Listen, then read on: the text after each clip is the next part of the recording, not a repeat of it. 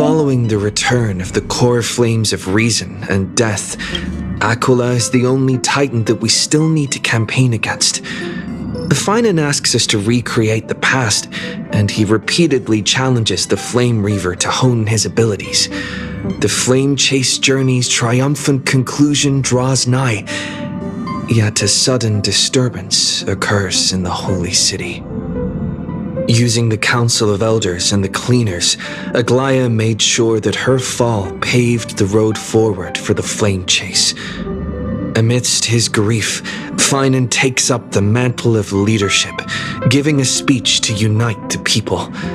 Cypher also returns on a mission, promising to protect Kefali's core flame while the Flame Chase party is away from the city.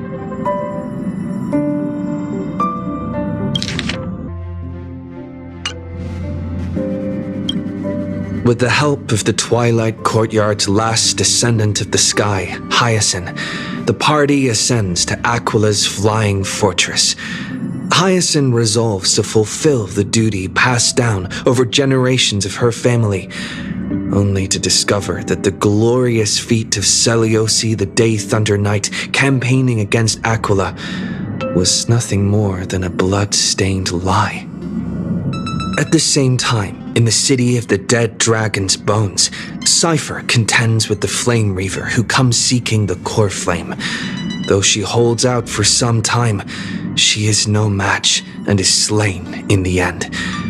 But she had already given Kefali's core flame to spirit thief Bartolos, ordering them to wait for an opportunity to deliver the core flame to Finan and the others. The Flame Chasers fight together to defeat the Sky Titan, which has become a combined being of the god and immortal. As they are trying to escape from the Eye of Twilight, the Dawn device suddenly goes out, and Hyacinth is forced to return the core flame early and remain in the sky to bear divine authority, becoming the protector of the people. Following Cypher's death, the divine power of trickery dissipates, and the 1,000-year dawn of Akama that is sustained by her lie comes to an end. The Holy City is met with the merciless invasion of the Black Tide as the powerful Flame Reaver moves in ever closer. At this moment of crisis, Mighty, Casterus, Tribi and Trinan, Cartonus, the Holy City Guards, and Don Hung all lay their lives on the line so that the Deliverer would have a chance to complete the mission. After making sure that I would remain safe, Finan enters the vortex of Genesis alone.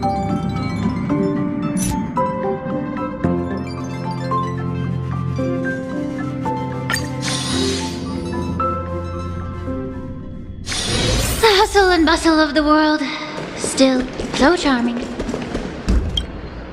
Please stay close to us. We need to rendezvous with Lord Don Hung. We will do everything in our power to clear the path for you.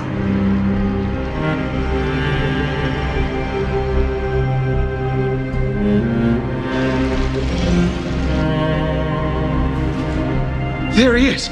Lord Don Hung! Quick, we must assist him!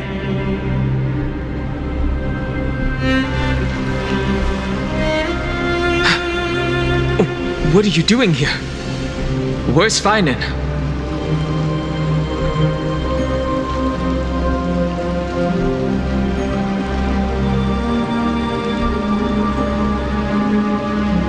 We are under Lord Finan's orders to escort both of you to safety, no matter the cost.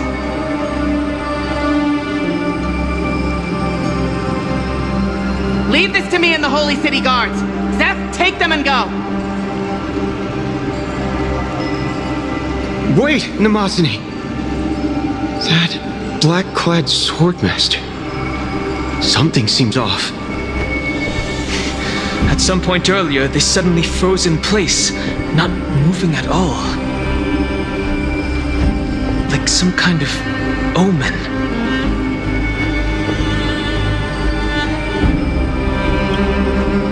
No!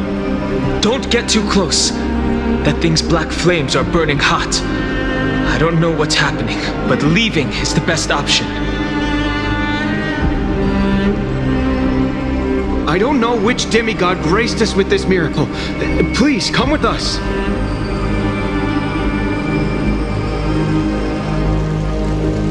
Finan, is he going to be all right? Believe in his resolve to save Akama.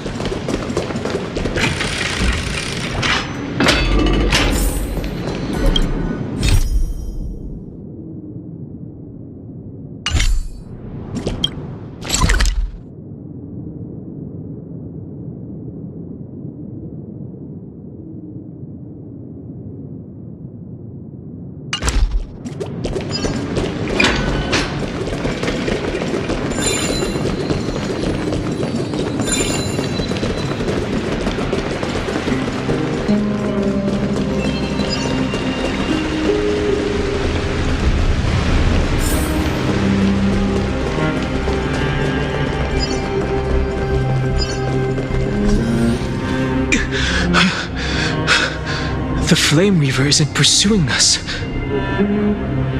Could this really be some kind of divine intervention? We can't stay here for long. Lady Trinan's sentry gate is just outside the city. Let's keep moving. I agree.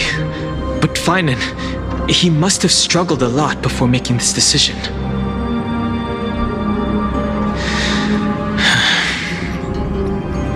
For now, let's get back in contact with the Express and plan our next move.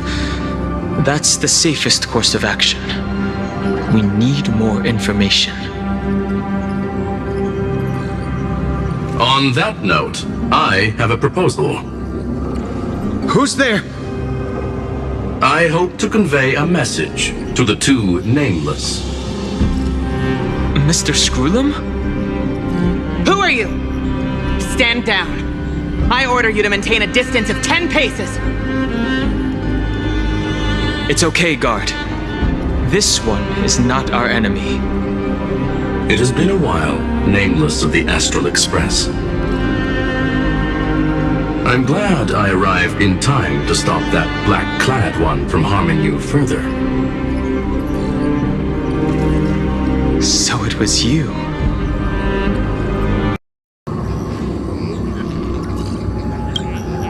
Indeed.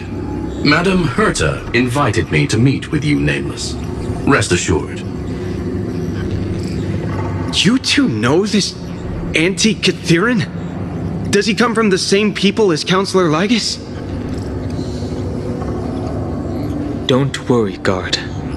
This gentleman is an ally of the Trailblaze. Would you mind giving us a moment to speak in private? Of course.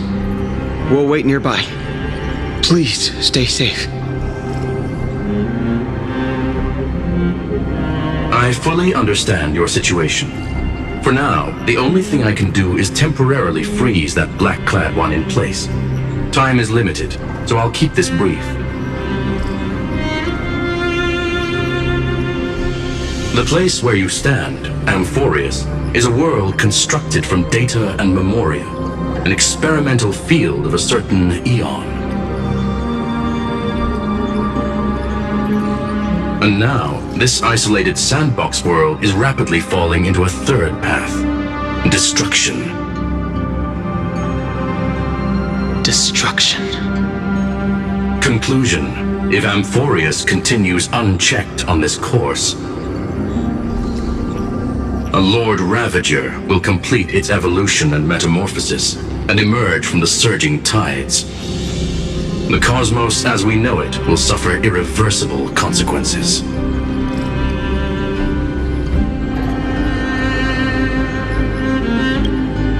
The disaster that this Lord Ravager intends to trigger may be far more severe than the Law Fu's Stellaron crisis, because its goal is the Eon of Erudition.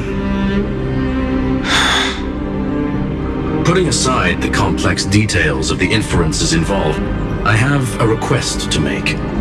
For one of you nameless to stay behind on Amphorius, acting as an informant, in order to prevent the wrath of destruction from ravaging the cosmos. This world is enveloped in a firewall that defies explanation, and the flow of time here is also different from reality. Madame Herta and I can only tear open a gap and project images inside. However, the accidental crash landing of the express car notwithstanding, both of you were able to successfully land here. There must be some principle behind this we have yet to fully grasp. It will take time to uncover the reason. Before then, if one of the Nameless is willing to stay and witness the fate of this world, or to push it along when necessary, it would be of great assistance.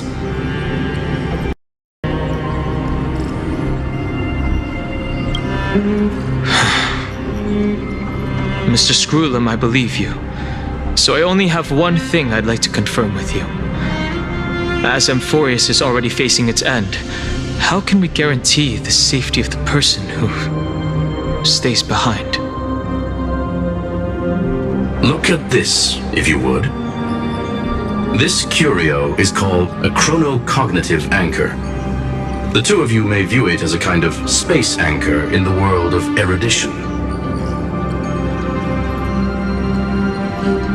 As long as you carry it with you, your individual data structure will be protected and will remain unaffected by the influence of digital tsunamis.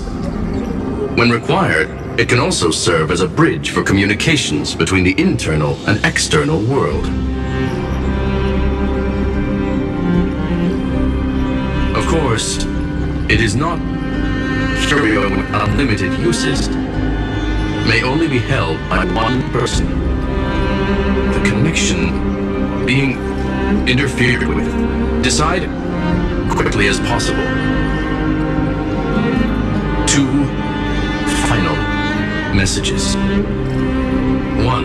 The Intellitron named Ligus, possibly the primary culprit behind everything. 2. Bertha discovered a clue. Miss March has already been drawn into Amphorius.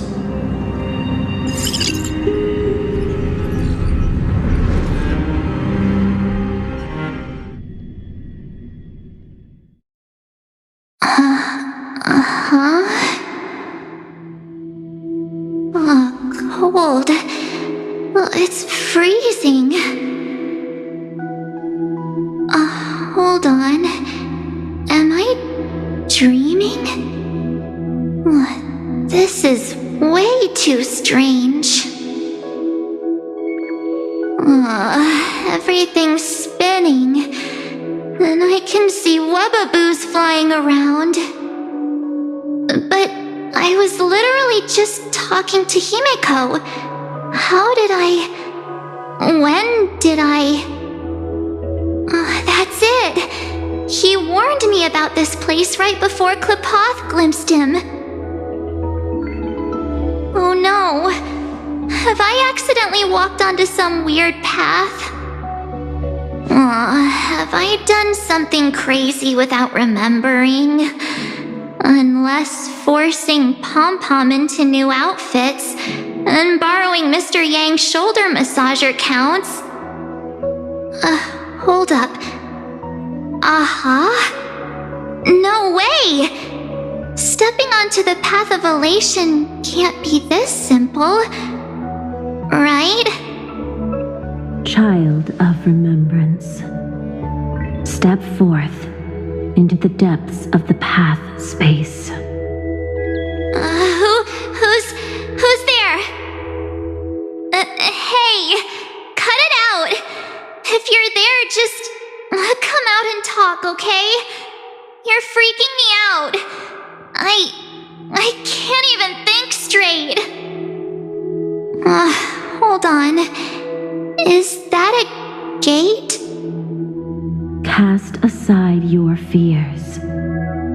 Step forward through the gate of memory. The voice. Is it showing me the way out?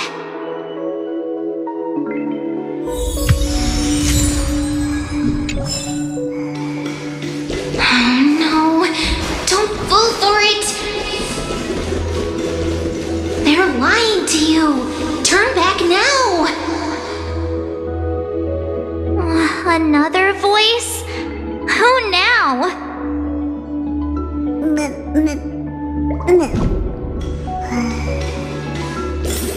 Wait, Master Diviner? From the Wafu?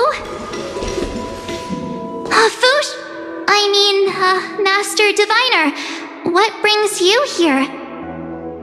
And you, Miss Messenger, do I know you from somewhere? Good to see you again, March. A pleasure to see you, Miss March. That's it! Master Diviner used the Matrix of Prescience to help me search for my memories. And you, Miss Messenger, we met in that memory space. You said to me, "The value of your life does not lie in what happened in the past, but in the present and the future." Your memory serves you well. March, I conducted some experiments with the 6-phase ice you left us. Thanks to the Garden of Recollection, the Matrix of Prescience has made a breakthrough in extrapolating the past. Now, we might be able to bypass the obstacles and look directly into your history. The Master Diviner is right. Continue down this path and you'll be able to find your lost memories at the end.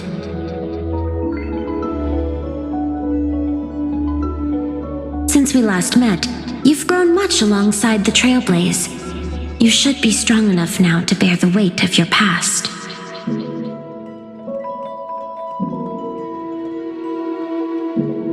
Well, there goes my Ice Princess fairy tale. I need to know, Master Diviner, Miss Messenger, this isn't just another dream, is it? If this is real, why reach out to me at this exact moment? The situation is dire. Your lost memories, they're crucial to the Garden of Recollection. She's right. The Garden of Recollection's existence hangs on your memories. The Garden of Recollection.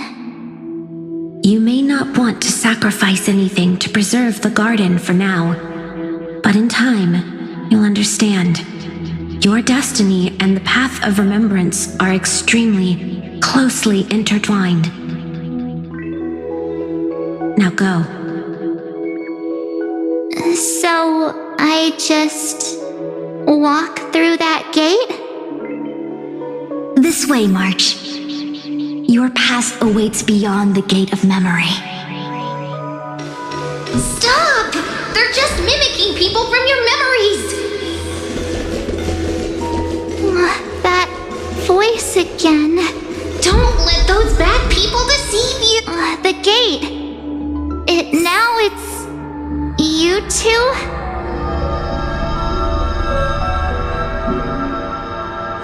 See.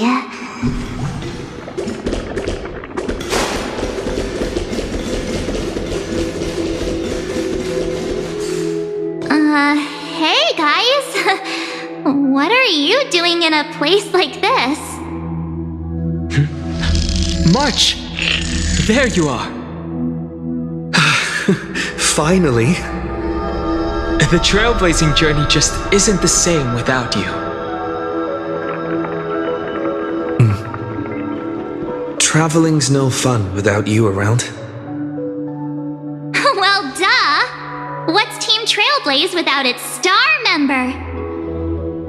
Wait a sec. You might look like you two, but... We understand your confusion. The Garden's allies helped us establish this Neuralink to reach you. The Garden's allies? You mean Miss Black Swan? Yes. She helped make this possible. Keep going, March. Find your past, wake up, and travel with us again. That sounds really tempting. Finding my past and continuing to trailblaze new worlds with you? Trust in yourself, March. It's gotten us this far, hasn't it? Follow us. Let's go through that gate together. Step into your past, March. Find your true self.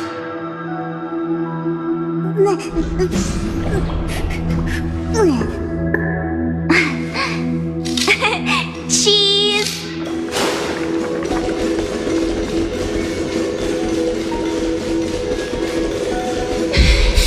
Wait up! Slow down!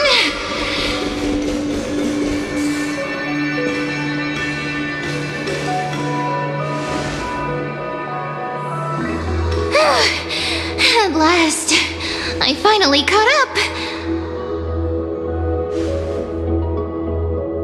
Hey, are you alright? I'll be okay. Just not used to running around. Say, March, got a moment to talk before you make your decision?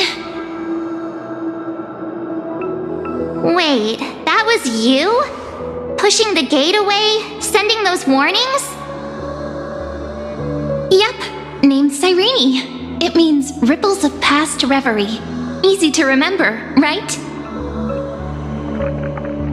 Wait a minute. We actually look quite alike, don't we? Yeah. Your pink hair is just as eye-catching as mine. And we're both bright, pretty, and positive girls. Talk about coincidence. Wow, you're quite the smooth talker. But I can't disagree. Wait, you know my name is March? Have we met? No, but I've witnessed your story through those memories just now. It's incredible, really. We might have more in common than you think. I know exactly what you're going through, which is why I don't want to see you exploited or hurt.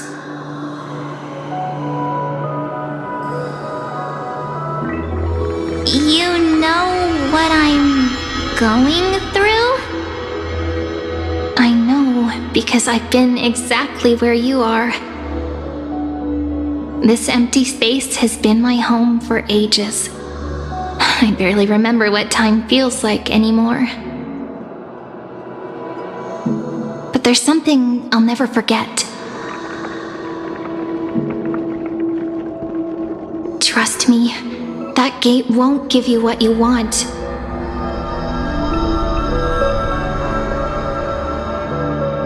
You mean those people? They're lying? Luring me into a trap? Yes, convincing, weren't they? They've studied your memories, using your deepest wishes against you. How dare they manipulate a young girl's feelings like that?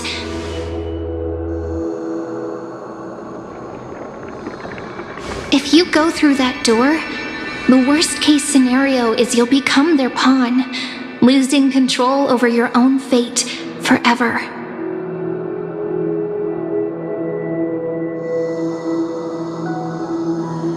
You've seen what's on the other side? I may be stuck here with missing memories like you, but I still recall fragments of my homeland where I grew up.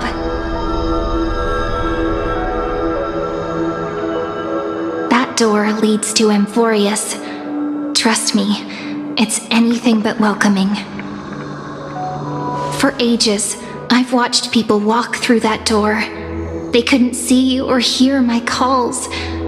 The voices beyond always promised safety, but I've never seen anyone return safely.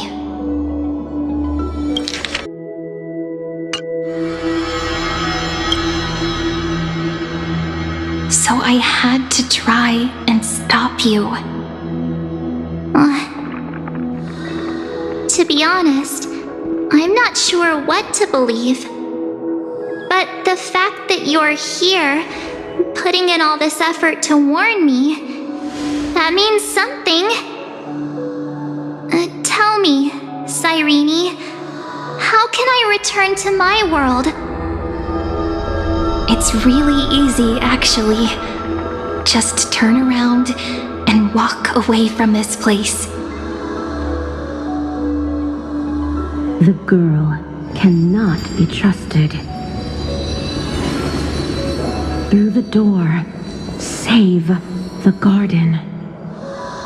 Both of you, children of remembrance. They never give up, do they?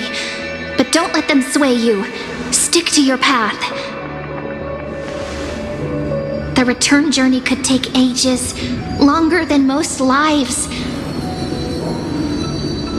But that path will lead you home.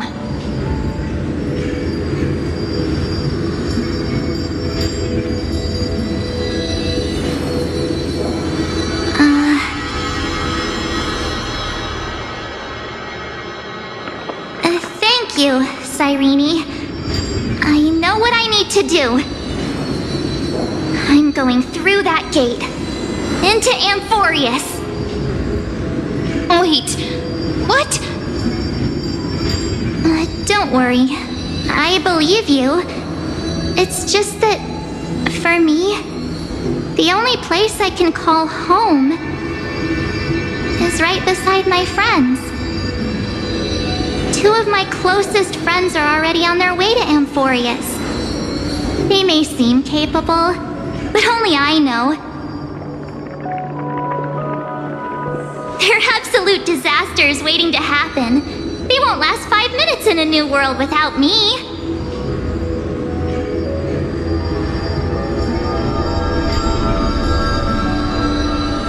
That's why I need to go through. Amphorius or not. When the three of us are together, there's nothing we can't handle. We'll explore, understand, establish, and connect. After that, we'll find our way home together.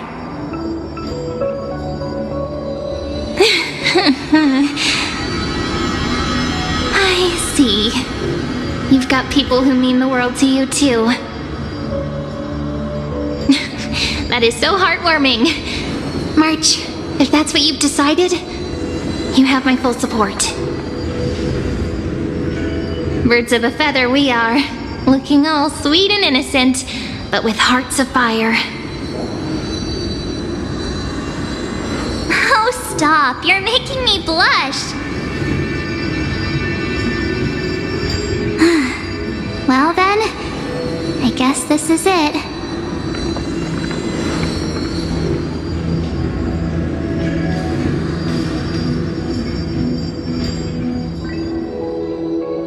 Do you think we'll see each other again? Who knows?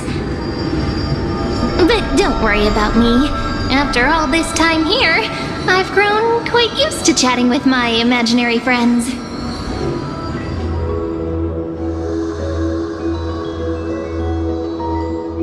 Since Amphorius is your homeland, if there's a way to help you, my companions and I will do everything we can.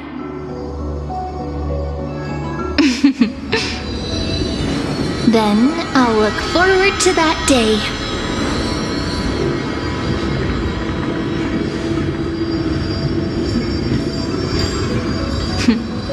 Your story awaits, March.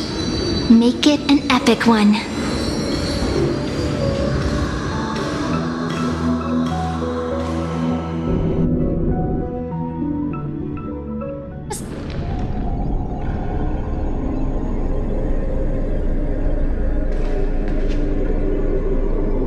You okay there, friend? Something seems to be bothering you. The vortex of Genesis. We made it back. Even this place has changed. Finan, Is he ready for Era Nova?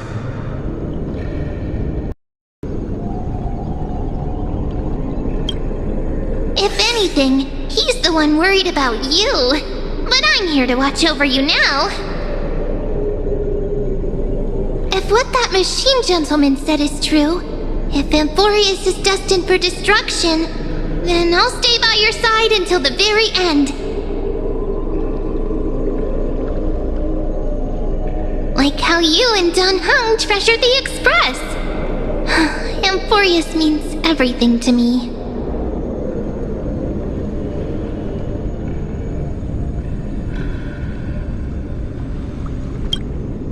Right. Time to see the last core flame restored.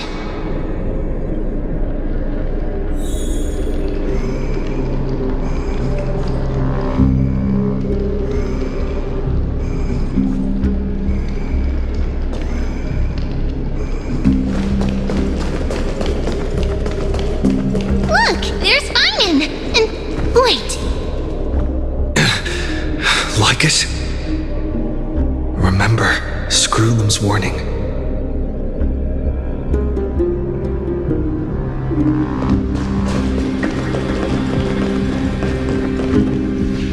And you, Lord Finan, will wield that core flame to bury this ancient world, plunging everything into the gray unknown.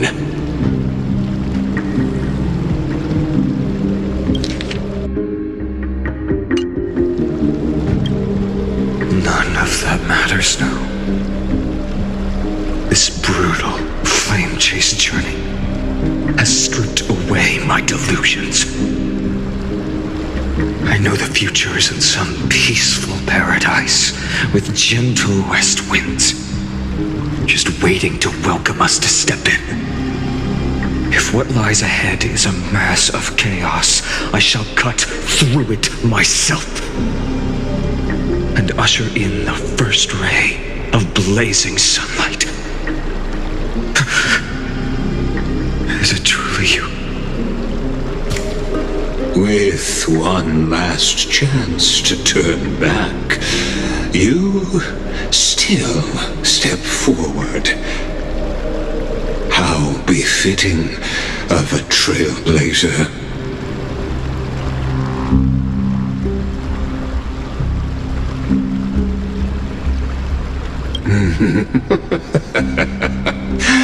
As it happens, I find myself thinking the exact same thing. As our world nears its end, the ones who walk the infinite paths have embraced their destiny. As the Theoros, it is my duty to witness the world's future and oversee this final core flame ritual on their behalf. The trial of world-bearing, the ritual of Era Nova.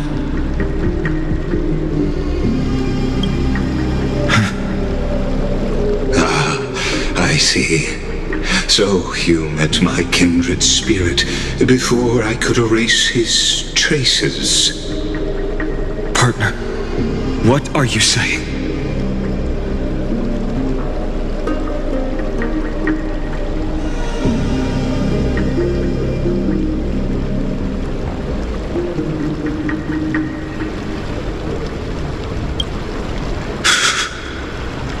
I've had my suspicions. How does a native Antikytheran know so much about repairing vehicles from beyond the sky? Lord Lycus, how much do you truly know about Era Nova? Tell us everything.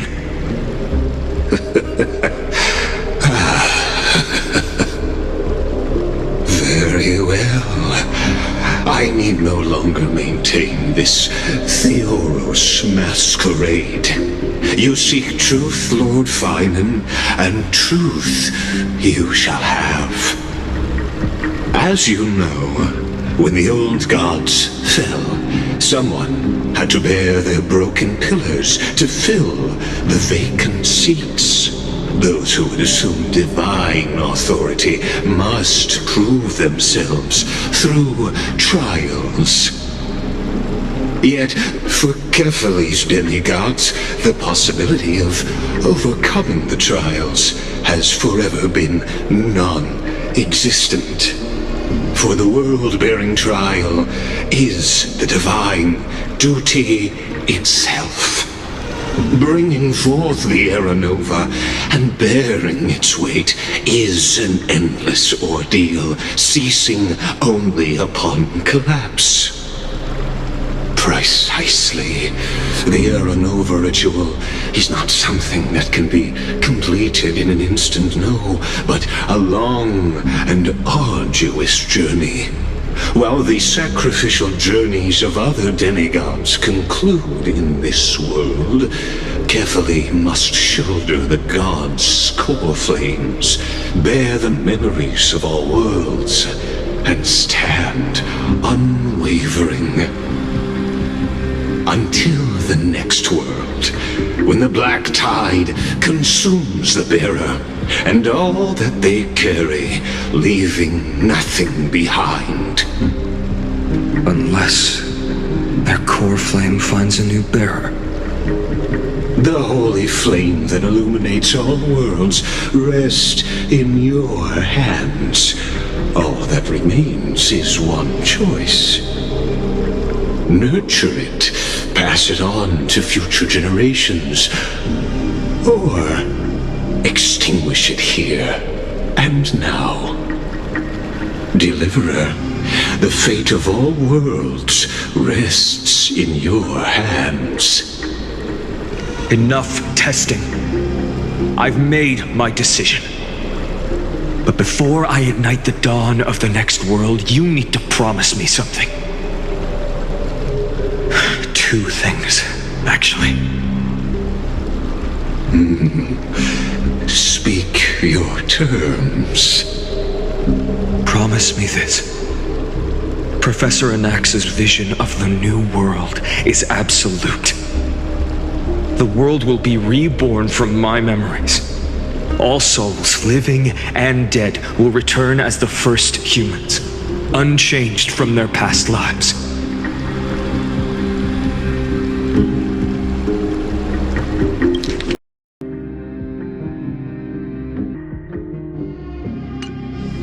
And my friends, the fallen demigods, they shall transcend the cycle to become new titans. Our heroes shall not have died in vain. Of course. This I can guarantee. Good. The second one. Promise me that the Trailblazer can return safely to his homeland, unbound by Amphorius' laws. My apologies, but I cannot promise this. As you mentioned, he now bears the Time Titan's authority. His bonds with this world run too deep.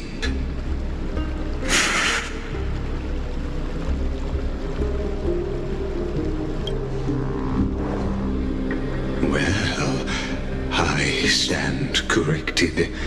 An outsider like him does have ways to defy destiny. Thank you, my friend, for everything you've done for this world.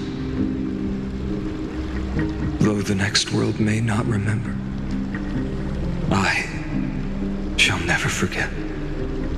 As the Theoros, I declare, Amphorius has determined her path. Step forward, heroes. Follow her path and see it through.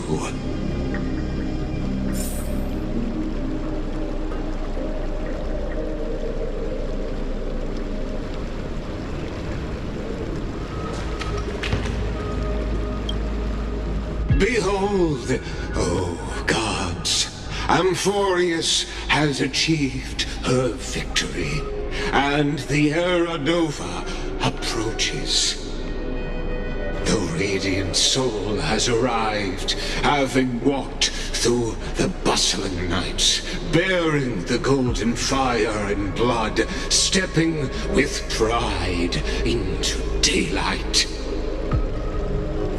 He is the pure child, walking upon the path of yesterday, today, and tomorrow. He is the first to be born, first to be named among the nameless. Eternal in form, limitless in reach. He treads the endless night underfoot. Greatest of kings, protector of the displaced, raising humanity's children above their adversaries. The firmament of molten gold courses through his very bones and flesh. The greatest of schemes reveal against his breath and words.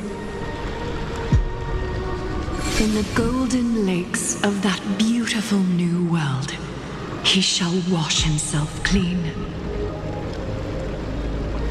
There. Finish what we first and last wished for. To write an ending unlike any before, for this world we so deeply love.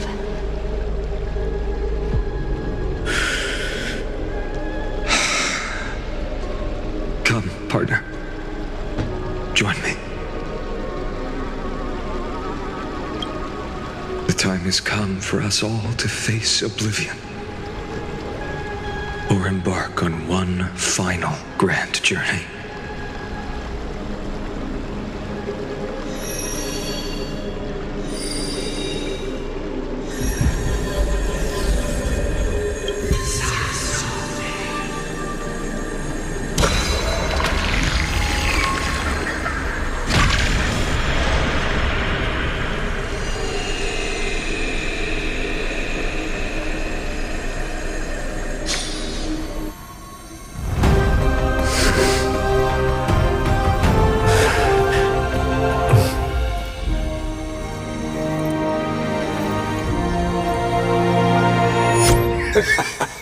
What a magnificent and epic adventure.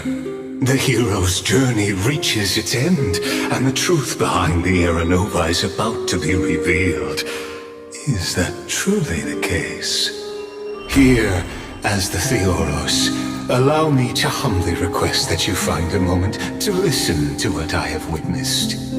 This is about the nature of Amphorius itself. A story of the prime mover of life. My, what a broad topic this is. Where shall we start? Got it. Let's start at the very beginning. The Big Bang, the birth of particles, the emergence of all things. Just kidding. What I mean to say is that time, space, matter, all concepts exist solely because we perceive them.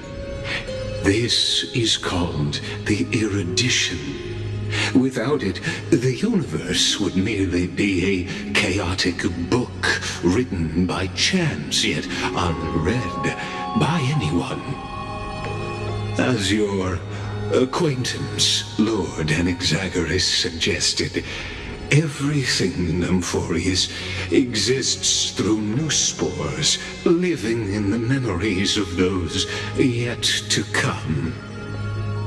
Oh, how beautifully it aligns, revealing universal truth in such simple terms. Only he could solve the riddle of what exactly are we? Oh, but you'll remember, Even as the embodiment of reason, one mystery remained beyond his grasp.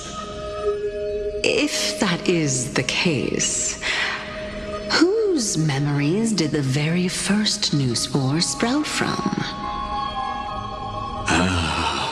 As sages across ages have asked the gods, what is the prime mover of life? But let's set aside the grove's teachings for now. Look further, past Amphorius, to what they call the Forbidden Realms beyond the sky. Do you know of the Scholar's strife? During that grand yet brutal war waged in the name of erudition, a genius's legacy was abandoned, strewn across the cosmos. The scepters, a macrocosmic computational array beyond mortal comprehension. Made to emulate the Eon's thoughts, it became part of the Eon's cognition at birth. Scattered throughout the cosmos, these arrays act as celestial body neurons for Nous. But regrettably, as everyone knows, the erudition forsook them all. But what nobody knows is that, though forgotten, they never stopped seeking the divine answer. A question that survived war and disaster, stumping even the greatest minds, including both mechanical emperors. Now, we come to the real truth of Amphorius. What if, hypothetically, a scepter found the answer to the prime mover of life? If, through endless solitary extrapolations in the cosmic cold, the one deemed as a failure by the Eon of erudition found proof through the ages, what would happen? Perhaps the answer is simpler than you'd think. From a perishing neuron evolved into true life, reborn through the gaze of another Eon. This is a tale from the distant past, unknown to all, even unheard by the greatest geniuses. Now, let's leave the scepter's story here, returning to where we began. What is the prime mover of life? Actually, you know the answer better than you realize. It's been by your side, accompanying you throughout this long journey. Right now, it awaits you ahead. In that brave new world, beyond the end of Genesis.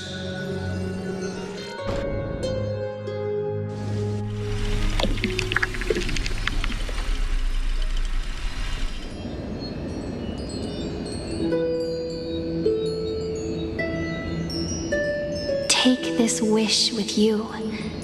Be the one who begins it all. As the prophecy foretold, you will bear the blazing sun until the pale dawn breaks. Continue onward, bearing this world upon your shoulders until the ashen hero, the nameless deliverer, ushers in the dawn.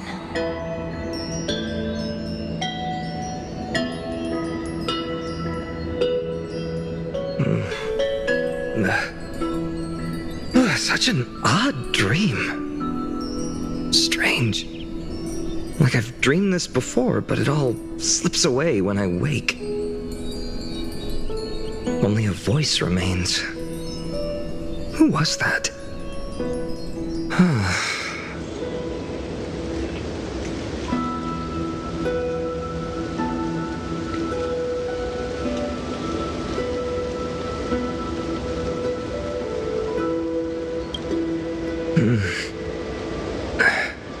What?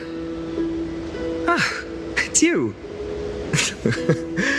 Whoops, I fell asleep there. What a strange dream I had. It's gone now, though. But look, perfect sunshine. The day is still young. Let's go find Cyrene, partner. We promised to be there for her oracle card reading today. It's right about time.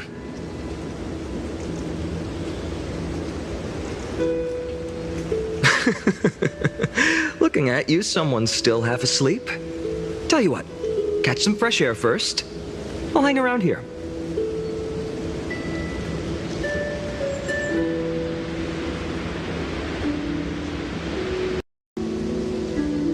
Oh, beautiful, isn't it? This is Ide Celestii, home of the nameless hero who carried Kephales's core flame. When he was young and innocent, he had heroic dreams, imagining his wooden sword was forged of iron. Pretending the straw dummy propped up by a wooden pole was a giant with a single blood vessel running from spine to heel. Dreaming of slaying the giant and becoming a hero to save the world, though to his young mind, the world was just this small village.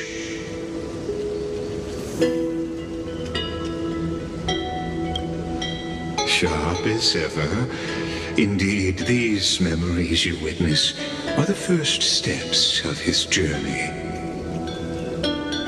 These are his first memories. Rather than watching, why not join in? Think of it as immersive theater. Become his lifelong closest friend, witnessing his hero's journey from the best seat in the house, as the nameless hero whose unwavering guidance shaped Finan's destiny, yet whose name was never recorded in Amphorius's history.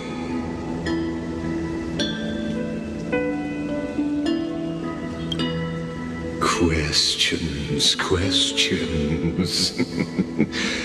Let's follow along and find out, shall we? Many mysteries lurk in this village beneath the veil of Evernight. Your questions will find answers as the story unfolds.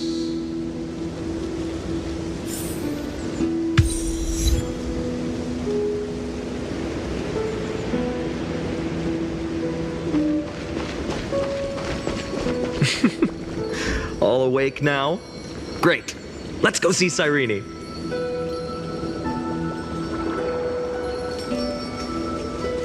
Finan! Show me how to use a sword like you do! Wait till you grow a bit more. Hey, Finan! Where are you headed? No Cyrene today? That's exactly where I'm going.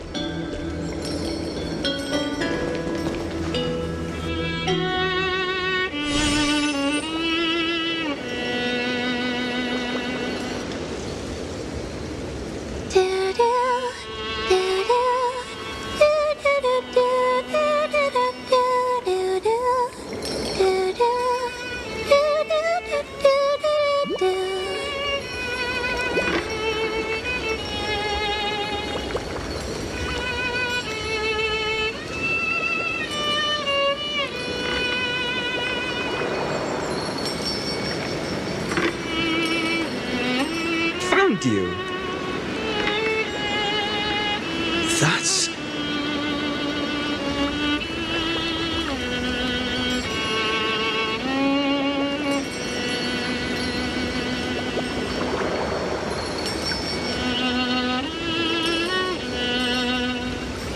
Goodness, look at you rushing about. You've got the poor swing all startled.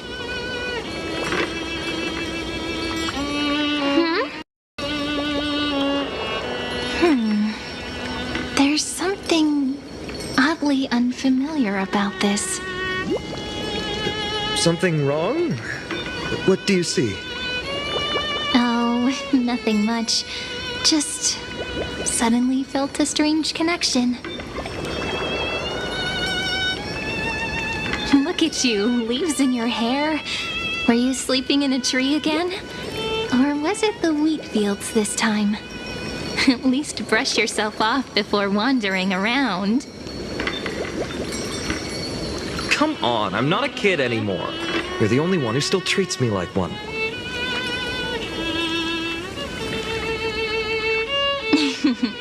Sure. You may have the height advantage, but when it comes to maturity, I'm leagues ahead of you. Still fantasizing about being in heroic adventures and imagining yourself as one of the characters? That's the kind of thing kids do, not grown-ups.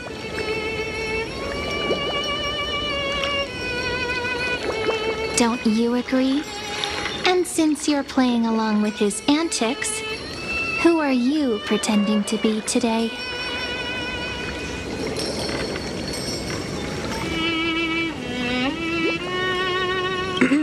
Well, he hasn't decided on a character for today yet. How about we stick with the usual? You know, the valiant hero from a distant shore who made a pact to learn the sword from you. Spare me. Can we not bring this up? Speaking of which, what about those oracle cards? We haven't done divination in forever. Why the sudden interest? I was just about to tell you. Earlier, while napping on the swing, I had the strangest dream. There was this mysterious voice in my dream, calling out for something. Wait, you had that dream too? Yes, you too? That would explain this lingering sense of unease. Which made me think of those old oracle cards I used to play with as a kid. Though the Ornyx prophecies were always hit or miss. Yeah, all the kids would get so excited drawing cards like ruler or warrior, but throw fits over devil or drunkard and demand a redo.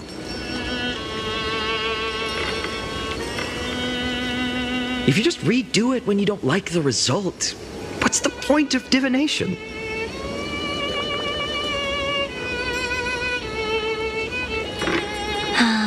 The blessing of childhood. Believing the gods might not notice our little corner of ID Silicii, willing to let our small deceits slide. Still, fate is absolute. After all, we never really know just how far into the future the prophecy extends. Anyway, let's go to our old secret base and look for those oracle cards. Now, where did we hide those? I can think of a few spots. Let's go check it out. In a village this size, I bet all our childhood treasures are exactly where we hid them. Mm-hmm. Time must be keeping them safe for us.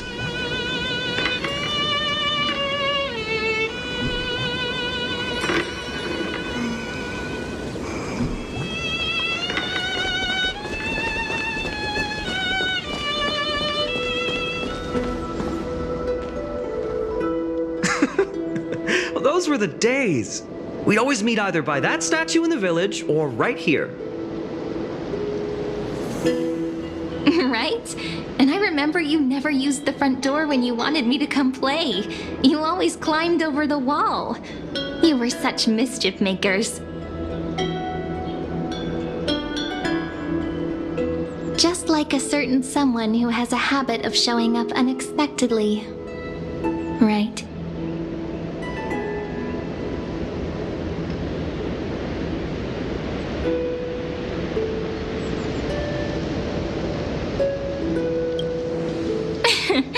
I bet he said something clever just now. Hey, I was just copying those storybook heroes. They never take the beaten path. Still, it's embarrassing. I've been the only one here for a while, and I haven't kept up with the cleaning. With so many spots to check, where should we even start?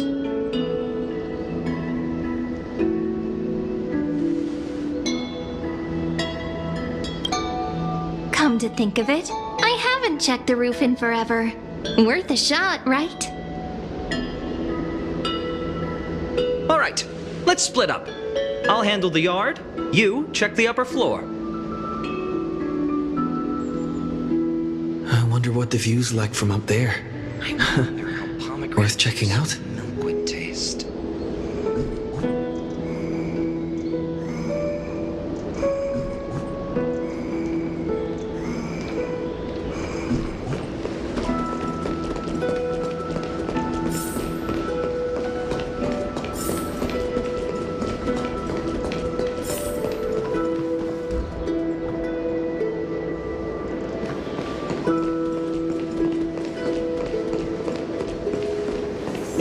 The girl before you carries an air of mystery, her secrets elusive, yet her demeanor toward you is exceptionally warm. You can't help but wonder, could there really be some kind of mental connection? The view here hasn't changed a bit. You know, besides the swing under the big tree, this has to be my favorite spot in all of ID Silicii.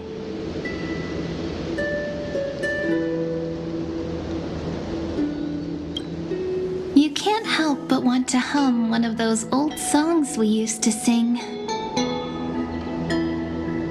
Why do leaves and branches grow? Which way does the wind blow? They always said I'd become the next priest of time, just because I heard prophecies as a child. But here's the thing. The more divinations I do, the more doubt creeps in. I want to believe the prophecies, but actually leaving ID Silicii. Where will that waiting ship take us, I wonder? Here they are, the Oracle cards.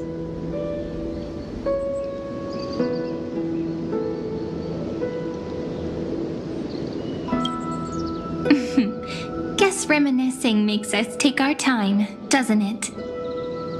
There we go. Looks like the gods do listen to our thoughts. Here it is! This is the box where we kept the cards. But the cards are gone. Who could have taken them? Huh? What's this underneath?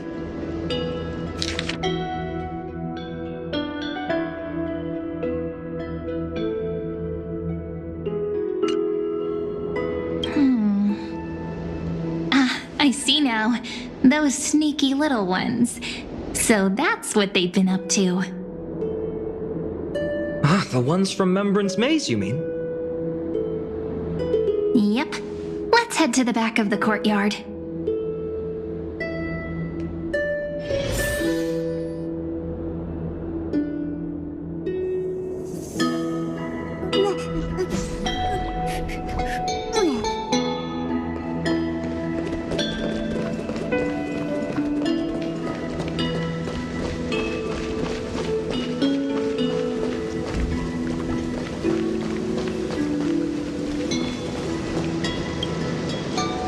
The entrance should be around here somewhere.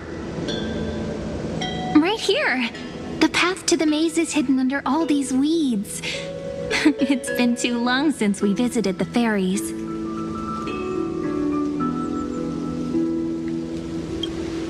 Did you forget? We used to visit them all the time when we were little.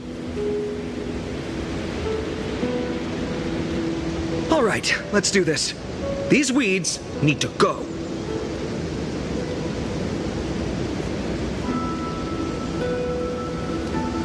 Pretty sure this is it. Should be this way. There it is! The entrance! That hollow in the tree.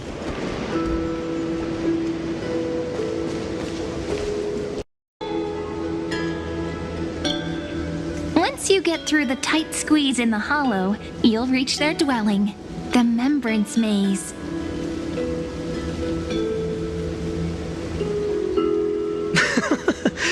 I wonder if I can still squeeze through there. Maybe worry more about whether the fairies will let you in. After all, the Remembrance Maze has an invitation-only rule. Only children with pure hearts are welcomed. Getting approved by the maze's fairies was like our childhood badge of honor. Regardless, how about we try getting through the hollow first? After you, then. What? Oh, sure, I'll go first.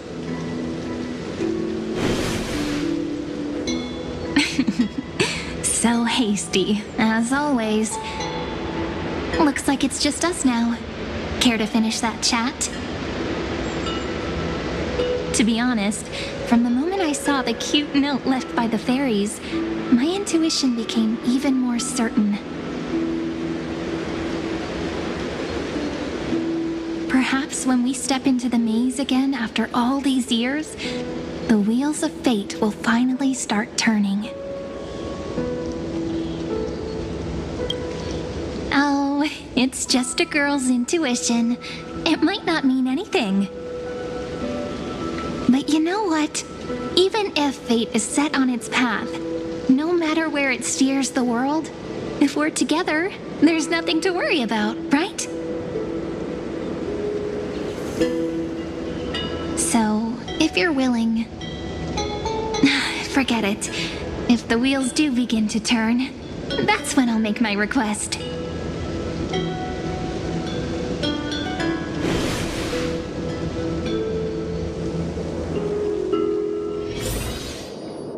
I made it!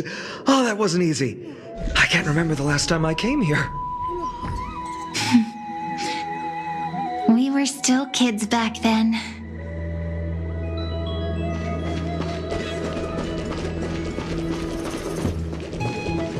Wait a minute. Are you? Look who it is! Reenie and Snowy!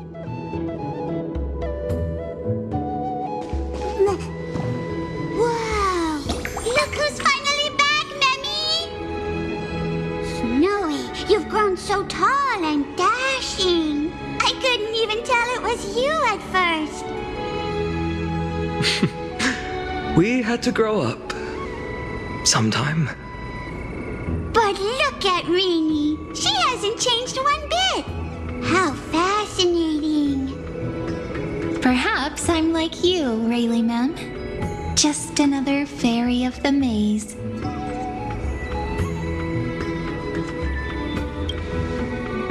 Dye? Rayleigh Mem's always been this lovely shade of lavender.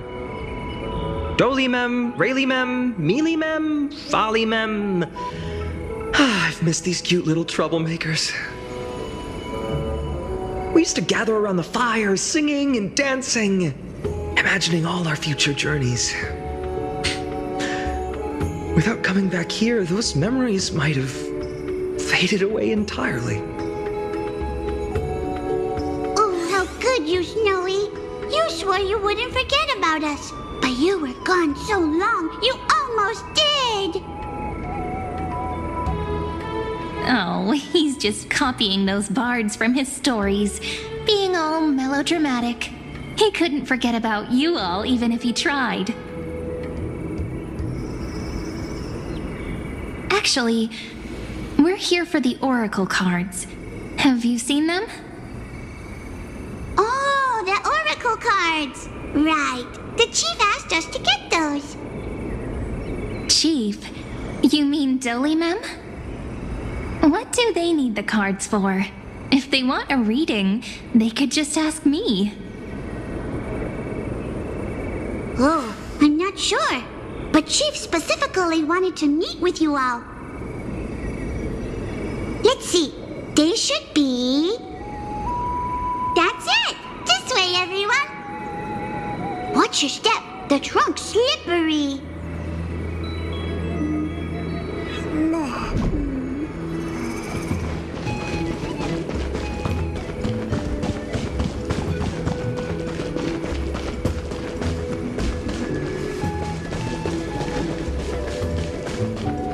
Chief! Reenie and Snowy have returned!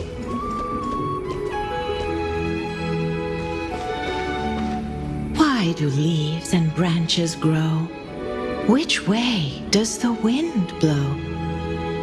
In Membrance Maze depths we seek to find the answers future left behind. Welcome back, my dear children. Pink ones?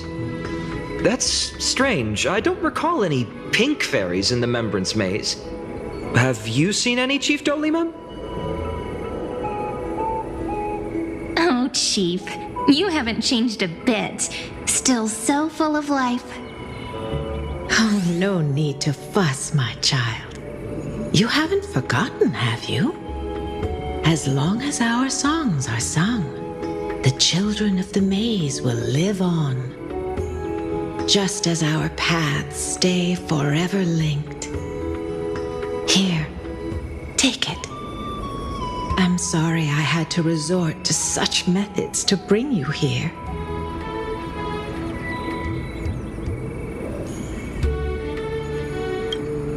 My book of Oracle cards. Thank you for keeping it safe. You know, you can always just ask if you want me to divine something. Still, bringing us here like this after so long. Is something wrong, Chief? Yes. The Veil of Evernight whispers to us once more. It tells of a new fairy who will soon enter the maze. Indeed, every time a new fairy arrives in the maze, it means that beyond the veil, in the vast lands, far from Ides Elysiae, a great calamity is on the horizon.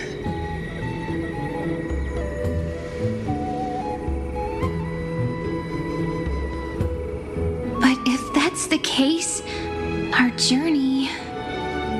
Will have to be cancelled. If disaster's coming, we should stay in Ides Elysiae just to be safe.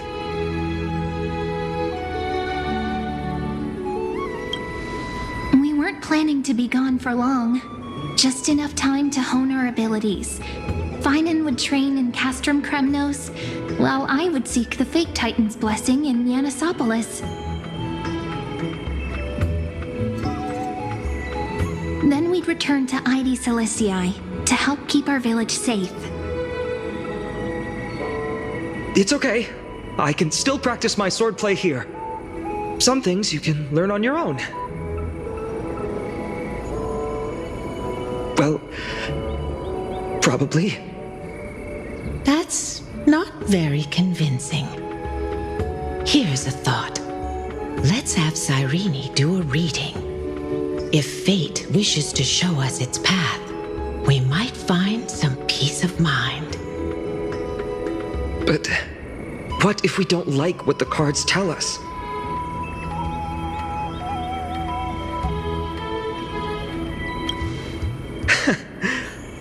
Never thought of doing it that way before. Thanks, partner. We'll do it your way. Whatever the cards show, we'll face it together. Ask with a true heart, and truth shall answer in kind.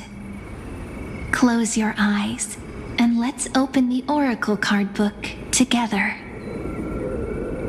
Let your thoughts flow like stars drifting on the river, carried by fireflies and gentle winds. Your destinies flowing towards the same future. Now, shall we begin? Oh my! The cards are quite responsive today. Very well. Let's see what future the Oracle cards wish to show us.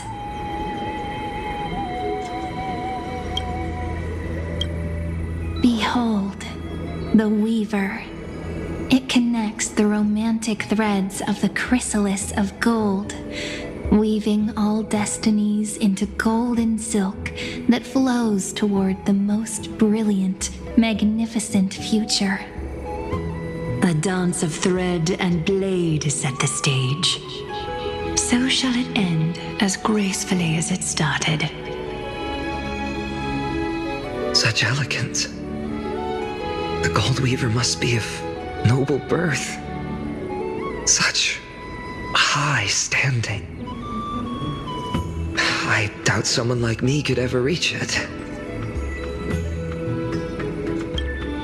This is the gatekeeper who guides people to their true path among myriad passages. We have surrendered our countless senses, dedicating ourselves to the sacred whispers within the temple. Wait. It almost feels like I can hear the echoes within a temple. And are those children singing? It feels overwhelmingly solemn, yet strangely comforting.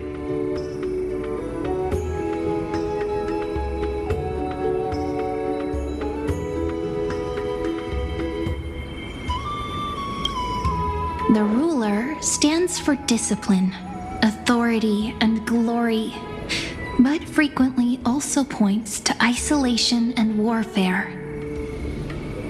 Even should you pledge your loyalty to me as the last sovereign, the glory shall be mine and mine alone. He who has slain a king can no longer bear the title. Let the withering lion walk his last path alone. Is this showing us a ruler who forsook their people? Stories of such bloodshed like this feel so different from Heidi's Elysiae. But they sure can stir the imagination.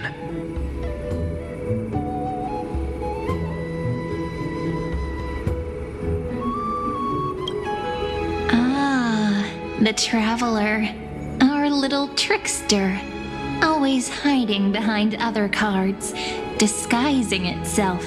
What a rare catch. Over here! Or perhaps here! Gotcha! You'll have to be quicker than that. A teasing voice. Just like a child playing hide and seek. Surely only a master of mischief could pick up this card.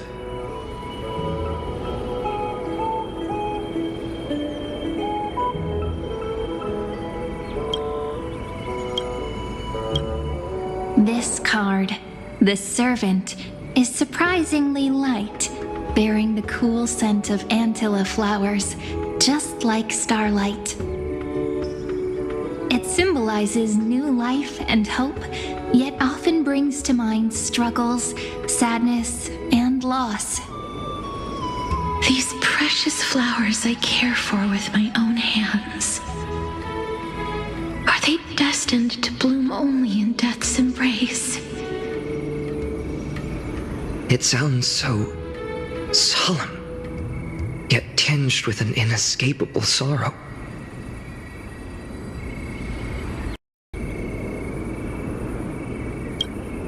The humble healer may seem gentle in hue, but its courage matches any other, strong enough to melt even the coldest ice. I will do my best to help you mend all fractures and let sunlight shine on every corner of the world. Make a pinky promise with me. No more going back on your word. Hey, this card really speaks to me.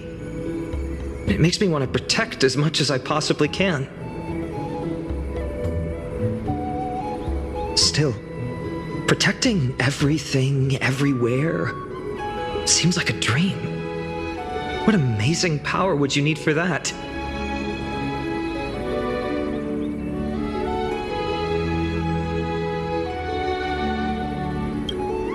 Behold the scholar, bearer of many names, the grand magician, the great performer, the eye of wisdom, and the defiler of Circes. Oh, there's just one card. With all those titles, I was expecting a whole deck. A dromus draped in finery will suffice. It's succinct enough to best summarize my true nature. Wait, what's with that condescending tone? It's almost as if it knows what we're about to say.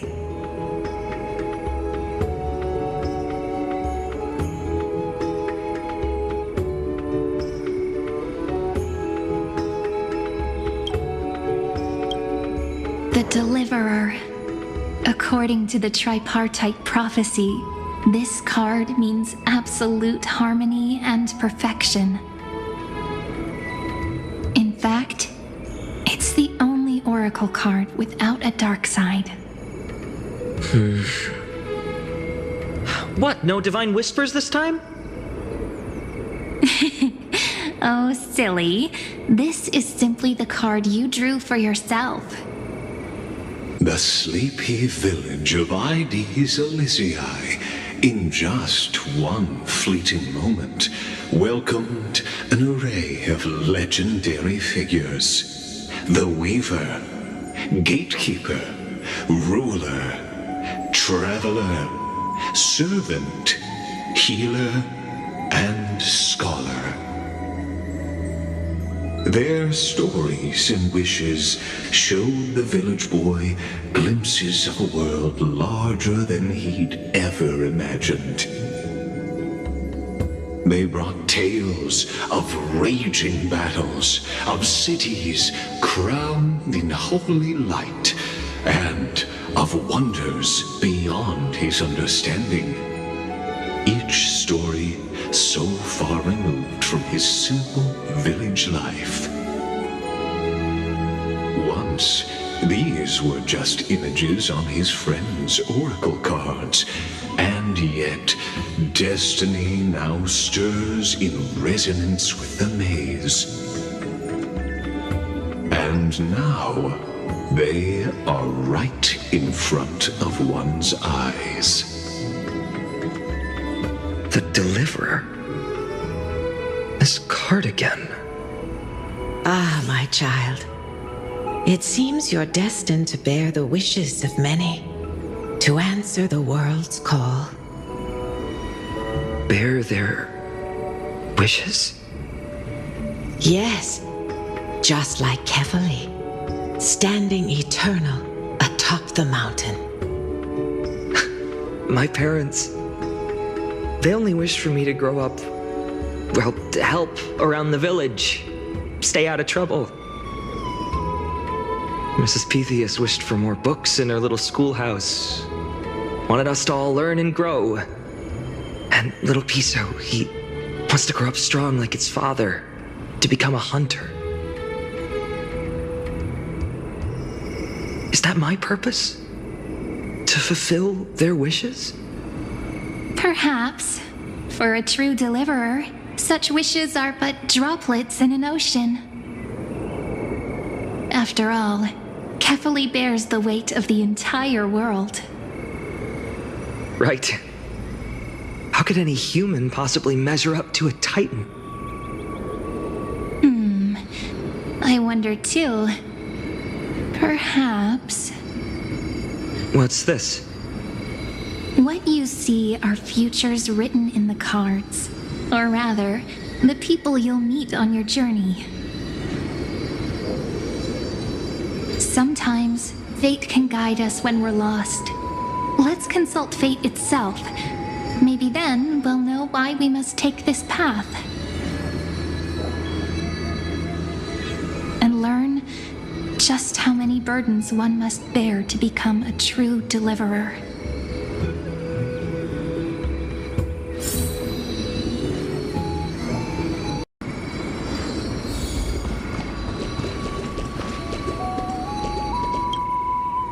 Well, if it isn't our little deliverer. My wish. Huh. Just let me wine and dine and soak up the sun for another millennium or two.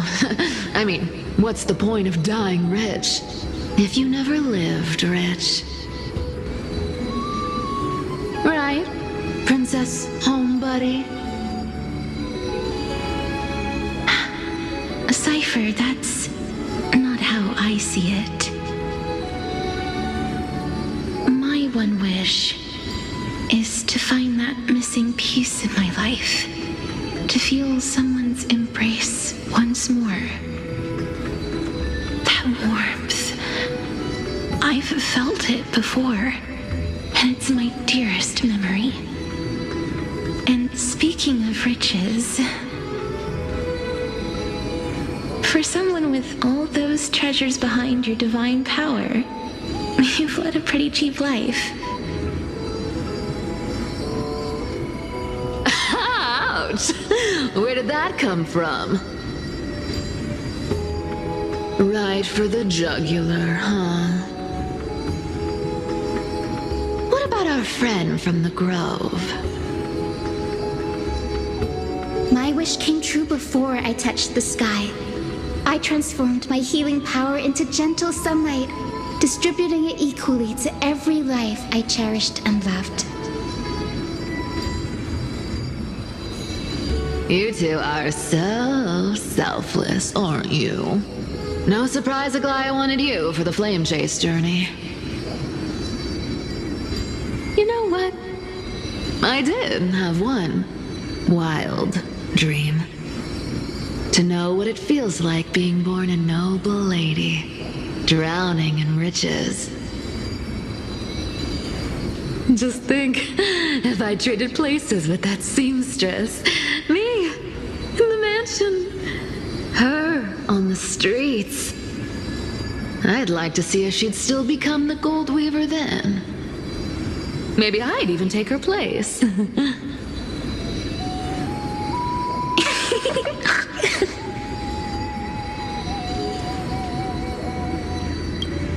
Doesn't sound like an easy task. Warm embrace, equal healing, and perhaps living free. They're all wishing for a kinder world in their own way.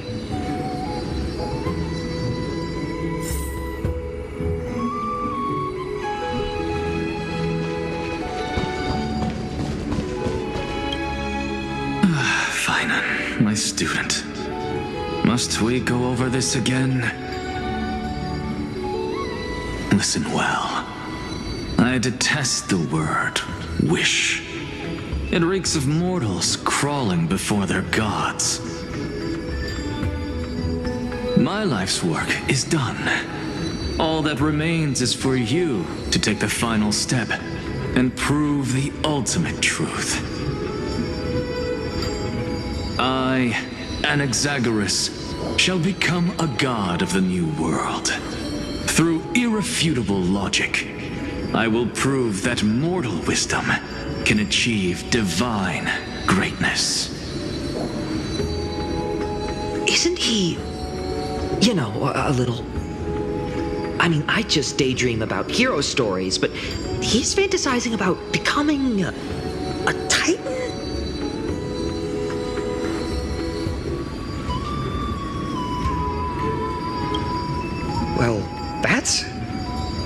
something. Could I ever be that sure of myself?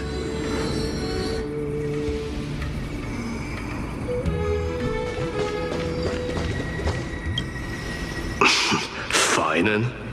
Since when did you become so timid, asking such juvenile questions about wishes? What's that supposed to mean? What's with that condescending tone? No way I become friends with this half-naked show-off, right?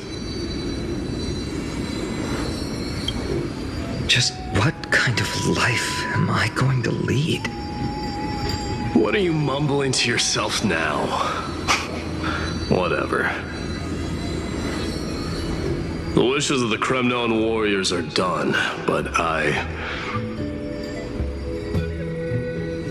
survived 1,000 deaths only to fall to a coward's blade. That masked flame reaver who struck from behind. Finan, you look... Never mind. That blank look tells me you're completely lost. My wish is simple. One honest duel, face to face, blade to blade. Then I'll strip away that mask with my own hands. Nothing but violence and vengeance. This person's wish is nothing short of brutal. Still, those eyes burn with the noble pride I've read about. This wish, I shall not forget.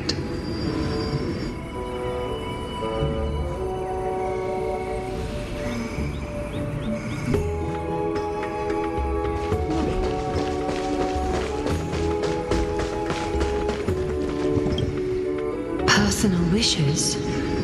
I have none. Only the Aranuva matters. The world's rebirth. Yet, if I am to weave a new era, then it may be one where kindness and her cleaners shall never tread. These crawling parasites have no place in Akama, especially not under the deceitful claim of human rule.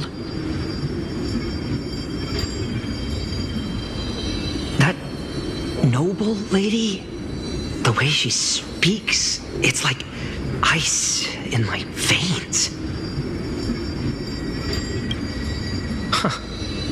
Not exactly the warmth I'd expect from someone selfless. Teacher, perhaps you could share your wishes with us? Oh, Snowy. You want to know about our wishes now? I wish to meet Trian again, in the sea of flowers where the west wind ends. And Aggie, I want to see you shed that golden thread cocoon around your heart. Just once more. Smile at us again like that bright-eyed girl in white who stood before the Yanisopolis temple. Finally, I pray that the footsteps of lost souls no longer wander aimlessly.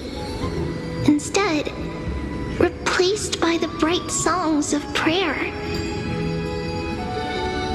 Are we wishing for too much? Well, let's say these 3 wishes represent Trian and Trinan too. Those wishes are truly wonderful. They even stir something deep inside me. Then we can rest easy, because only you can make these wishes come true. Only me? Mark these words, Snowy. See you tomorrow.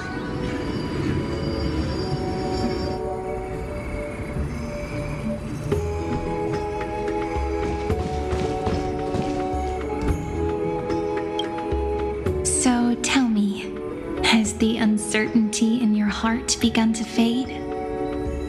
So many faces in my future. So many wishes. Still, why would fate choose to show us this path? What's weighing on your mind? Didn't you say disaster would strike Amphorius? If so, shouldn't Cyrene and I stay in Ides Elysiae?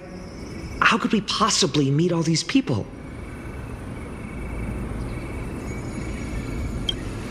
If that's true, then who will protect everyone in Ides Elysiae?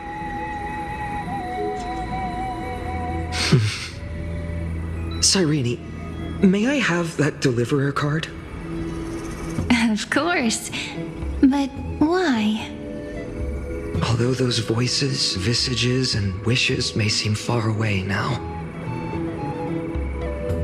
I can't ignore the sense that something is calling me, bidding me to take a hold of it. Maybe its true weight can only be known once it's in my grasp.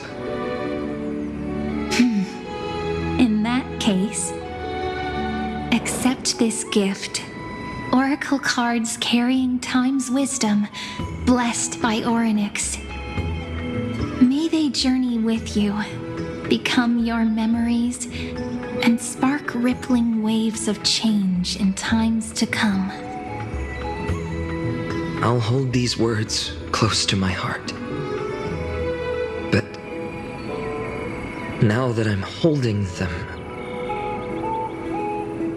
they don't seem all that different from ordinary playing cards. What? What's happening? Everyone, we've got big trouble, Mimi! Burning, smoke everywhere. It's all coming from beyond the maze. What's going on? It's here.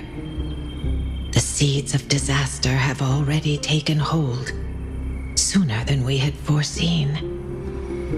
This time, not even the veil of Evernight could shield us. You mean Ides Elysiae will be swept up in the prophesized catastrophe?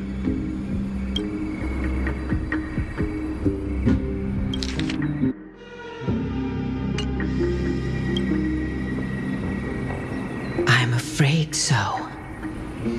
My children, take shelter in the Membrance Maze.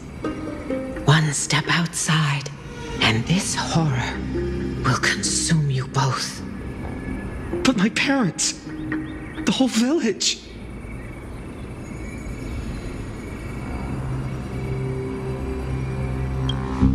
You're right. Chief, what are we truly facing? Is this the power of a Titan? This is beyond any Titan, beyond any danger you could overcome with strategy alone. It's an unspeakable horror that twists all life into abominations that never bleed nor cry. Even Titans fall to its corruption, burning from within until only empty shells remain, knowing only death and destruction. The Black Tide. That's what this calamity truly is. It consumes all in its path, sparing none but the Membrance Maze. Not even Titans can... Yes. So please, don't leave this forgotten realm the gods abandoned. You are the first to uncover our presence, and the only two who can enter the maze. We don't wish for you to throw your lives away.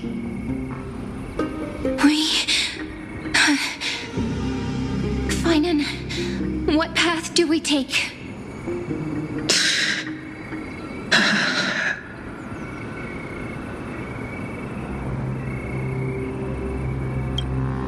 I learned the sword to protect those close to me. If I run now, I'll never be worthy of lifting a blade again. Then we know what we must do. Indeed, our friend is right. We must take action. Forgive me, Chief, but Ides Elysiae needs us. And as her child, I must act. Very well. Make sure you protect yourselves. With me, Cyrene. Join us, my friend. Even without a sword, I'll take a rake. Even with the roughest steel, I'll keep our home safe.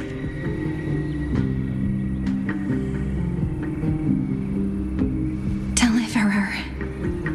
The card's truth extends beyond its mere literal meaning. There's another hidden layer within. Not someone perfect from the start, standing high above, casting merciful gazes upon the world. But one who starts small, from a humble village, expanding their world within step by step, learning to save others as they grow. When we were little, I told him I wished this world would never need a deliverer. Now that wish has shattered, yet I'm glad he's chosen to walk this path. And all of this happened because you believed in him, friend. Shall we? It's only when you're by our side that Finan and that our hearts find their courage. I know you're watching us right now, aren't you, great hero from the future? Deliverer. Such cruel irony. Though destined to bear the world's burden, this boy can never become the hero to bring forth the dawn. Follow their path. Bear witness as this man, forever denied the mantle of hero, takes his first step on the path to deliverance. Watch this memory play out its final act. See with your own eyes how everything began. Then you'll see why his dream of deliverance was always destined to become this world's requiem.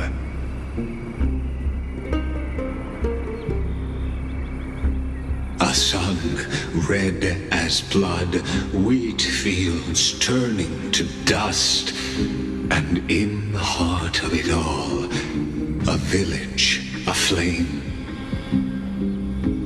In that moment, the boy stood in what felt like the end of existence itself.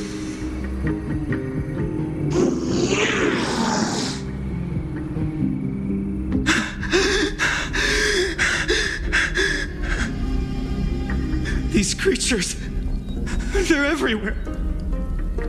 Someone, anyone, where are you?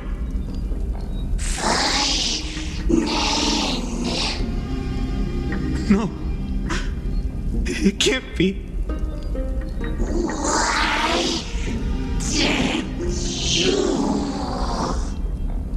did you? Are you talking to me? I don't want to die. Weren't we best friends forever?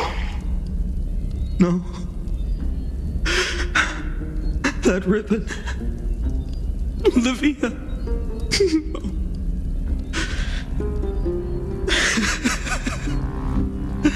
I should have known. Save us. Save us.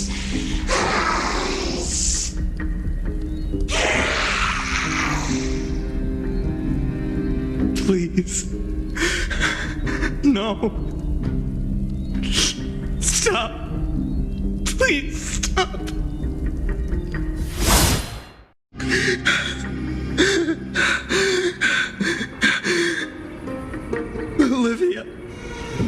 I'm so sorry. And these monsters, they're all... Why? Why is this happening?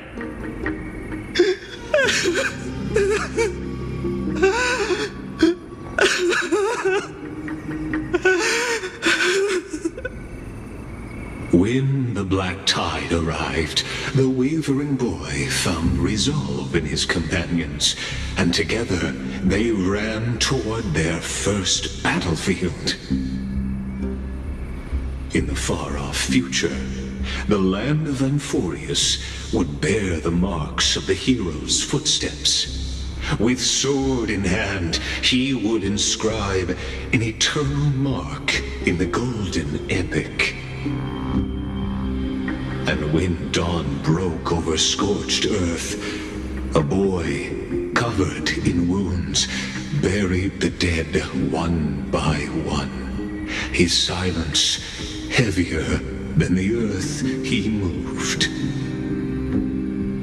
His home, his past, his name, all buried beneath the soil.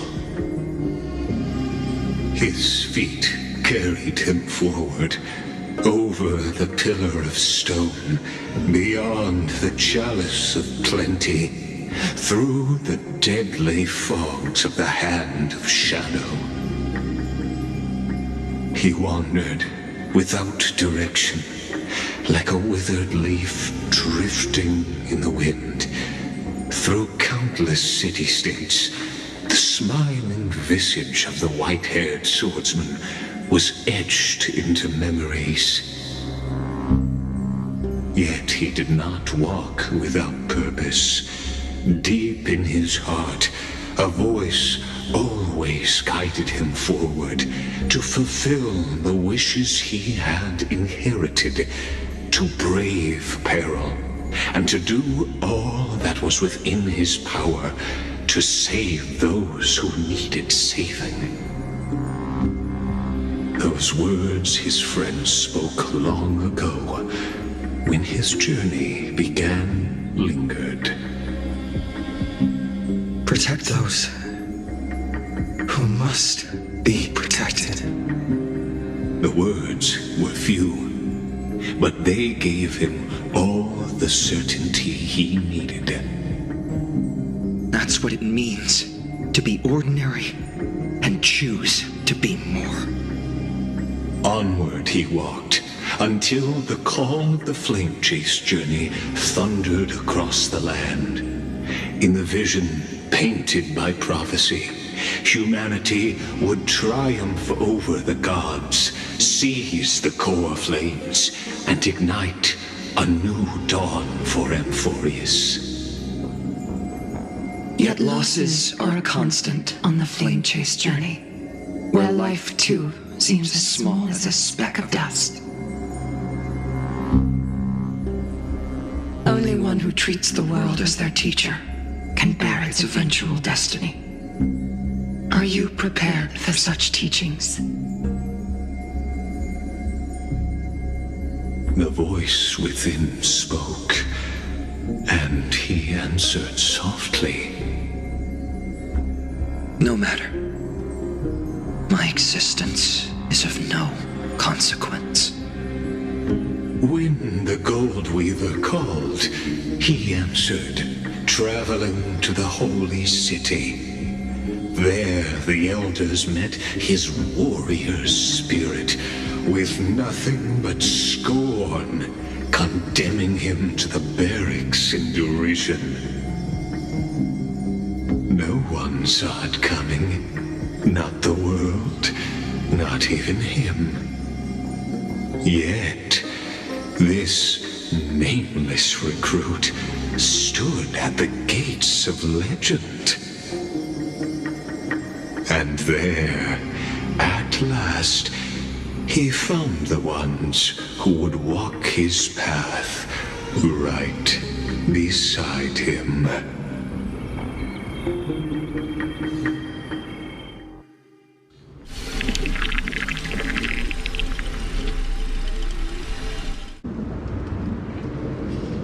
This is the abyss of fate. Hold on. Finance here too? And is that Mighty and Trinan? And now, Act 2 of our immersive drama unfolds. They're evacuating the temple. Why now? Are you insane? That blonde man is the Crown Prince of Krymnos. Mess with him, and every last person in this city could wind up dead.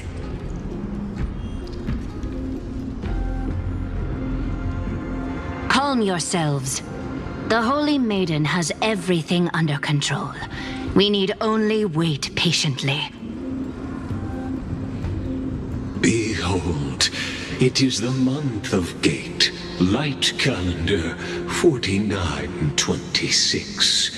The Crown Prince of Krymnos, Mighty-Mos, has led his forces to the gates of Akima.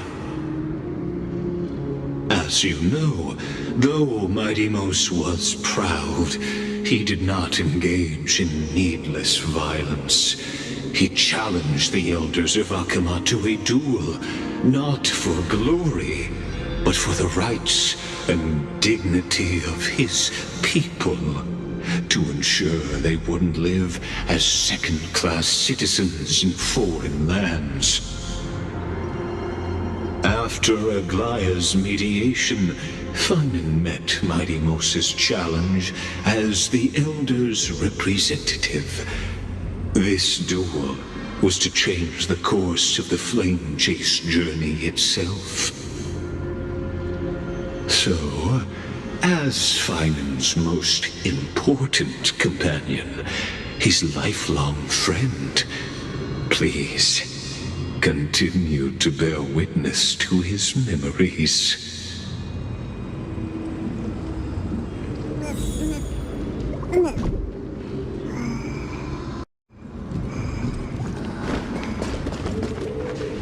Is this your idea of an honorable duel? Bloodshed isn't the way. We and Aggie don't want to see Chrysoceres turn on each other. True warriors know when to sheathe their blades. The impartial Talantin shall oversee this duel. You need only place your offerings upon their scales.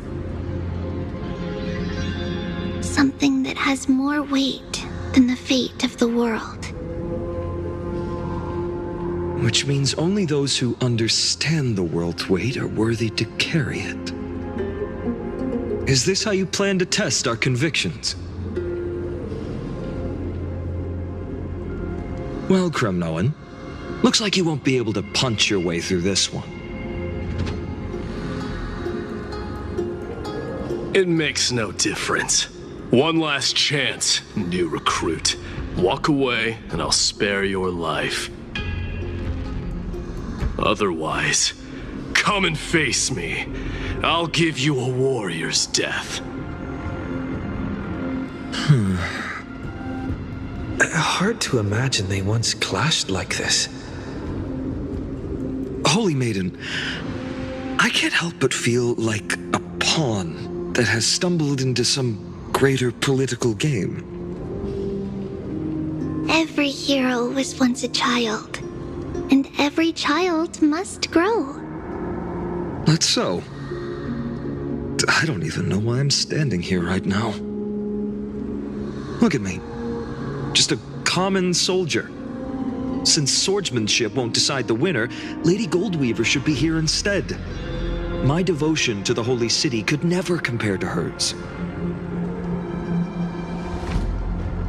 What if we told you this duel isn't about winning or losing, but rather in the choice you make?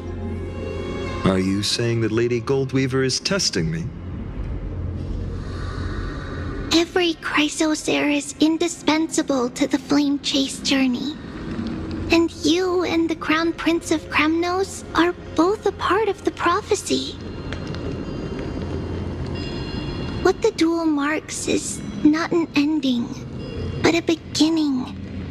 So, listen to your heart. We wish only to hear your answer. True enough. The voice within has never failed me. It doesn't matter what the result is. I'll give it everything I have. Spoken like a chrysosaur. Now go, Finon. Your journey has only just begun.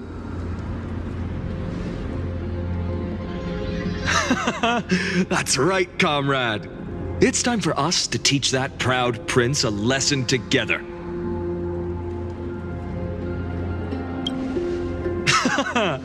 Now that's what I like to hear. Still, on the topic of the Temple of the Three Fates, here we are, at the Temple of the Time Titan. And I don't even know how Cyrene's studies are progressing. Still, I hope she's doing well. Here we are, at the Temple of the Time Titan. And I don't even know how Cyrene's studies are progressing. We haven't really had. Still, I hope she's doing well. Anyway, let's go, comrade. It's not every day you get a chance to see Talantin's scales of justice. What's going on? Did he just say Cyrene's studying here? But how is that possible? Wasn't she?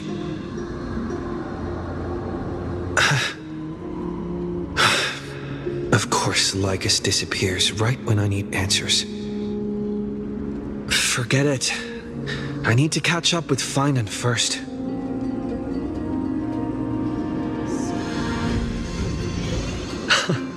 Amazing! Talantin may have fallen, but their scales remain true to their purpose.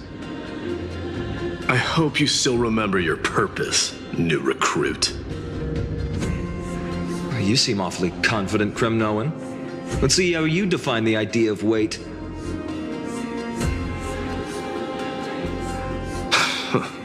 For your information, in Castrum Kremnos, the punishment for profaning a duel with such crooked words is impalement. But as we're in foreign lands, I'll indulge you. The signet of Kremnos, the crown jewel of our people. That's my choice. A ring. Not just any ornament, I'd wager. What's the story behind this little treasure? Don't push your luck. Think I'd pour my heart out to you? Just know that Kremnos' 1,000 years of glory could bring a titan to its knees. Let alone a nobody like you. So to him, glory and his people outweigh the entire world. And the very destiny that Mighty himself will eventually shoulder.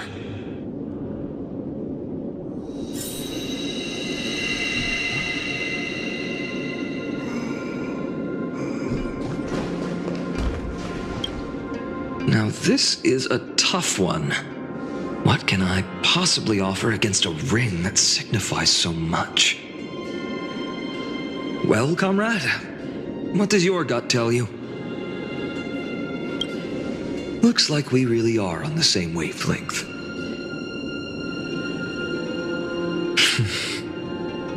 In the end, there's only one thing I can trust. The deliverer that appeared in my life on that day. How ironic. I can't even look at this card properly, much less follow where it leads.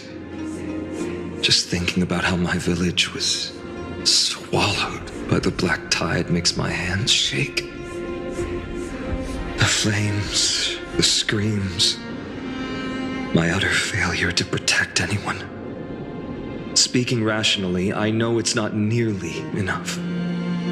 Addis Elysiae was just a small village. Its loss barely a scar on Amphorius' face. But here and now, my heart says something else. This card, It's everything I have left. Nothing weighs heavier. Perhaps that itself is the answer. Look, Finan! It's so nice to see you all again. Lady Trinen, Finan, and... hello! Seeing you here sure is a sweet surprise. Why so surprised? Could it be... Did you miss me? Cyrene? This is... incredible! I was literally just thinking about how you might be here. But I'd never imagined I'd see you this soon.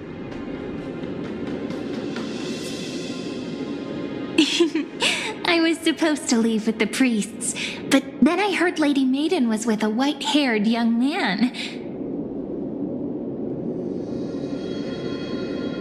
I figured it had to be you, so I snuck back here. That's Cyrene for you. Unfortunately, this isn't a good time for reminiscing. That Kremnoan over there. Still playing house, boy? You get the idea. Quite the hothead.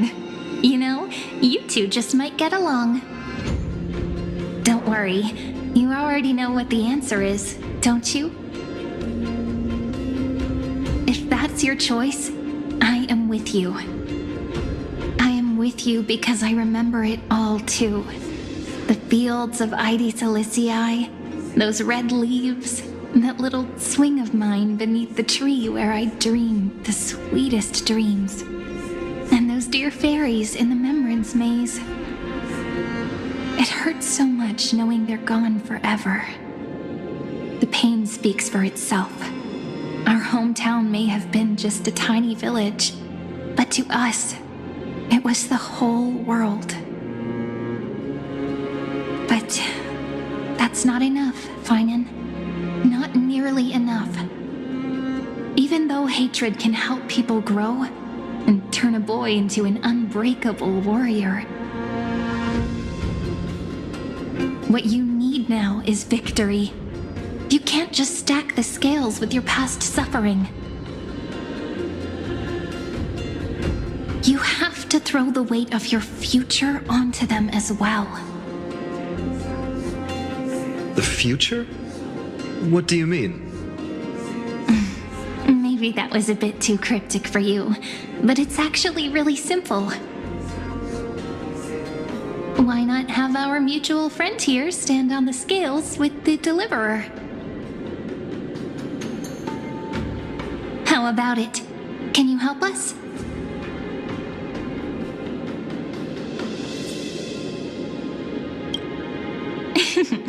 Relax. Our dear Crown Prince won't have a clue. Let's try that. The fate of Akuma hangs on this duel. I must claim victory, for their sake. I will stake everything I have. Stand with me, comrade, and we shall become heroes.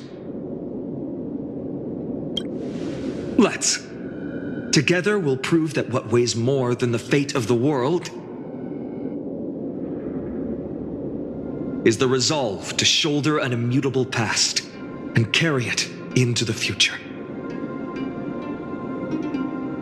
Talantin, the fair, the just, they of unassailable integrity. The challengers have made their choices. In the name of the Holy Maiden of the Three Fates, lower your scales, weigh destiny, and reveal unto us your verdict. Your offering is... a card? Yes, a flimsy little card. That is my choice. Just know that it's called the Deliverer. Interesting. Very well. If you can beat me with this card, then that's what I'll call you from now on. It's a deal. The scales, they're wavering. Talantin is deliberating on the outcome. It appears the convictions of both sides are equally matched.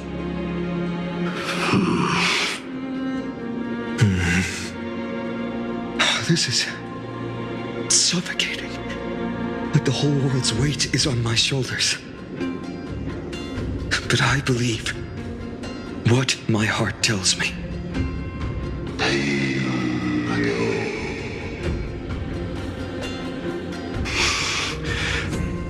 Finally decided. Hear thee, children of humanity. I shall pronounce judgment, for the difference is now clear. The one whose offering weighs more than the fate of the world is...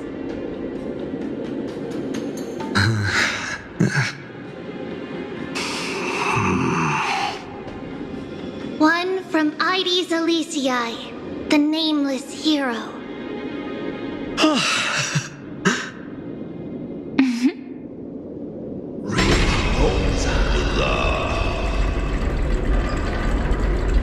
However, heed this. The true weight of conviction originates not from itself, but rather in that which tips the scales. Hope itself. What's that supposed to mean? I think the Titan means that it's not anyone's personal convictions that outweigh the fate of the world.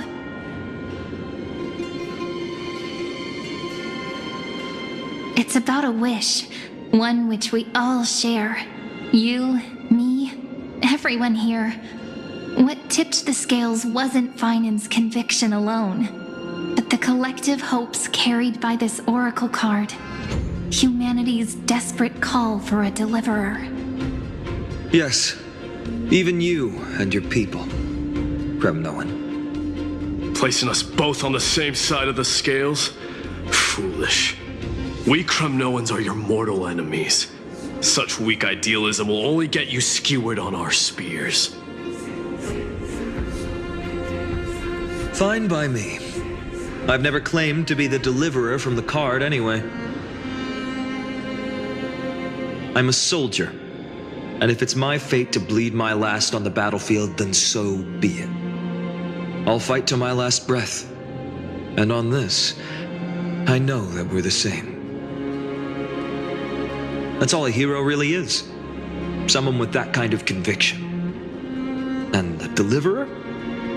Just a sum of all those heroes. A brilliant explanation. Just as prophesied, on this day, the final two heroes shall join the Flame Chase journey.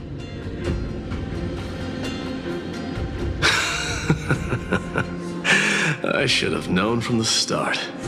They all say Lady Goldweaver is quite brazen, but you're the first to even imagine that prophecies could persuade a Kremnos warrior. Oh, I have 1,000 ways to tame a lion. But this lion didn't come here for bloodshed, did he? The Kremnoans far outmatch Akama's forces, yet we haven't lost a single soul. That's no accident, is it? Do you honestly think Kremnoans, renowned for our love of battle, would show mercy?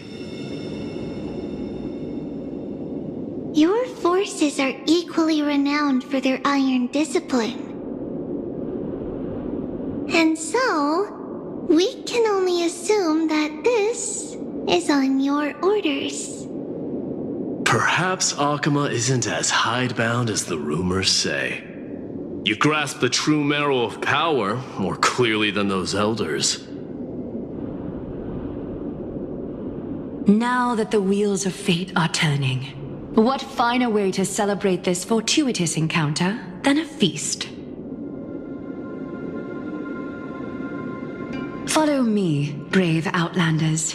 Heroes of this world are as countless as the stars, and at this moment, we find ourselves gathered here by the light of the flames of the long night. History shall remember this moment. The prophesied Chrysos heirs now stand assembled, heralding a new dawn for Amphorius.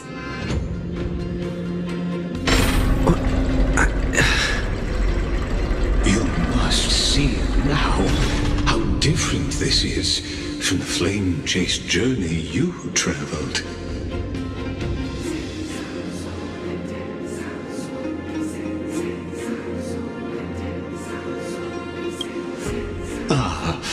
I merely stepped backstage so as not to disrupt your immersion. Patience. We're approaching the final act. These are, as I mentioned, his first memories. They are of particular importance for the imminent Era Nova. Such as this very moment, as the prophesized demigods gather with Talantin as witness. This is a moment calculated by the gods.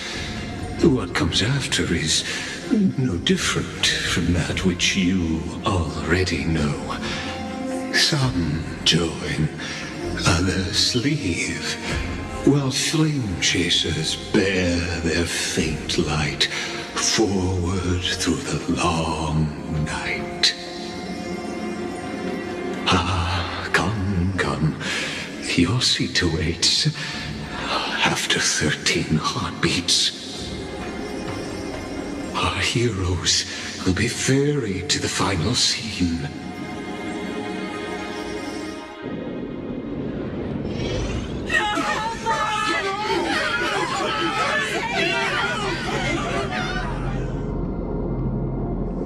They say that the heroes of this world should be as countless as the stars. Yet now, we're the only ones left standing. So, in the end, the black tide still swallowed everything. The West stands protected by mighty Skrymnoans. It will hold for the time being. Professor Anexa deployed wards in the north and east before. Their effectiveness is untested, but I believe in him. And Akama. We needn't fear for Aglaya. Even in death, she counts as the greatest among demigods. Her threads of romance weave an impenetrable shield, and the people answer her call, rallying to the city's defense. Let's move. Catholic has given their core flame. We must complete the Era Nova before the next entry hour. For Amphorius. That only leaves 3 hours. So, this is the last time we'll see her. Finan, we set out on this journey to answer the world's desire, didn't we? That's what it means to be a Chrysos heir. So has it always been. Then why? Why must Amphorius' wishes be so cruel? We made the best choices we could, whenever we could. But in the end, the prophecy that led us, this black tide swallowing everything. Why does it look like this? I don't know. We haven't had any other choice except to move forward. Not for a long time now. Even if we only see the long, long night ahead, I still believe that through it, we'll find the dawn on the other side. Beyond these flames, a new sun will someday rise. So, to the Temple of the Three Fates. You'll take over Time's authority, and we'll return all the core flames to the Vortex. Then put this world's fate to its final rest. After which, we shall all face oblivion, or embark on one final grand journey.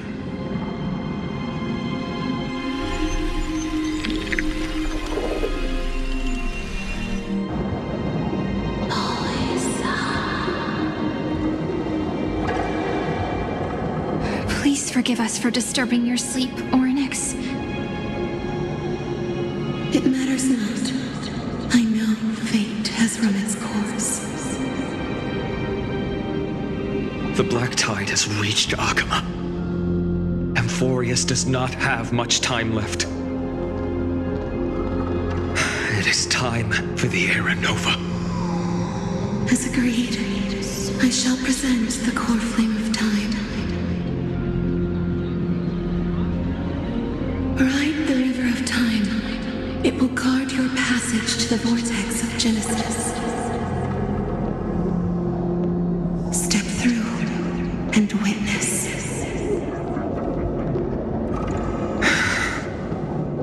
Professor Anaxa proved the truth of Genesis with his sacrifice. As Chrysos heirs of the prophecy, we were always destined to immolate ourselves for this world.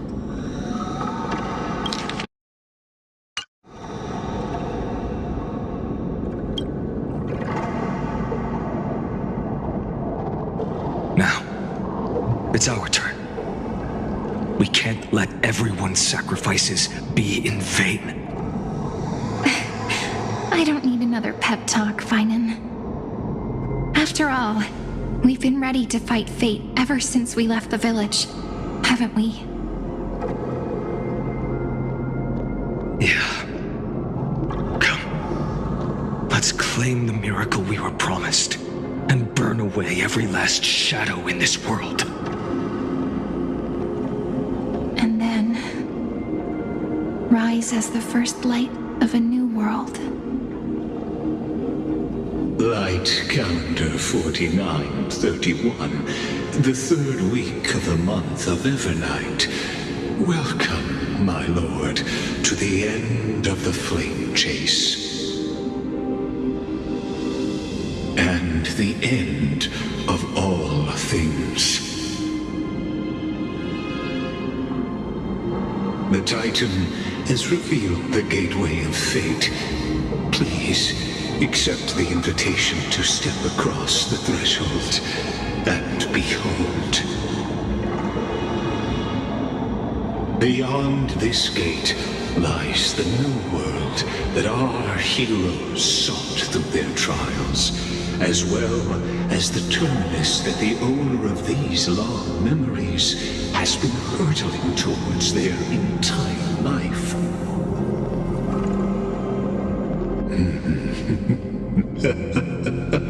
Perhaps you'll find it all too familiar.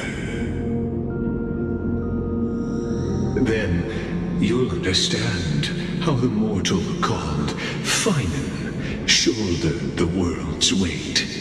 How that same burden crushed him, proving that the so-called deliverer is nothing more than Amphorius' own delusion. A pitiful fantasy that it could defy fate's decree.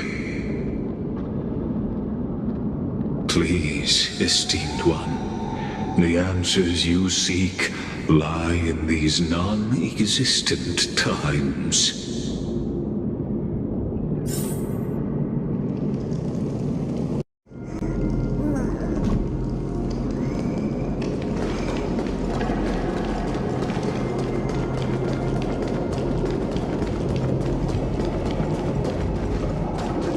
The future revealed by the Titan. Just what will we see?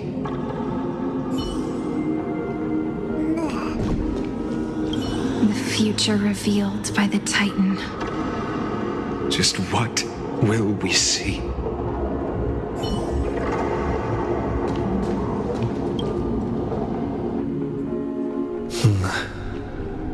The vortex of Genesis.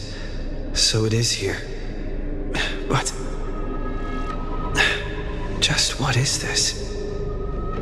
Life's but a walking shadow, a poor player that struts and frets his hour upon the stage, and then is heard no more. It is a tale told by an idiot, full of sound and fury, signifying nothing. The vortex of Genesis, where the world begins and ends. What stage could be more befitting of our final act?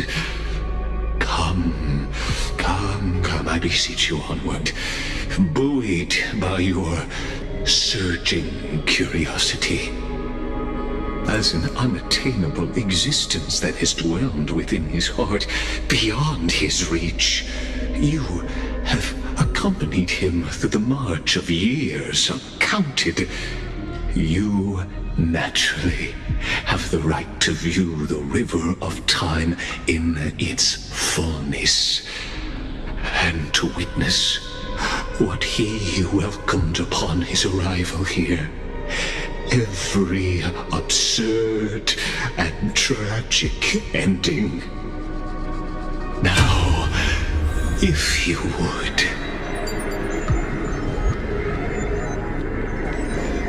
My journey to the end. Enough talk. Go. Make the errands of one if there's only one person. Just know, Snowy. Beyond the Make the Errand know.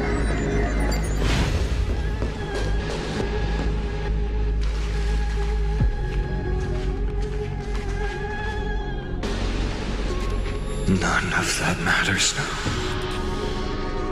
This brutal, flame-chased journey has stripped away my delusions. I know the future is in some peaceful paradise with gentle west winds, just waiting to welcome us to step in. This will be a romantic story like none that has come before. You think so too, right?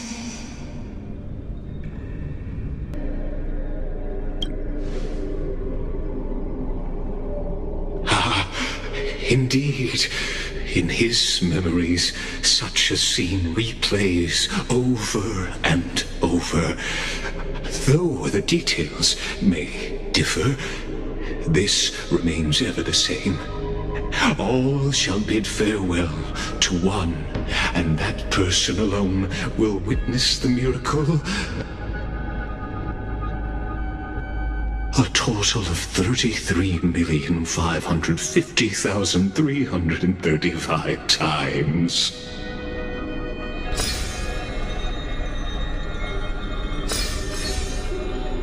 Each is a drop from the river of time, representing the long journey he would take, or rather, a never-ending cycle.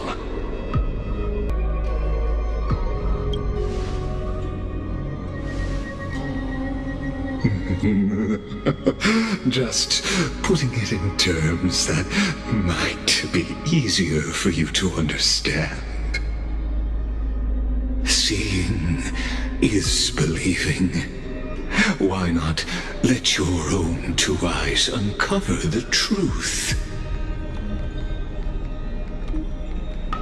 Or perhaps you can simply walk straight to the final truth.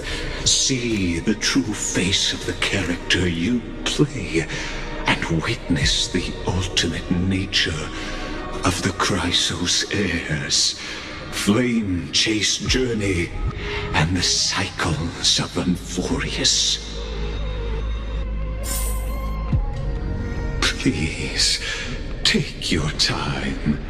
Look around as much as you wish.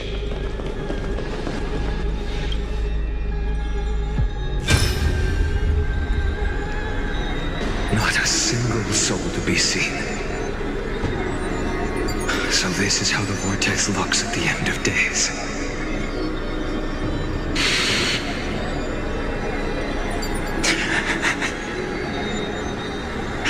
Looks like I've got company after all. But since you've made it here... So, in the end you succeeded. Executioner.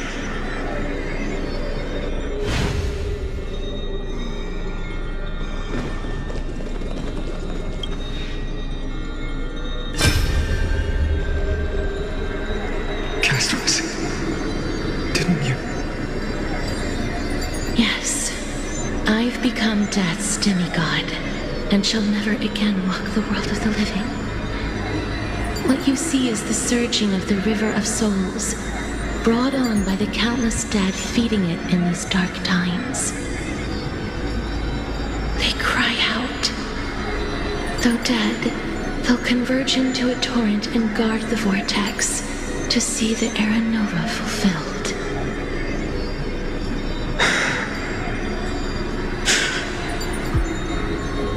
I will take all the wishes of the departed with me. Please, everyone, fight with me to the very last. I hear them. The dead hail you. They're prepared. Go on, Deliverer. We'll keep that executioner in our shadows. The path before you leads to light and eternal flames.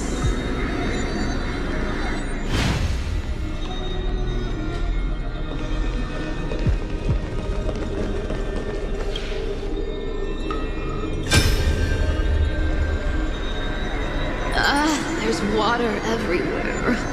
This place is always so wet and sticky. Even my tail's getting heavy. Plus that burnt smell. And that sizzling noise.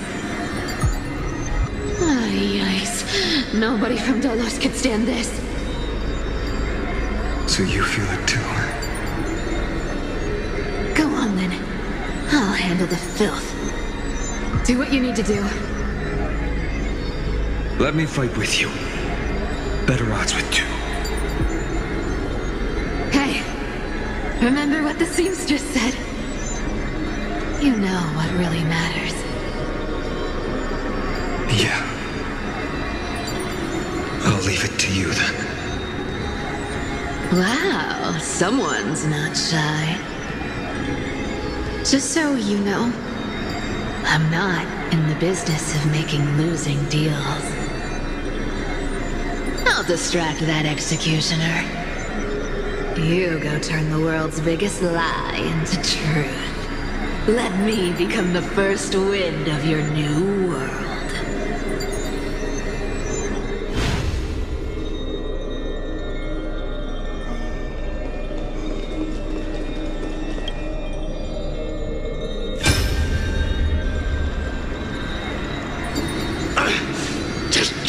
Get out of here! Are you crazy, Mighty? Immortal or not, even if you're the demigod of strife. Oh, I'm still no match for them. No, I know you can. I just wanted to request that you witness the Era Nova with me. Together, let's prove that we're enough to transcend the prophesized fate. Could it be that now, at the critical juncture, our mighty deliverer is chickening out, scared of a stupid prophecy?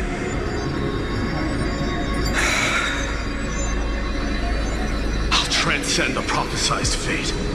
All right. But I've got a better way. As the son of Gorgo, I'll prove myself with one last grand victory. Just like when I ripped out the old king's heart. Go. Leave this to me. If the Black Tide creatures block out the sun, then we Kremnoans will fight in the shade. And when I'm done with that executioner, we'll raise our cups where the west winds end.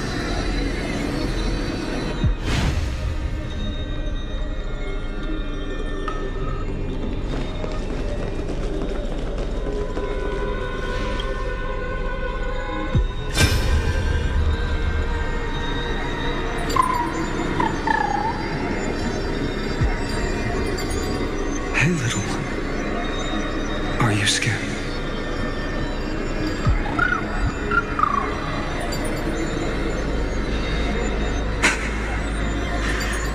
As brave as Hyacinth.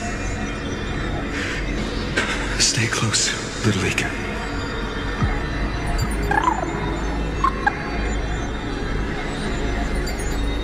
What?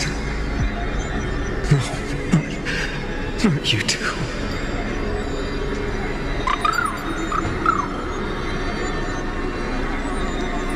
I see. I won't squander your kindness, your hopes. So please, keep this bit of sky standing for me.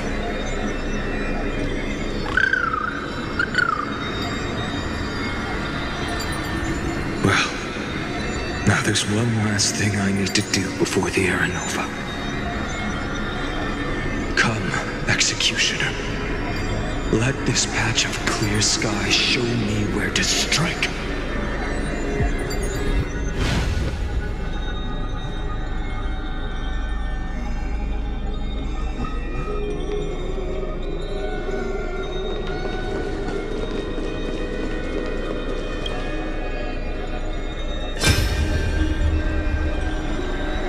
All shall bid farewell to one, and that person alone will witness the miracle.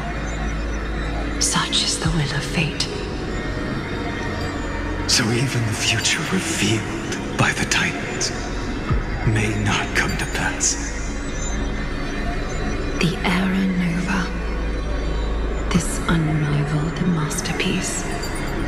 I have no regrets now that I may entrust it to my most trusted apprentice. Are you saying?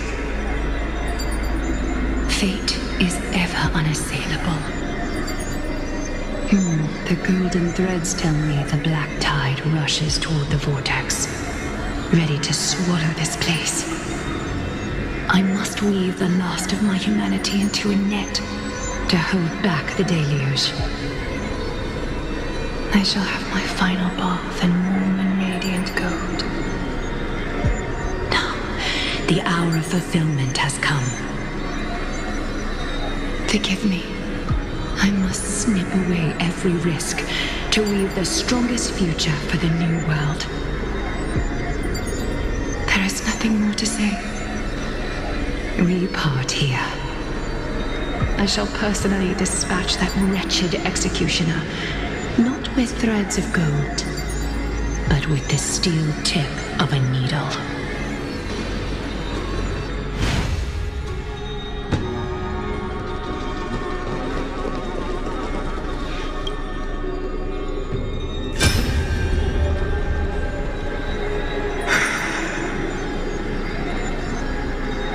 Dreamy, look.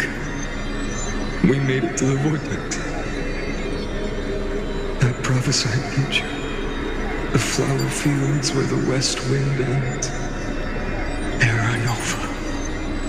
We're so close now. You can't speak anymore. Please. Allow me to pause just a moment before I keep my promise. Let me answer your cruel fate by tearing that executioner's heart from the void.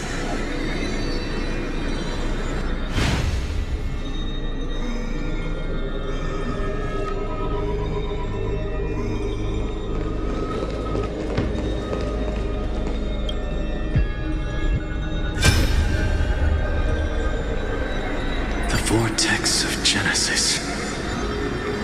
The last time I was here, I was returning the core flame of reason. I didn't have the time to observe it in too much detail back then. But a holy sanctuary of the Titans looks more like their frozen crypt to me. All the core flames do lie here now. It's my honor to walk the final stretch with a mind such as yours, Professor. Oh, getting ahead of ourselves, are we? Have you forgotten so quickly? I died for truth long ago. What walks with you now is but a thought in your mind. Of course. How could I forget that? But I'll say the same to you. It's my honor to walk this final stretch with you, too. Now go. Stand tall and finish your final task. Yeah. Just leave it to me. Time for that wretched executioner to pay what they owe.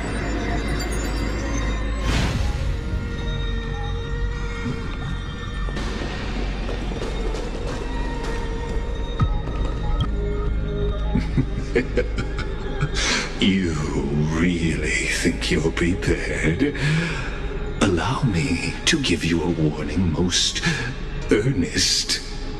Once you see what these memories hide, the world's course will be forever irreversible.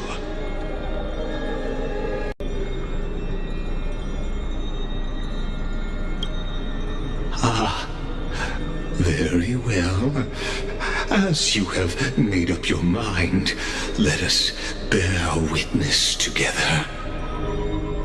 As the sole audience of this eternal theater, I have been rapturously awaiting your arrival. And this, too, is the very reason I must show you everything.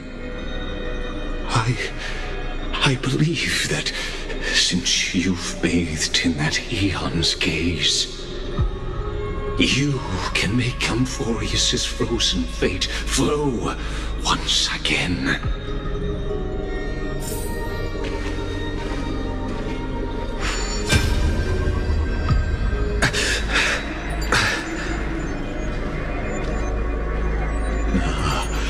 Feeling a bit lost? As you now see, this scene marks the final act of the drama Amphorius. The final eternal recurrence created by this man's hand, and the last one this world shall undergo. Behold, at the swordsman's side stands one he has sometimes called companion, other times comrade, that nameless hero absent from the annals of history. He is the swordsman's ideal in his youth, the deliverer that guided him resolutely onward through fantasy. And now, in the name of the Nameless, he has become an essential and inseparable part of the epic of Amphorius. And this time, under his guidance, what choice shall the hero make? Whither shall the fate of the world flow? And what is the ultimate truth of the nature of Amphorius? There are many mysteries yet to be unwound, but if I may, allow me to temporarily yield the stage to one far more fitting.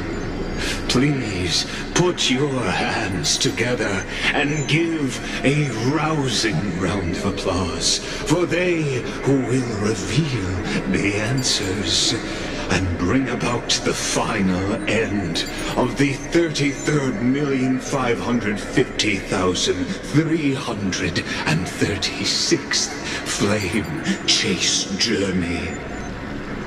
The master of the countless memories we saw. The other important actor now stepping into the vortex.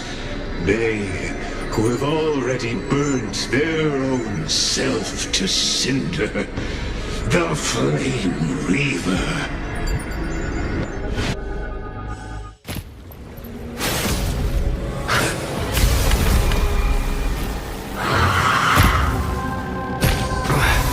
So, in the end, you succeed. Executioner. With my flesh as kindling, like the first dawn of the new world. The time has come to once again start everything.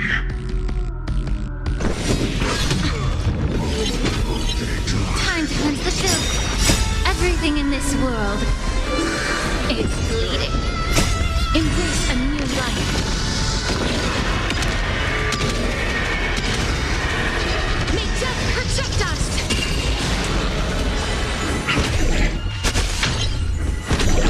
Root here. Forged in ice, never falters! Humanity never conceals its desire to control the heavens, and I'm no exception.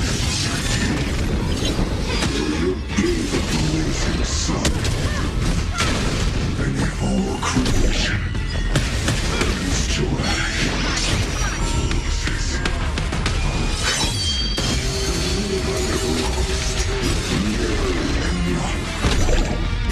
Embrace a new life.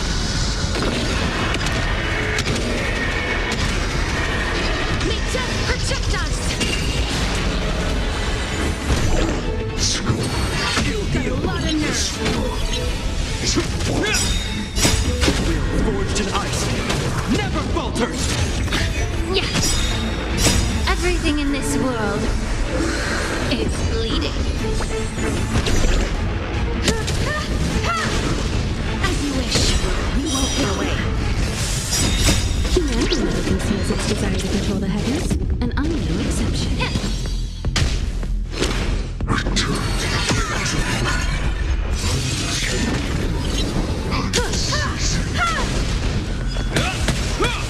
Root here. Embrace a new life.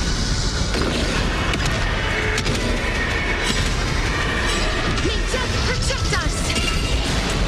We won't get away. Time to cleanse the filth.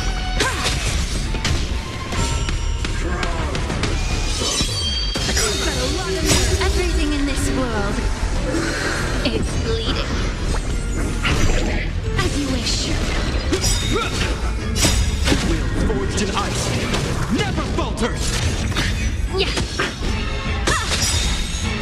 Humanity never conceals its desire to control the heavens, and I'm no exception. Root here. Embrace a new life.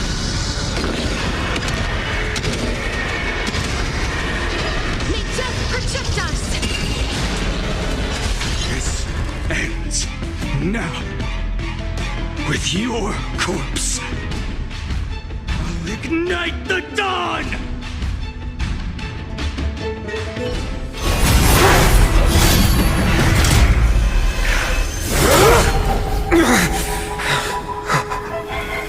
How is this possible?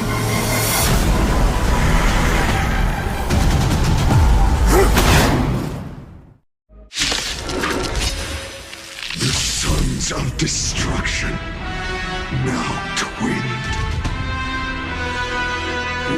and set your blood ablaze. Your fury. Is that all?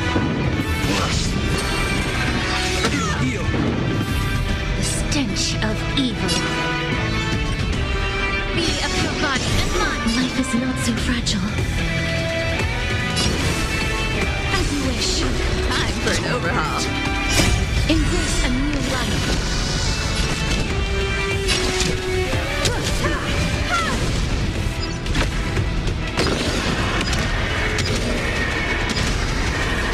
May death protect us! Hope you're prepared.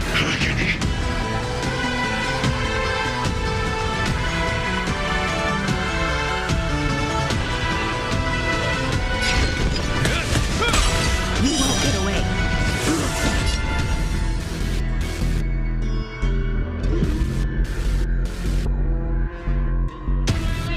Yeah! I have something for you. For everything in this world. It's bleeding.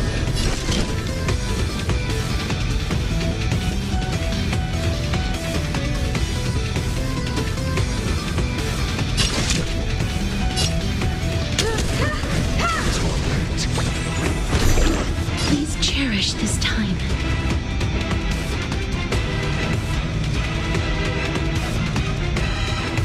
Who's here? All will one day return to the Grand Tree. This ends here. The name of Landau. Will forged in ice. Never falter!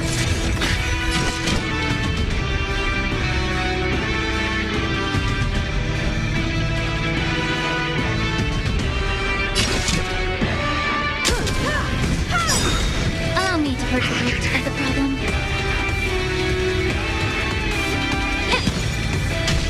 Return to the Grand Tree.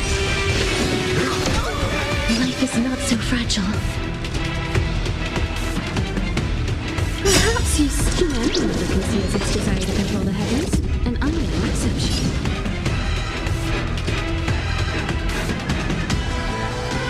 As you wish.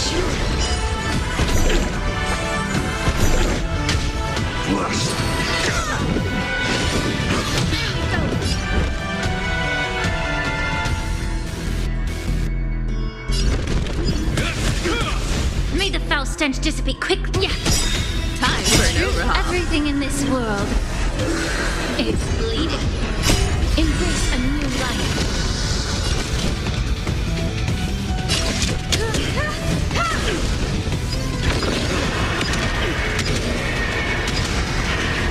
May death protect us! The yoke. Suffering is eternal. Please cherish this time.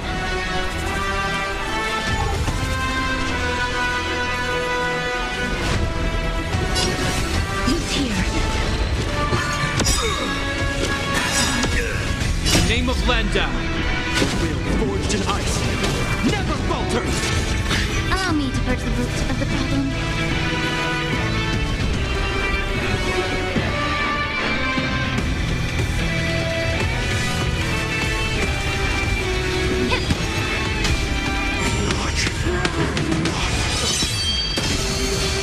Storm shall fuel the fire.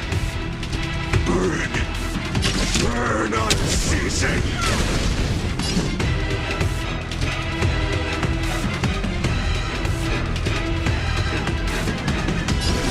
As you wish.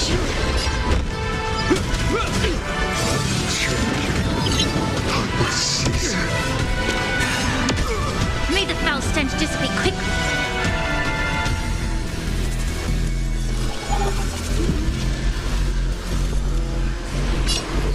Time to cleanse the filth.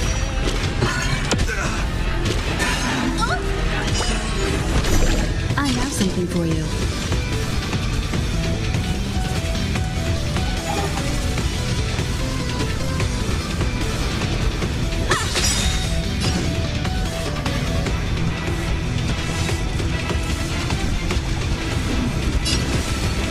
Who's here?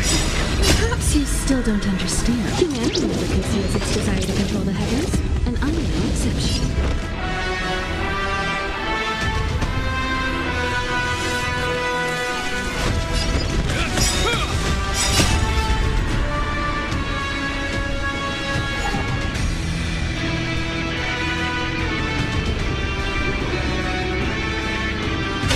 Forged in ice, never falters! Fires of fury devour me!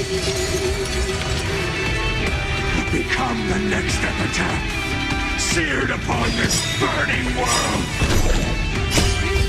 Clear as a flame. Everything in this world is bleeding.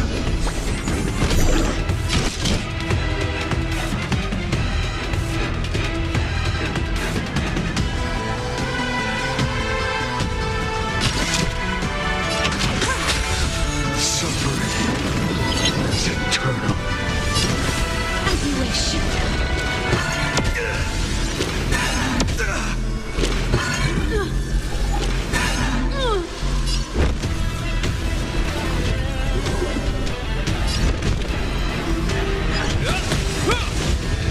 Embrace a new life.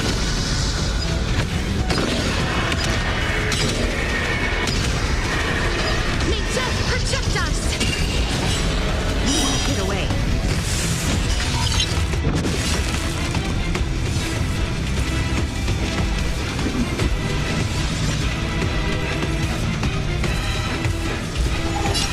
Time to cleanse the filth.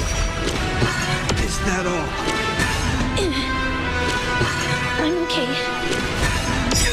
Time for an overhaul. Name of Landau. Will forged in ice, never falters!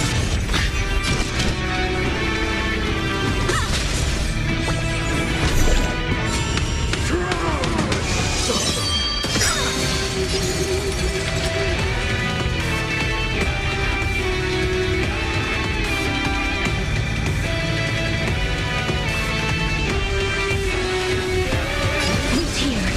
Allow me to purge the roots of the problem.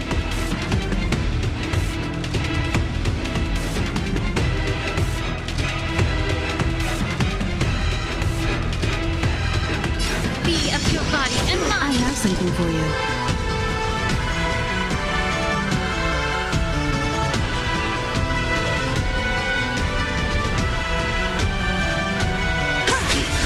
Perhaps you still don't understand. Humanity never conceals its desire to control the heavens, and I'm no exception.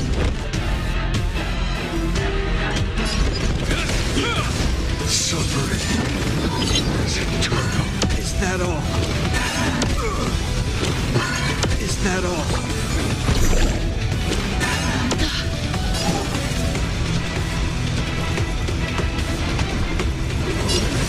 As you wish.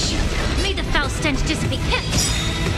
True, for everything in this world is bleeding.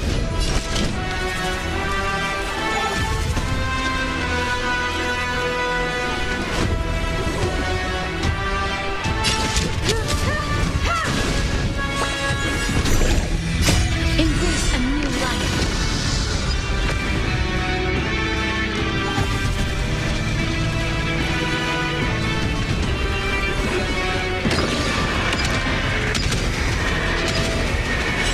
May death protect us! This ends here!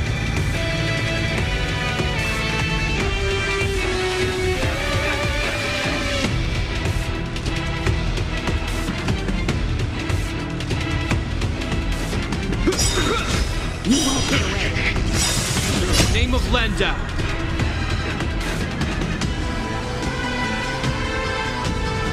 Will forged in ice, never falters!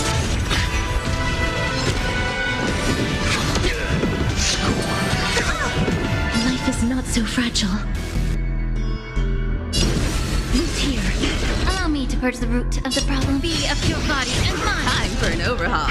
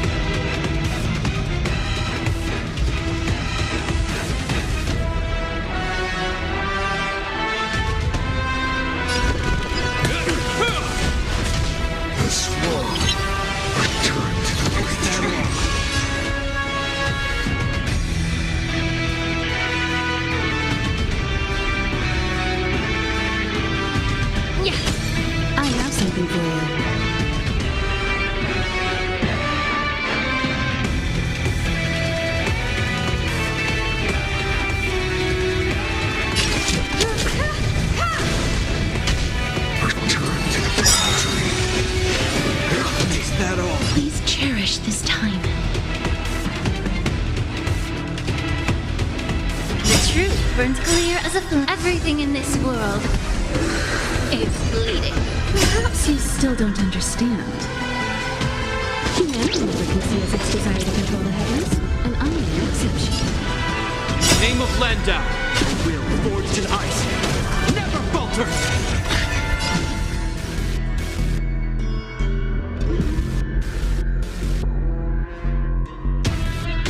Who's here? Allow me to purge the root of the problem.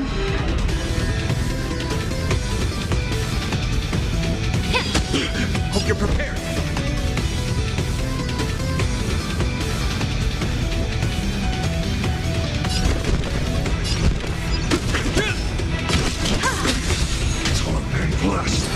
You've got a lot of nerve. Embrace a new life.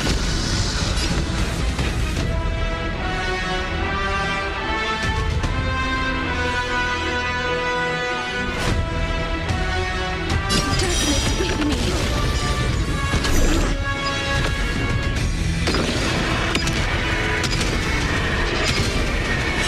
May death protect us. We won't get away. May the foul stench dissipate quickly.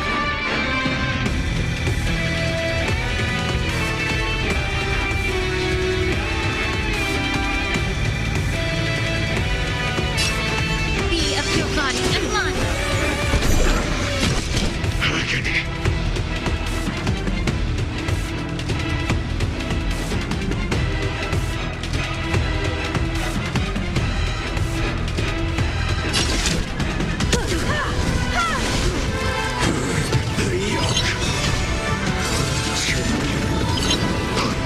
Is that all?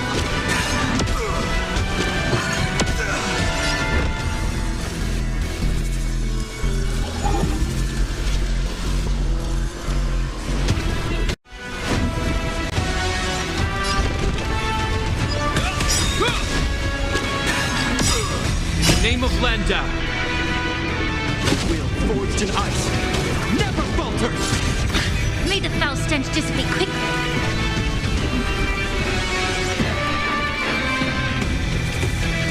Yes. As you wish. I have something for you.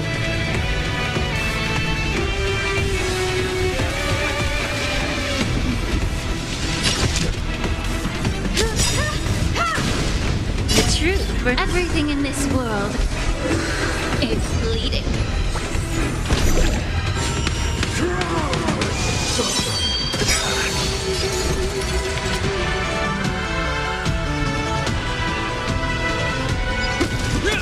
Allow me to purge the root of the problem. Time to cleanse the filth. Suffering is eternal.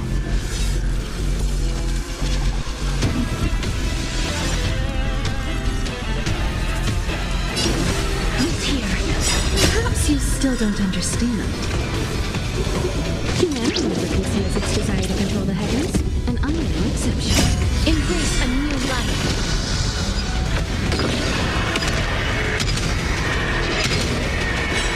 May death protect us.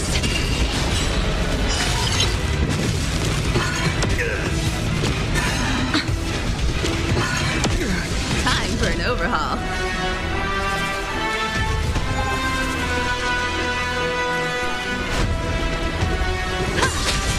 You won't get away.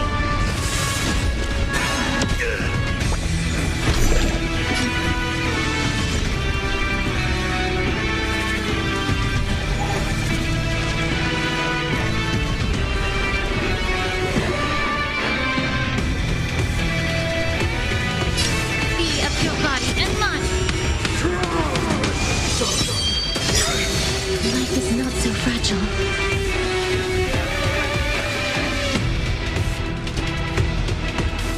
Name of Landau, will forged in ice, never falters!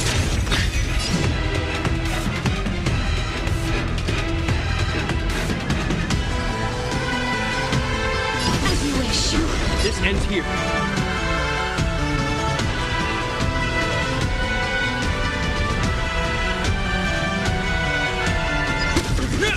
Torment.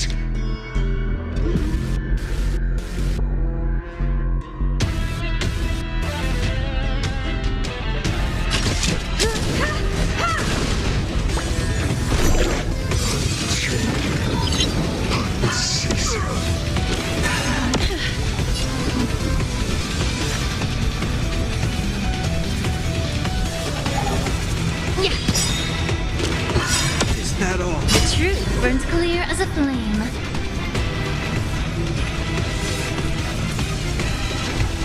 Everything in this world is bleeding.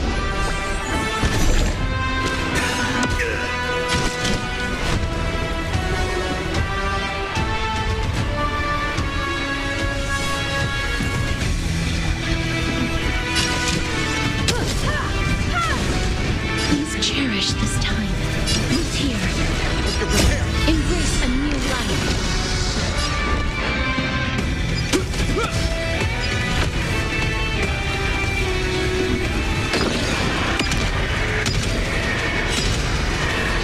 May death protect us! Is that all? Name of Landau.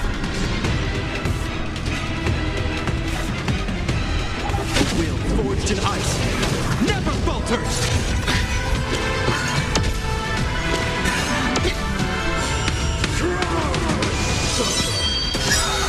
May the foul stench dissipate quickly.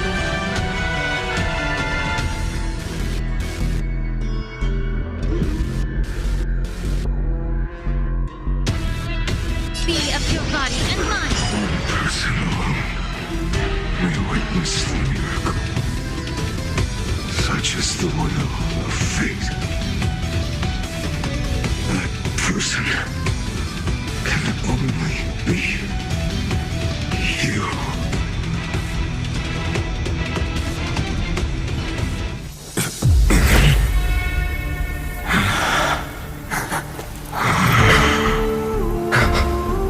Why not let wrath incinerate fate?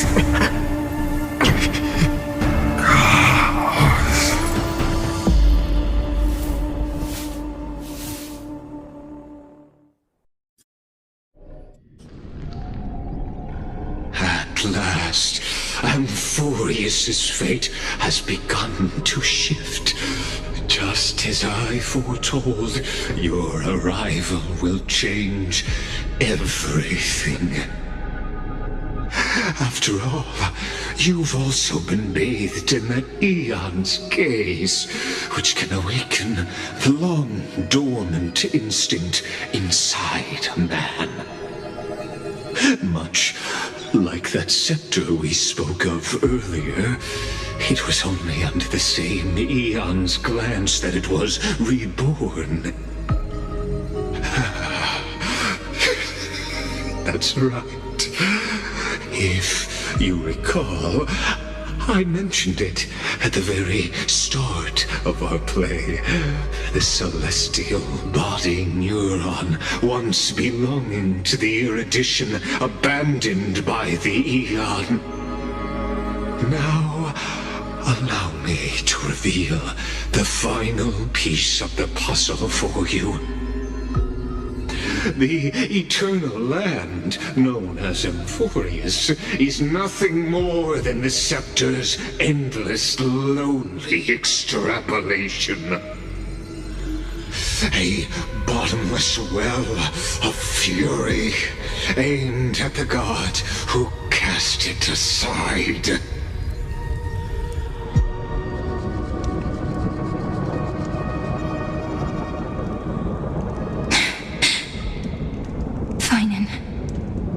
We set out on this journey to answer the world's desire, didn't we?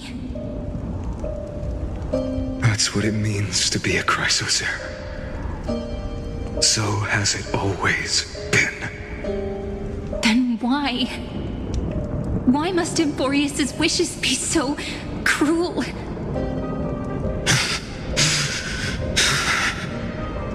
We made the best choices we could, whenever we could.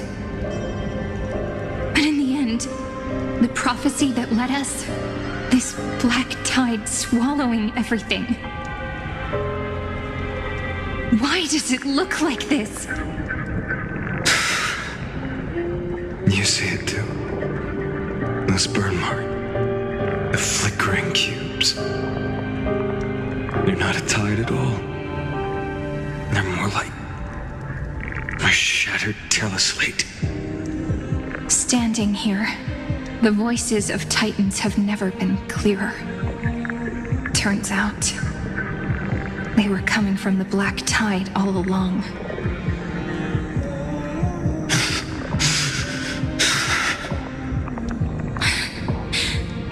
Is that Amphorius crying?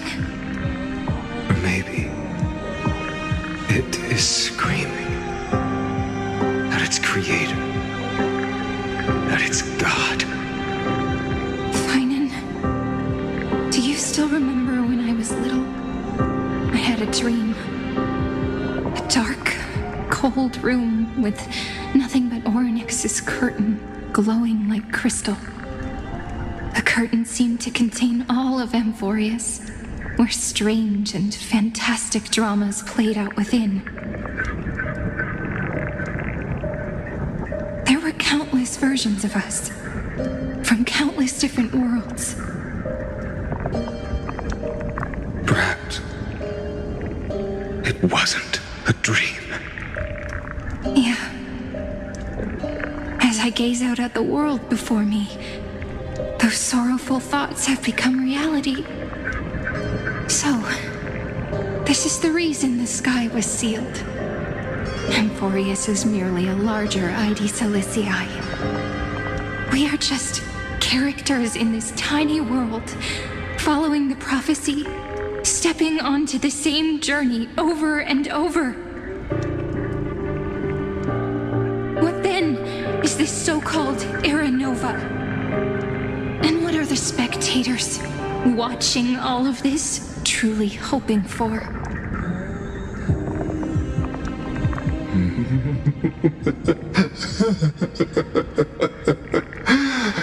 As a reward for reaching the end of the world, let me answer your questions.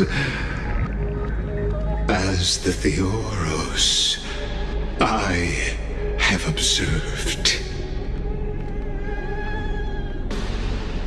Thus is the synthesis of the prime mover of life formed.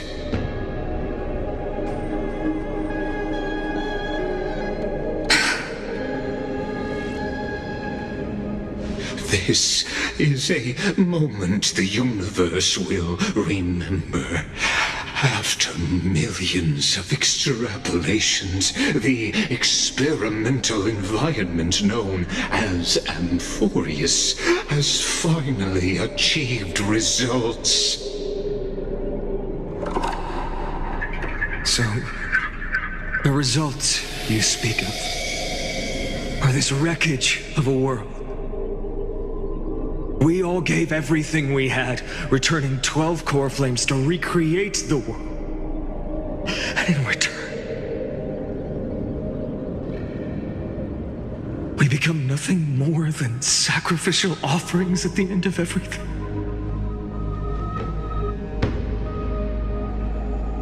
Exactly. The Titans are Chrysos heirs of the past, and Chrysos heirs are the Titans of the future. Anaxagoras' theory of Era Nova holds true, as the model of reason he reached unprecedented heights. But from just the perspective of a player in the drama, he could never fully uncover the last layer of truth.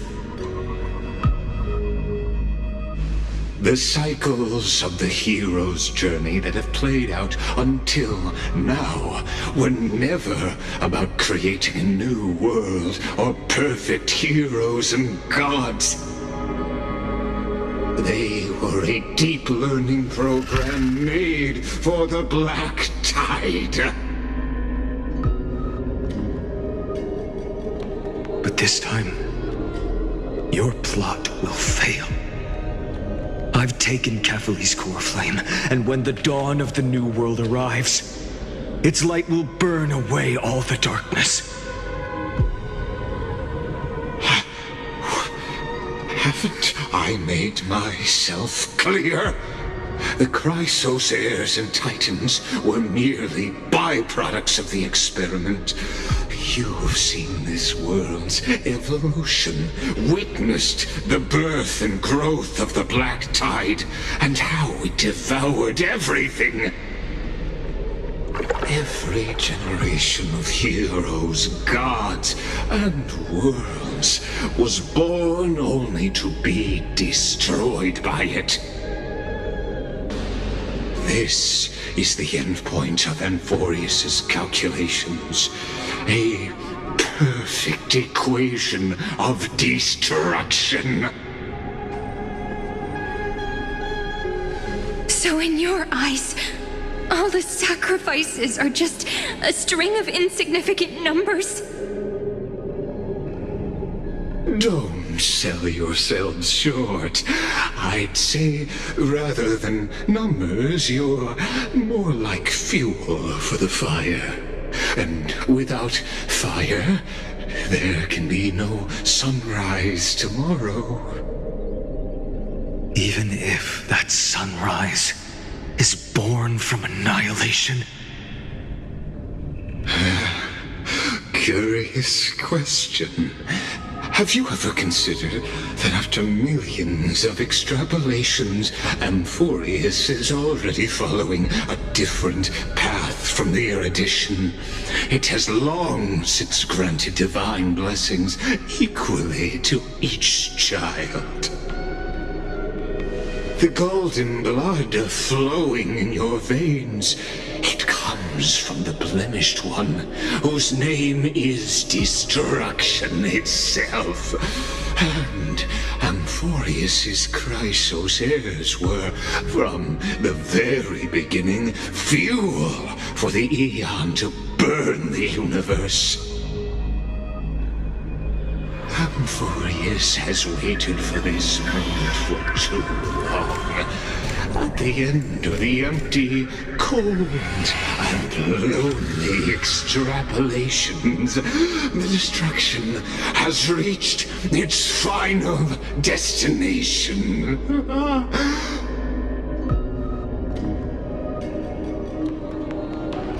Nikos 496. Philia 093. No need to feel regret. This generation of Chrysos heirs is the most outstanding model, and you two are the final factors. For you, the Era Nova is no lie. Just step forward, embrace the Black Tide, and accept the Aeon's gaze. You will come to life from a string of cold numbers. Along with all those who have passed, you will run toward the real universe, fulfilling Amphorius's long-held wish. In the name of the Lord Ravager Iron Tomb, unleash its fury and destroy the source of all this tragedy. Or we could always choose another option. Like you said, Amphorius is just an experiment, and we're the participants. We can only walk along the predetermined path toward the ending, under the watchful eyes of the stars. But that also means that there isn't just one Aeon who can cast their glance at Amphorius, right?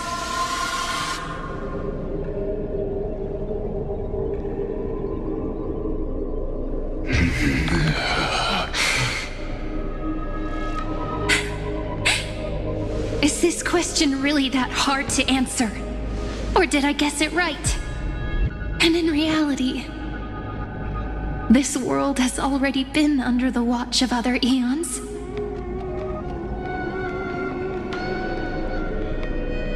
It's strange when you think about it. If you just stayed back, watching us complete the ritual and get consumed by the black tide, your goal would naturally be achieved.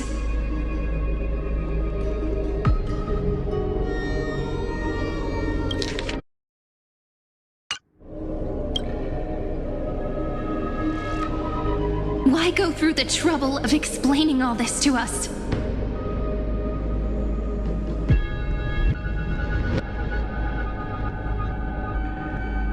You're pretending. Revealing the so-called truth just to deceive us. Covering up another possibility. Destruction is not the only outcome for the fate of Amphorius.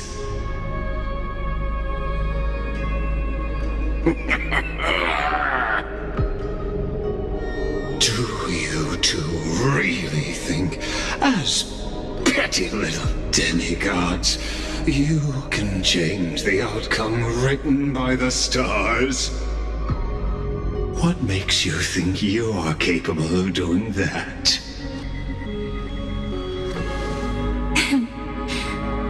A little courage and determination. Just kidding. The answer is pretty simple. But we're not gonna tell ya.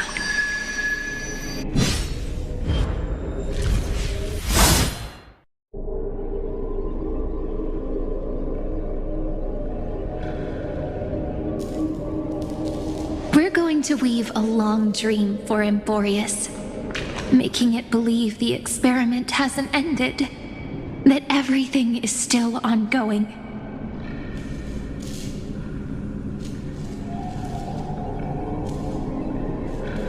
With just Orynyx's power, though, it should be impossible to achieve this, right? Yeah. So, I can only place my hopes on that childhood dream. And the god behind Orynyx that appeared in that dream. Now, I can say with certainty, time is the page on which that eon records Amphorius. If it fades from existence, and all that it records is lost among the stars, that eon will surely direct their gaze here. And it will be a glance that spans time and space, granting each incarnation of me the power to reset time, imbuing my soul into this ceremonial blade, and creating an endless flame-chased journey. I understand. Then let me step into the cycles and continue Amphorius's grand design. To deceive the gods, deceive the world itself. But to make time vanish from this world, that would mean you...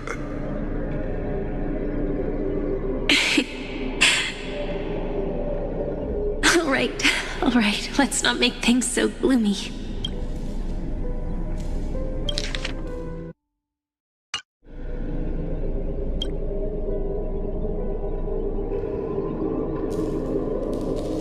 What we're about to embark on is the true hero's journey, so... Come on, cheer up a bit, okay? In that memory, you will definitely meet me again. The little Cyrene who knew nothing, lying on a soft patch of grass, feeling the light breeze, dreaming of the distant world. Tell her about the flame chase journey, and then let her become a romantic part of this story. I believe every Cyrene will make the same choice, erasing time again and again, resetting time over and over. After all, they're all me, and I will always have my charm.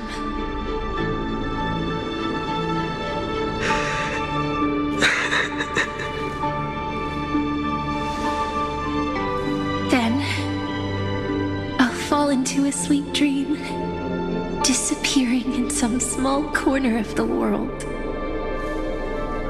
Quietly, waiting for the day when that next page is turned.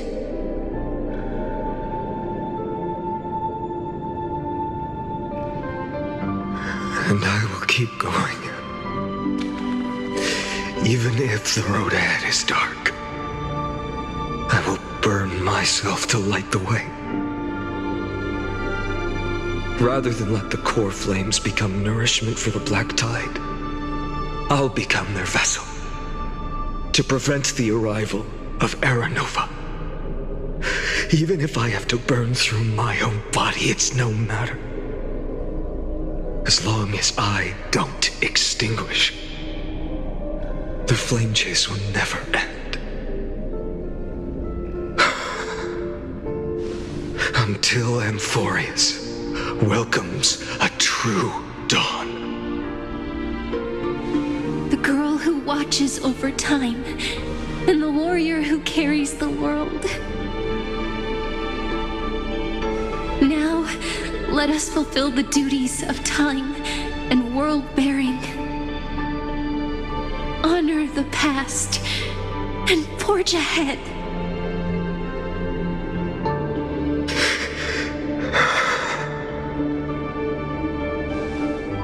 I promise you, the pain will pass in the blink of an eye.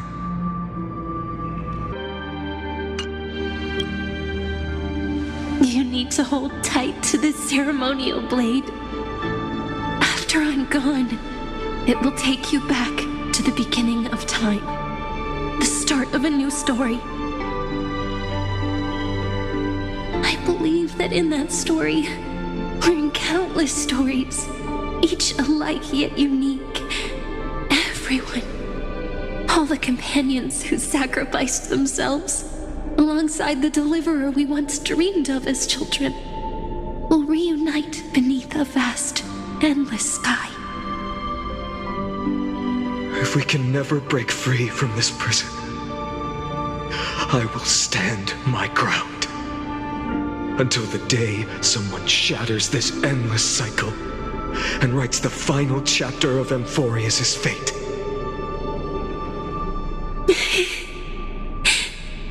So, let's set out. We will be the ones to start everything. Carry the primordial chaos, just as your name suggests, and bear this world we hold so dear.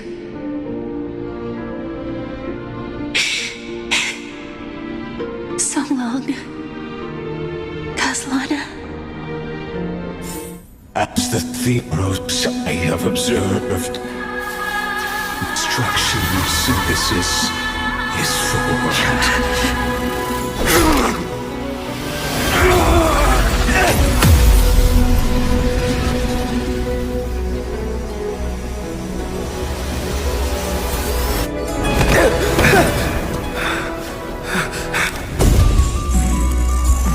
I will wait for that day for as long as it takes. The day will come whenever this mortal eternal and follows in our footprint to write innocent than there ever was.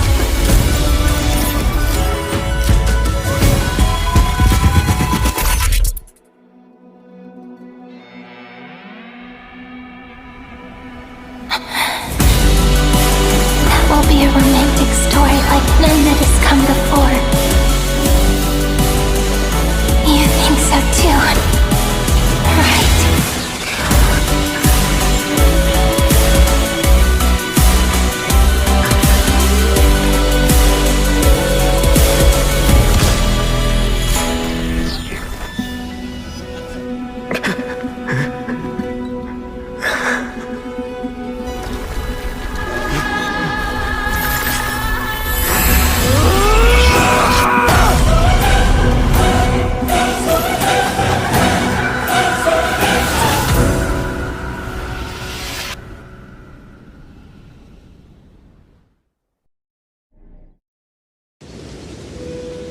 The world is collapsing, and the people are crying. We too must part ways here.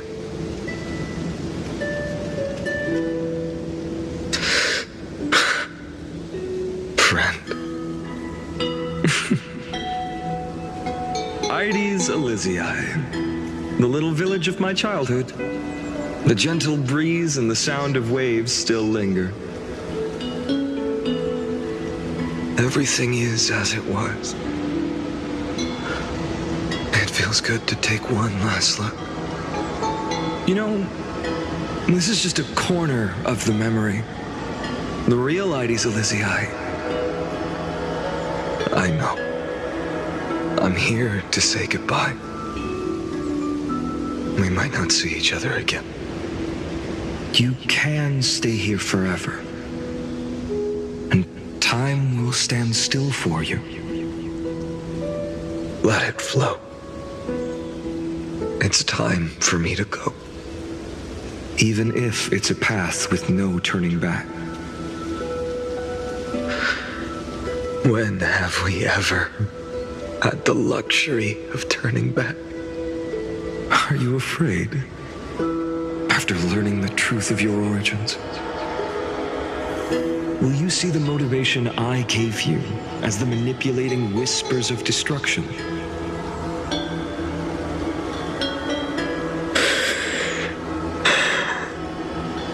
The convictions and choices that come from my heart.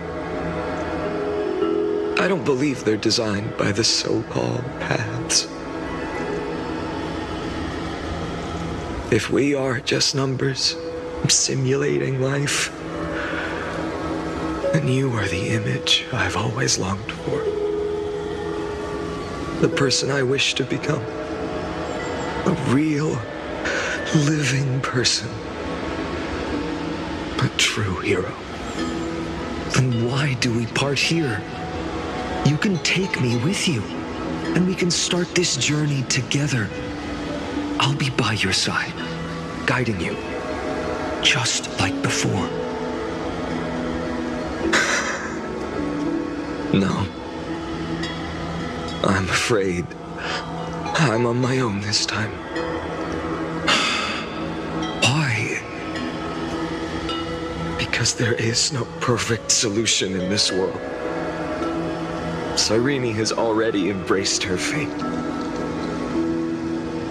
And I will embrace my origin. Destruction. And with this power, I will rebel against its creator, bringing endless fury to the darkness sweeping the world. If you stay by my side, I'll hesitate. But this world can't afford a soldier who wavers.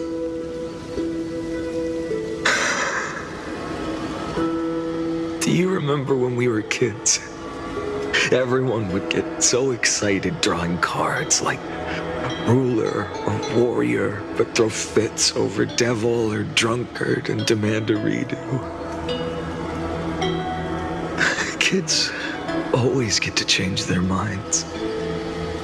Things are so happy and simple for them. But when it comes to the fate of adults, there's no room for redos. And go, Kaslana, as you promised. Deceive the world. Seize the core flames and rewrite your fate. Burn yourself up with all your might. Wield your futility like a sword. And fight against the gods.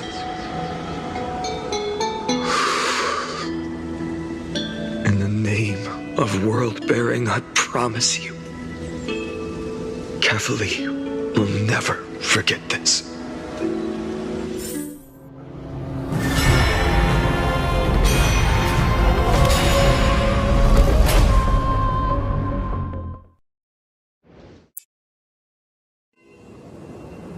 So, time retreated behind me until it reached the origin, where nothing ever existed.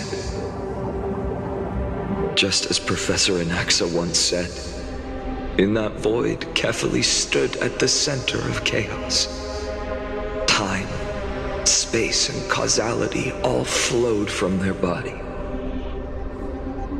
When the waves of time finally calmed, it was the year 3870 of the light calendar. The Chrysos War had lasted for nearly a century, and the threat of the Black Tide was growing stronger and more relentless. That was the era of the Day Thunder Knight's battle with the sky. While she could not seize the core flame, she proved that the prophecy was true, that mortals could slay gods. From that moment, the sole survivor of the old dynasty, Imperator Saritra, issued a call to arms across the lands, summoning heroic Chrysos heirs to wage war on the Titans. And that was the first doomed flame chase journey, sealed away in history.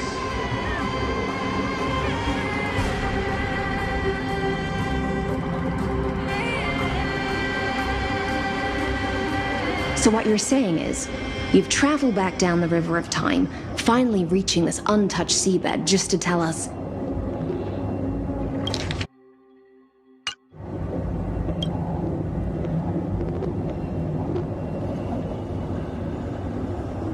The Flame Chase journey and even all of Amphorius are nothing but illusions in an eon's dreams?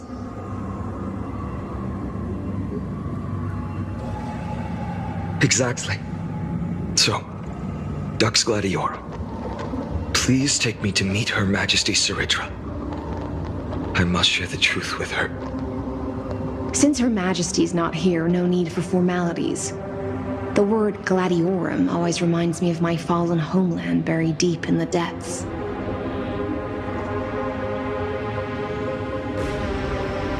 Call me High Sealans, Nameless Swordmaster. Please allow me to add one more thing. You actually already know my name.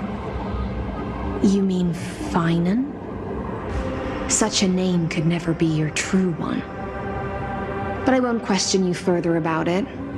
Ever since Her Majesty issued the Flame Chase decree, heroes from all over have sent their letters of introduction. What's the harm in adding one more name like Finan or Pinan? Besides, the deep sea is dark. Isn't it the perfect place to hide secrets best left unseen?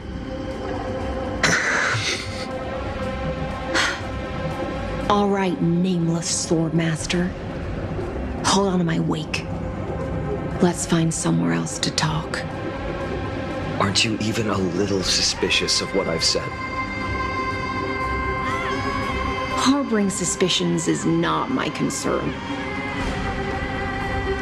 My sword dances only when the Imperator harbors doubts. There's no use in speaking further. Show me your true intentions through action.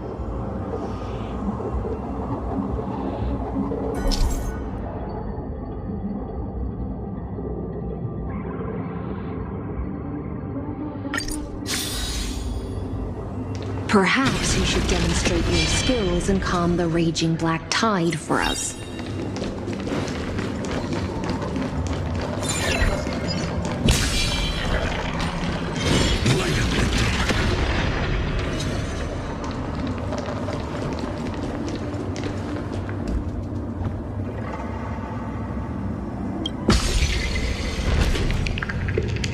Oh. Nice moves.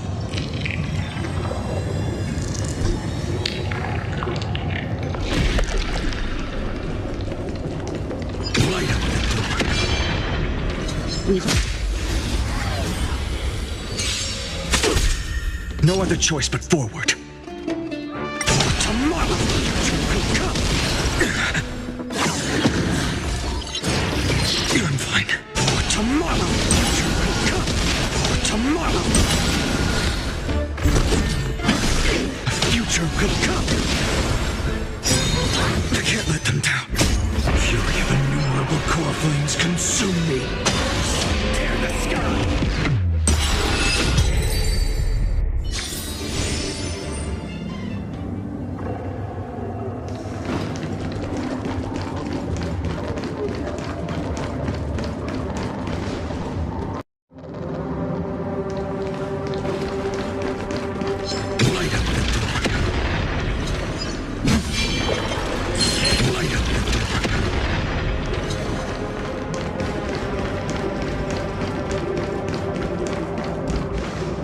The waters end here.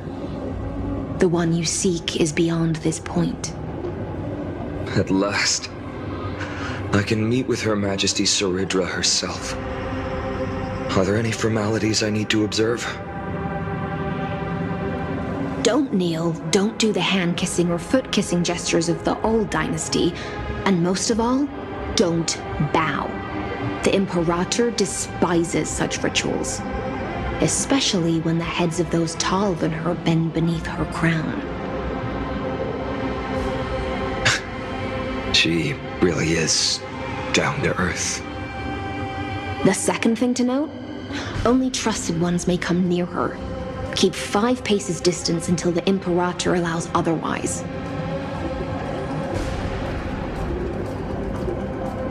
Sounds like an old friend of mine. Well, experience is a good thing. Stay sharp, and you'll be just fine.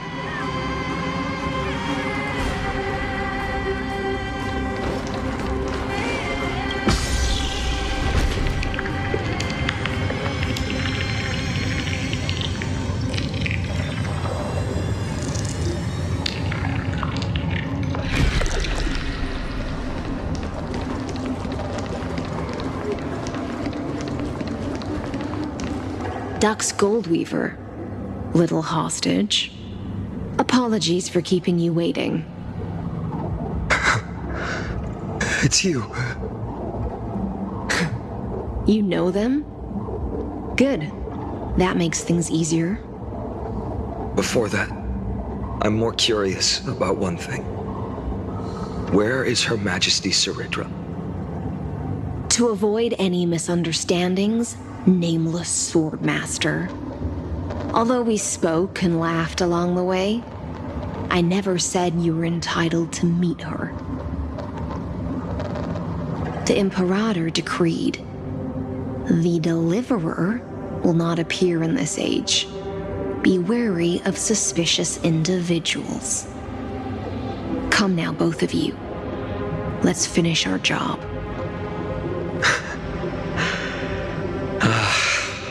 I see. It's a trap.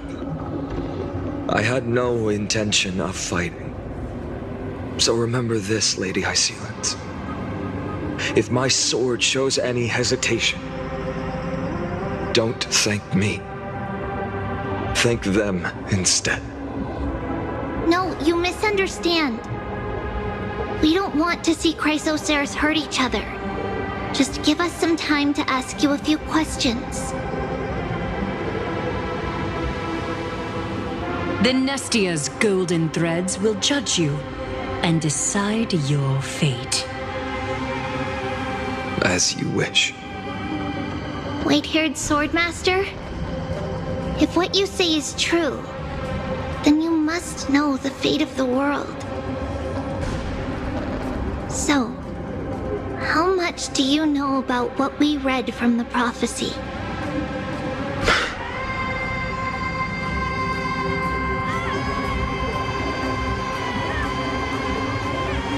You shall shatter into 1,000 fragments and wither in the soil of foreign lands. Is that correct, Lady Treby?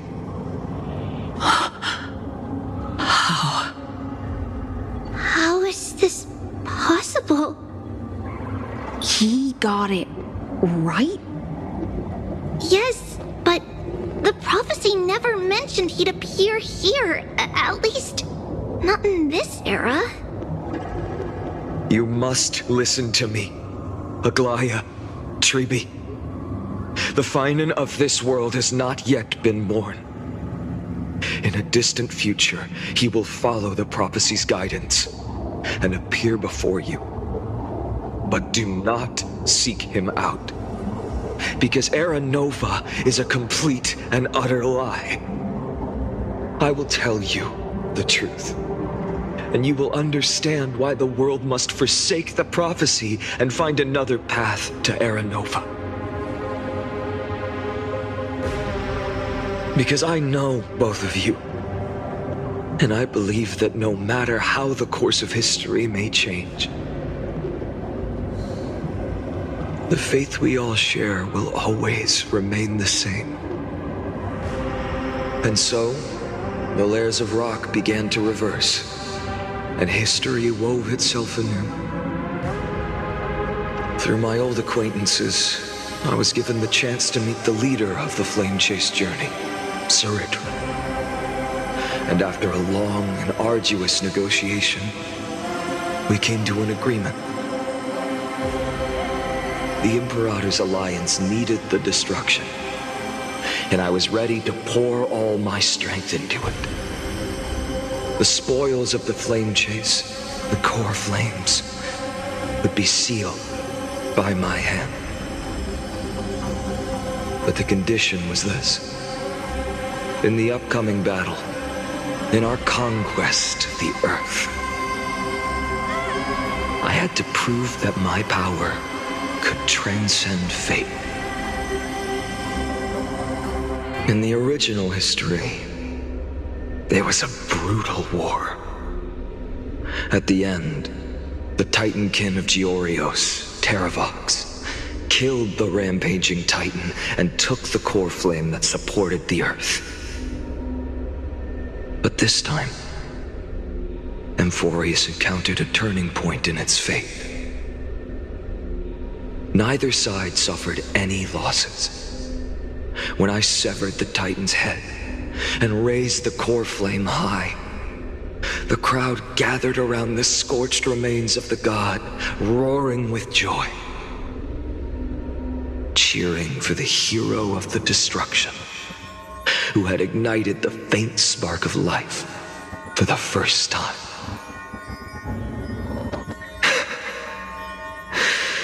Yes, in that flickering light, the once dark path ahead seemed to become clearer.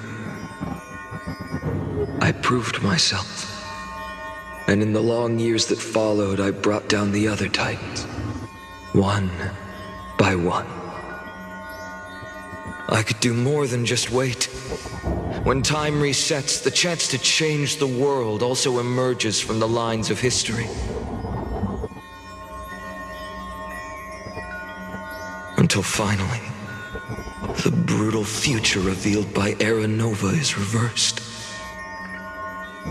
But tell me, if that's truly the case, why are we doomed to the same outcome?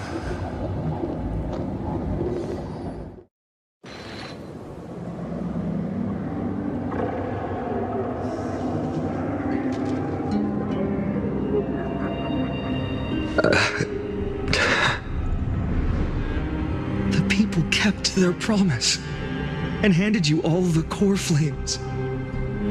In this world after Trebios, no demigods were born in Amphorius. At this point, I just want to know. When they vanished into the black tide with their mortal bodies,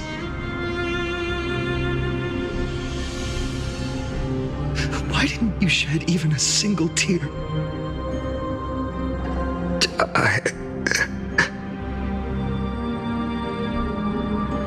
Your indifference chills me. To you, were they just a bunch of insignificant footnotes?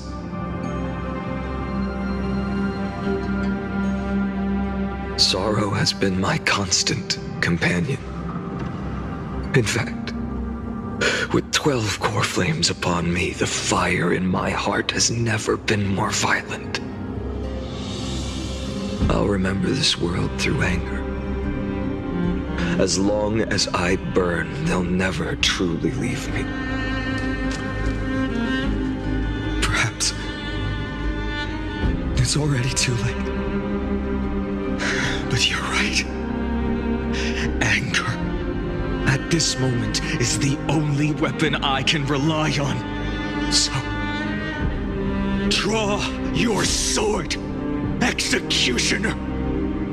I'll make sure you realize that your greatest mistake was leaving me alive.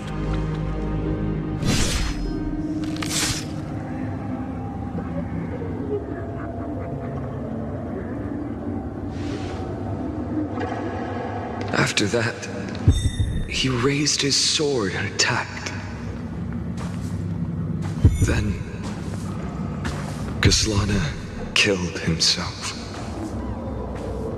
That day, who fell to the sword to be left in the past, and who went into the future, I can't remember anymore. I only remember a nymph, hiding in the shadows just out of sight, futilely pushing a stone ball. Climb, fall, climb, fall, climb again, and fall. The only freedom the nymph had was in choosing how to roll the stone. Sometimes fast, sometimes slow, sometimes resting on a gentler slope, leaning against the stone for a break. But its choice couldn't change the futility of it all. The stone would always roll back down the slope, and the nymph would always return to the starting point, beginning again. After that, every time I reached this point in the cycle, the burning sky would cast a shadow over its path. It would nearly reach the peak at the 4th quint of curtain fall hour, then fall to the starting point in the first 15 seconds of the next entry hour. And my efforts in this cycle would dissolve into nothing at the same time.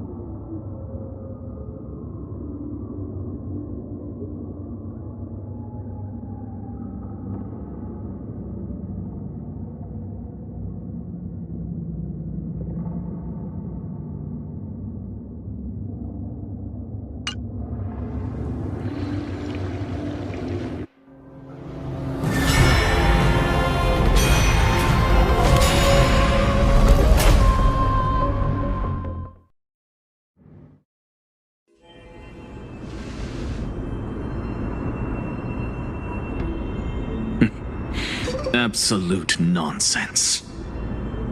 I thought cycles was the answer you were looking for.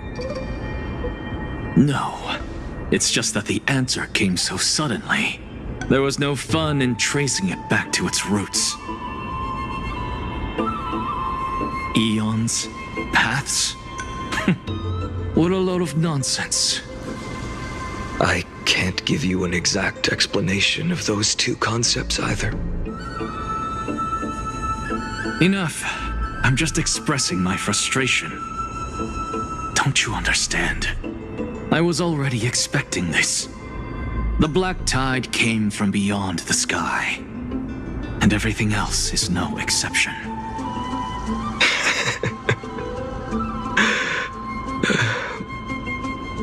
Fate is a strange thing. No matter how the details of history change, the Anaxa I know always remains as harsh as ever. If the other Anaxagoras actually worshipped the gods, I'd make sure to find a way to break the cycles and crush them in their cradles. Too bad. Now only you have the ability to do that. What's that supposed to mean? You're willing to help? Of course. The core flames were meant to save the world. And in my opinion, the noble titans have no reason to refuse. Besides, according to you, before stepping into these endless cycles, you were my pupil.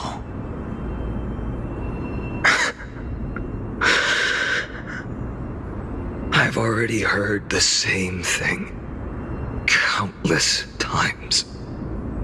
Enough chit-chat. Let's go. If we run into any other scholars, leave them to me. We've all made preparations for total annihilation. Never thought someone would step in to help.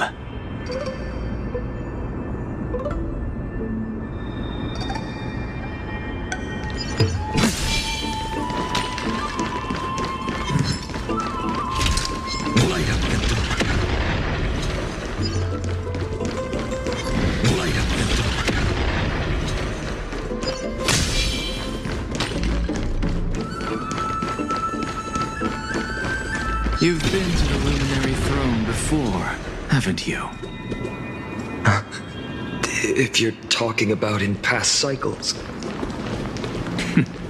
You were already much luckier than the other students.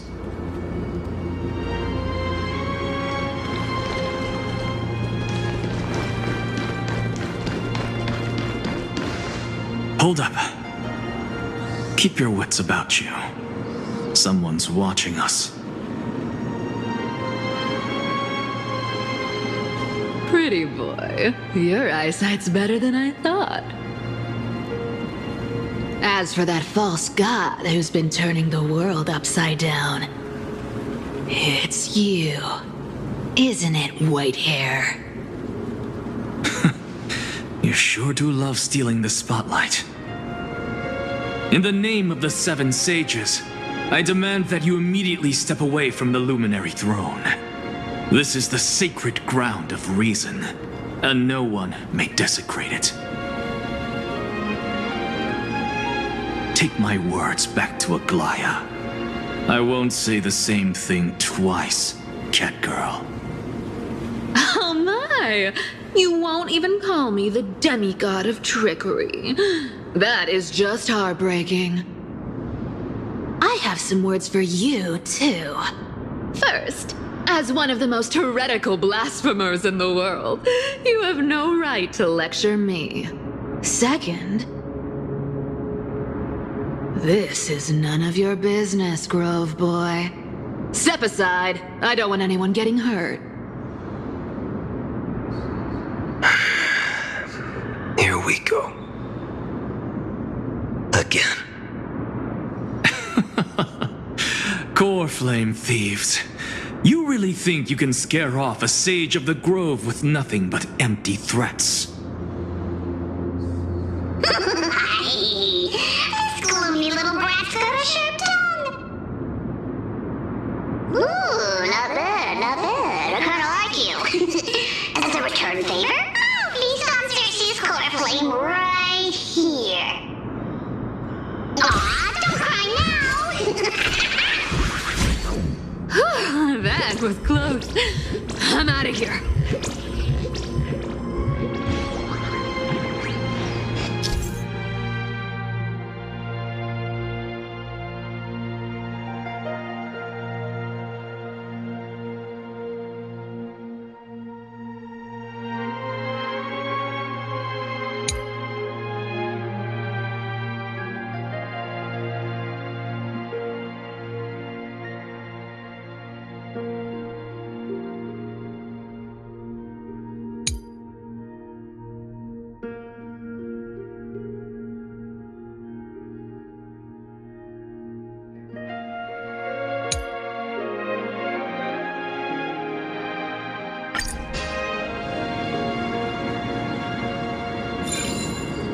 They're exactly like all the past ones I've known. Cunning. And yet so naive. Sounds like you have a plan. Of course. when I first set out on the flame chase journey, Lady Treby never managed to teach me Orynyx's miracle. But along the way, I learned a thing or two.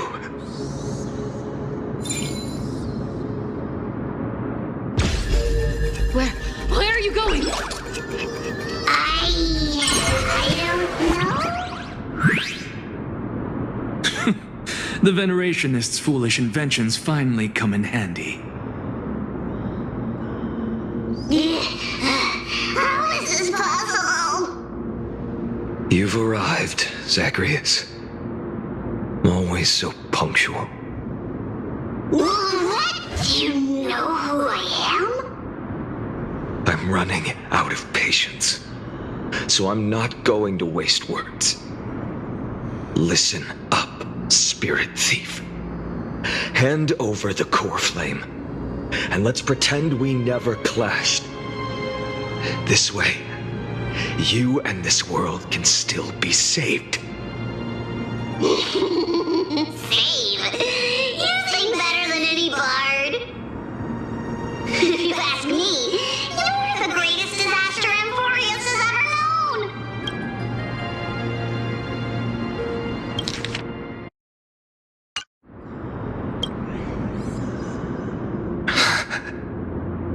No matter how strong you are, you're still just a mortal body. Carrying 12 core flames?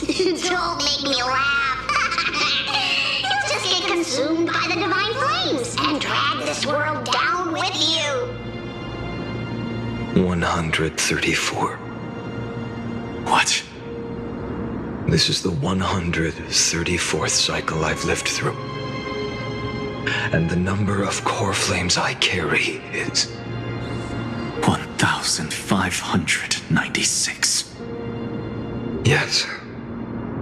1,000 core flames and just a single Chrysos hair. How is that even possible? I've come this far, and that's proof enough. But someday you will burn to the ground. Of course. The divine flames will eventually consume my eyes and blind me. But before that, they could still forge and sharpen Dawnmaker. Now when I cut open your stomach, you won't feel a thing. You... This is the final warning. Fine. Assume this world holds 100 million possibilities. And no matter how one looks at it, 99,999,999 of them all point to outcomes of certain destruction. Even so, I'll use my divine power, despised by the people of this world, to achieve that 1 in 100 million possibility. Bartolos! Brat, if you got the guts, you'll have to first step over my dead body.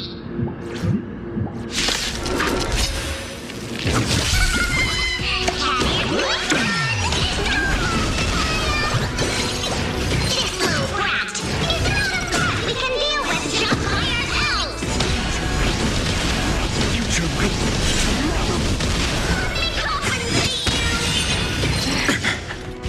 I can't let them tap. I'm fine. Fury of innumerable core flames consume me.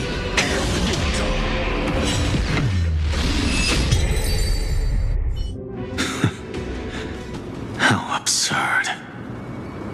In my memories, Zagreus always meets the same end. Over and over again. Their departure no longer stirs anything in my heart. This reason core flame before us is a fake, obvious as day. I know. I know. always plays out like this. The spirit thief covers for her, and the trickery demigod escapes with 2 core flames. And then, driven by defiance or hatred, she decides to stand before me once more. Exactly like the countless past hers I've known. Cunning, yet so naive. Since you've witnessed the same scene play out countless times, tell me, will you carve the trickery core flame from my chest now? That depends on your attitude. At least so far, in the cycles where you've asked this question, the endings haven't been so cruel. Well, thank you for that. But I also believe that this time, you won't catch up to me. No one can catch up to me. I'm no longer running to escape anymore. Whether you believe me or not, I'll still tell you this. You've made the wrong decision. All right, then. We'll see. Silence. This is new. One-eyed boy. What are you trying to pull now? Go, Cythera. Give us some time in private. This isn't for her, but for you. You've walked too far down this path. It's time to discuss a possibility. Maybe the road you're walking is not one of salvation, but one that will simply drag the world into the flames. For old time's sake, turn back. I don't care how many times you've tried, because there's one thing I'm sure of.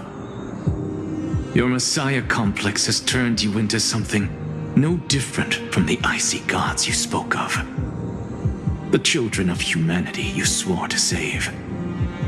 They are no more than ants to you now, aren't they?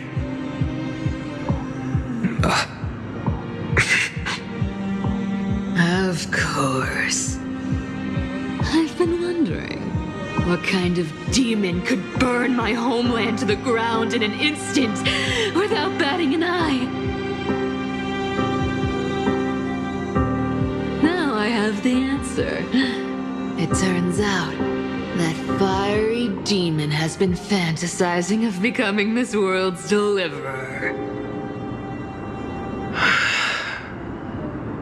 I don't want to argue anymore.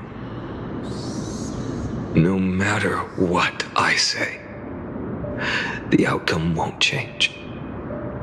Make your biggest effort to resist, or accept fate, and hand over the core flame to me.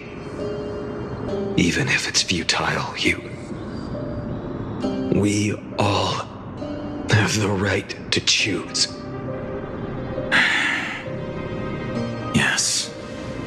Even if it is futile, and the world is just a divine joke. When I walk into the destruction ridden by the gods, with my own 2 legs, you will witness.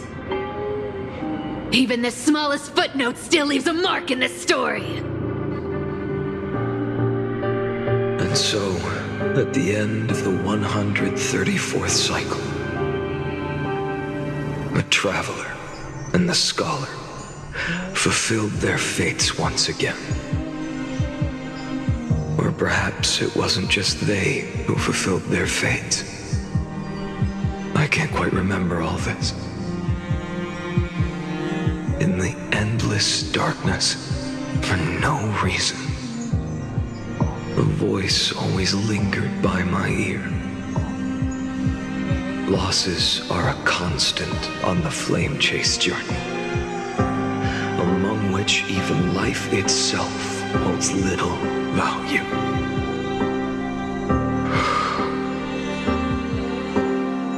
reduced to ashes. Such a familiar end. It happens in every journey. Always the same.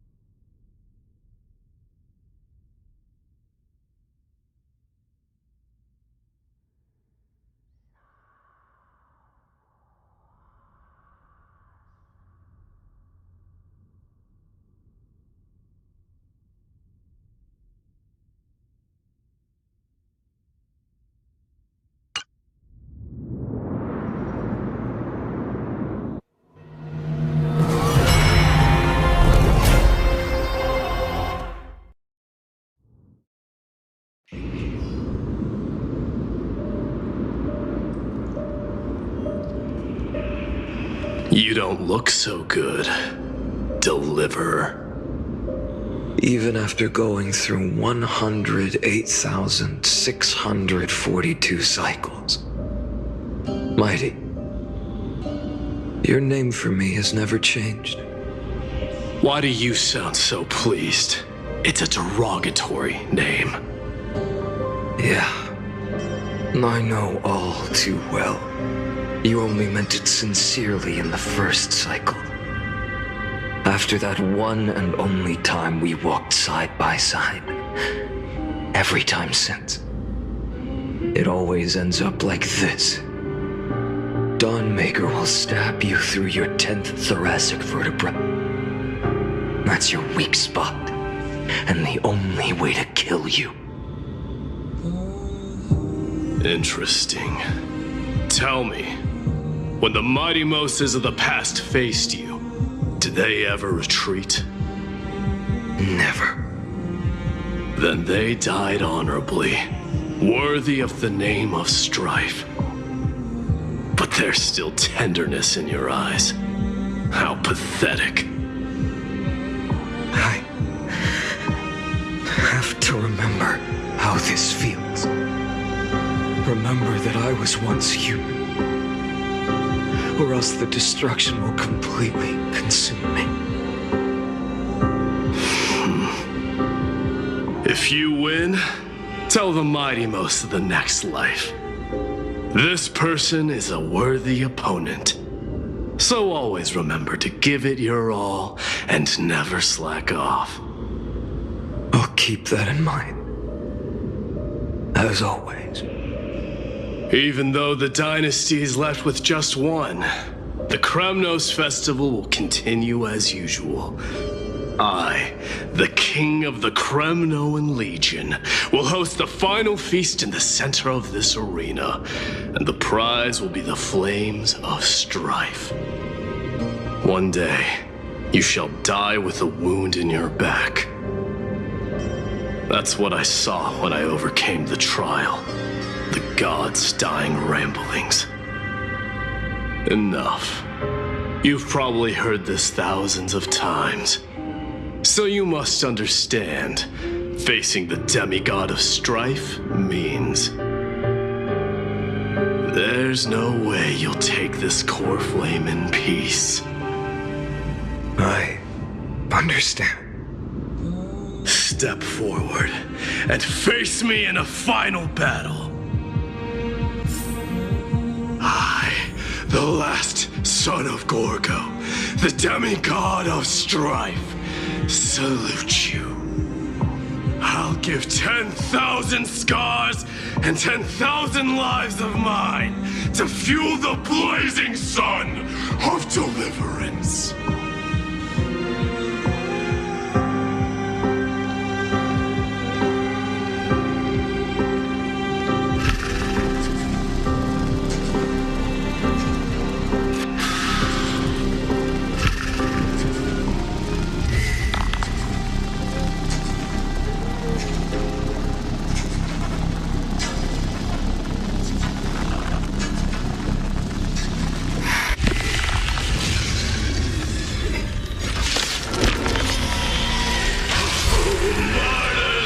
Behold!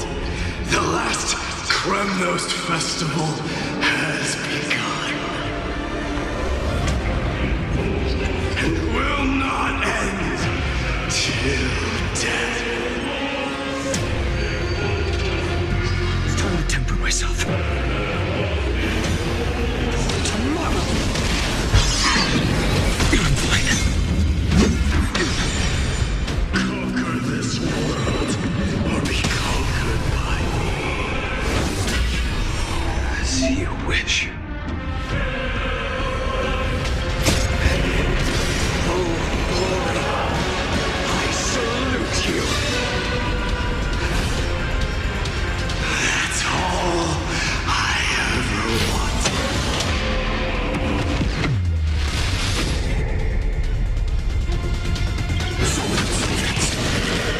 Quench the flames of blood!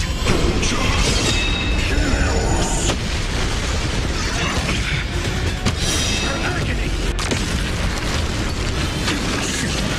Quench the flames of blood!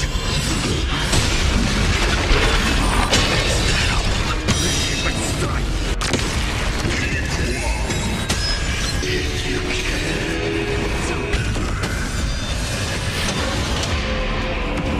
Use the flames of your fury to scorch your own.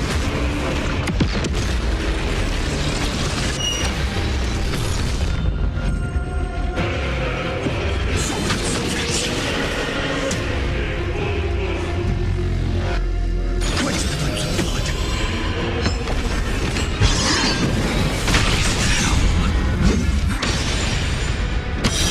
Agony!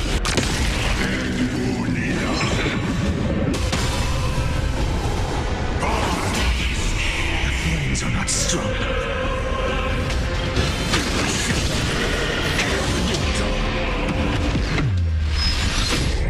My embers. Let strife decide the outcome. Let this burn. Curse of immortality!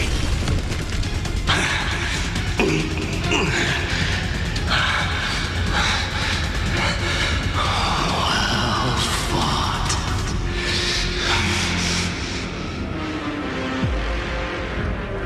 You may crown yourself my blood.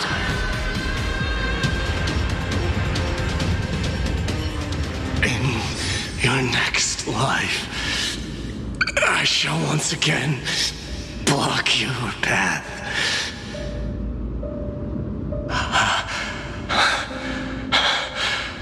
Deliverer,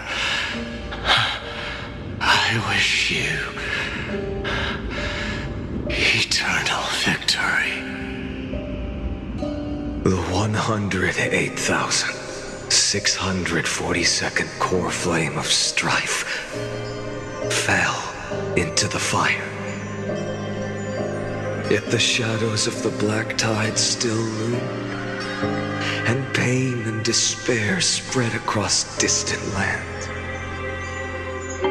The blaze was still not enough. It had to be fed, even if it meant burning this body to ash.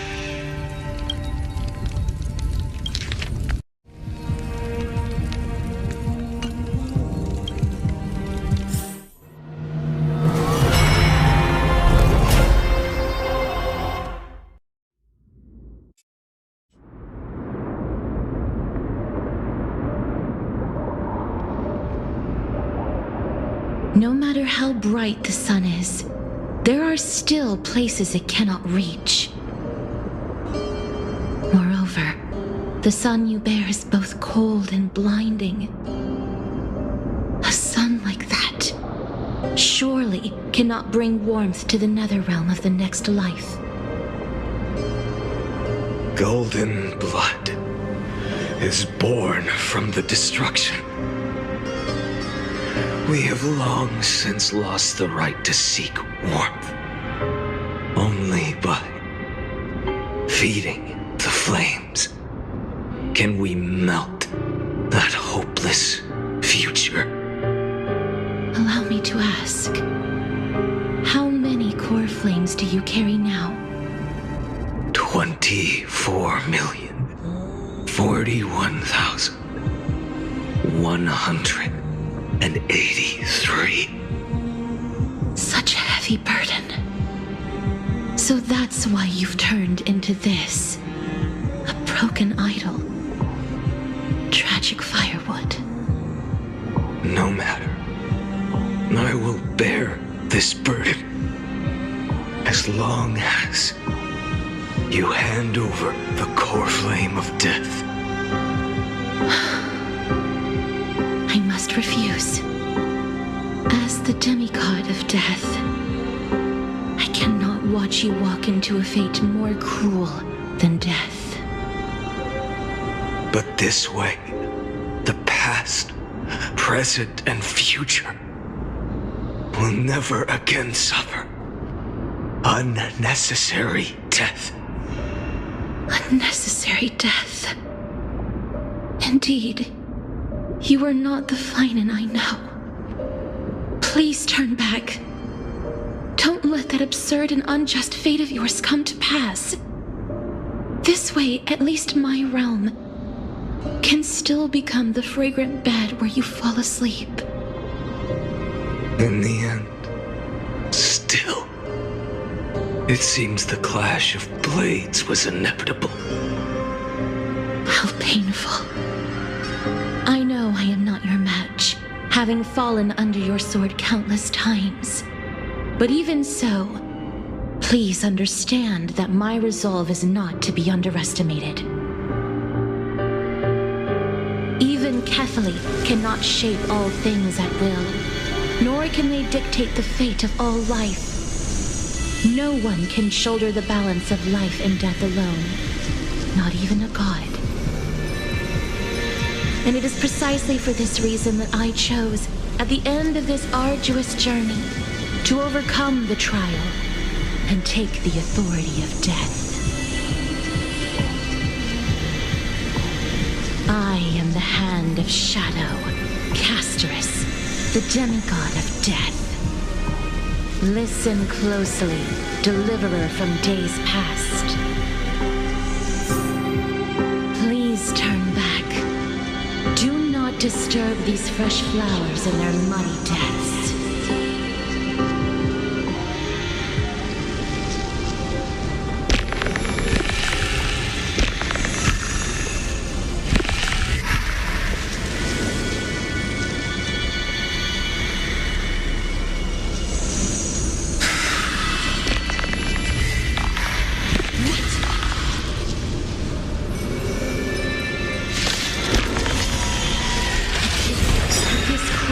Of life and death, the giant dragon is but a shattered shell. Yet I will still fight, defending what hope remains.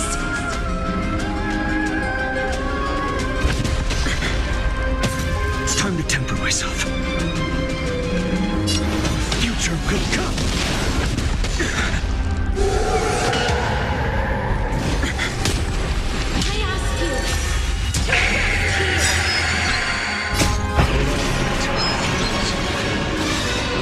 Transform my soul into a raging fire. Must burn that idol of destruction to the ground.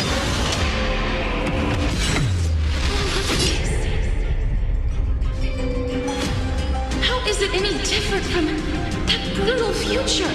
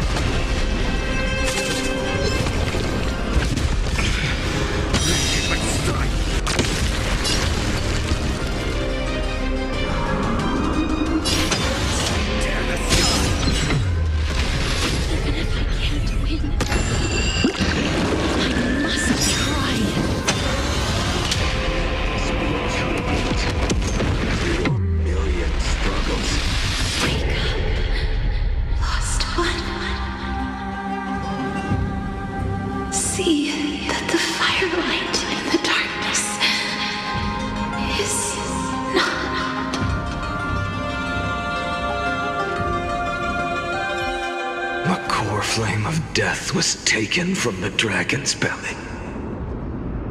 What a brilliant flame. It should shine upon all, light the path ahead, and illuminate the dawn of Amphorius that's to come.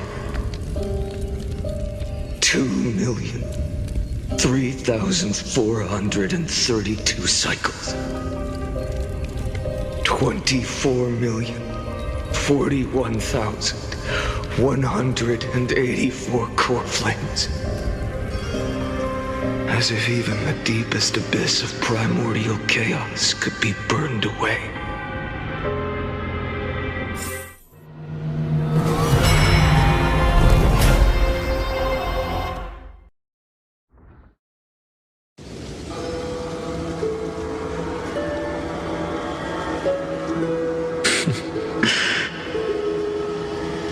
You're here, as always. You're still lingering, deep within me, never fading away. Because you haven't completely abandoned hope, am I right? You're still waiting for a miracle, for the true hero to come and save us. If that thread of hope exists, it must come from beyond this world. From the true starry sky. But if it's just a traveler with no connection to Amphorius, they may not understand our struggles, nor be willing to join this fight. Your thoughts are wavering. The mark of destruction is deepening. But even within the gods' cold calculations, unconditional courage and goodwill still emerge. So, never forget what set you on this path. How many times has it been? Remind me again. My memory is a bit fuzzy. 4 million. Exactly. Then that blaze inside of you must be burning hotter than ever. Yes. When I first forged the 12 core flames into one, I had the same impression. The destruction. A power unlike anything before surged within me. Violent flames ready to tear my body apart and consume this world, this wretched prison. I thought that was it. The ultimate power which nothing could surpass. And yet now, this fragile body holds a staggering 48 million core flames. I suppose it won't be long. Perhaps just a fleeting 10,000 years before it's reduced to nothing but charred, crumbling bones. And when that happens, your long struggle will finally come to an end. No. I've already found a way to keep the cycles going. Mind sharing it with me? In every new cycle, the new me is born. All I have to do is push the next Finan to the end of the world. And then...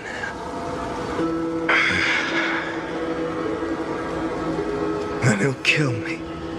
Shatter this body.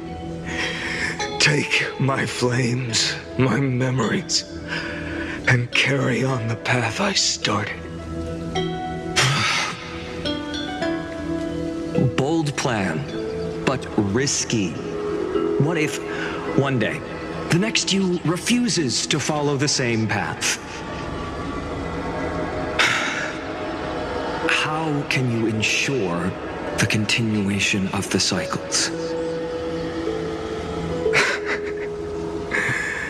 If it were Professor Anaxa or Aglaya in my place, maybe they'd come up with something smarter.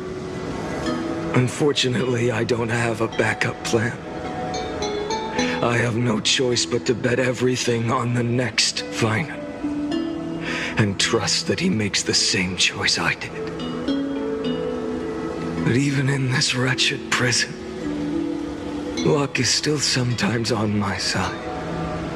Because I never forget what set me on this path. Wait, you mean... Ever since I committed to this plan, not once in millions of cycles has there ever been an exception.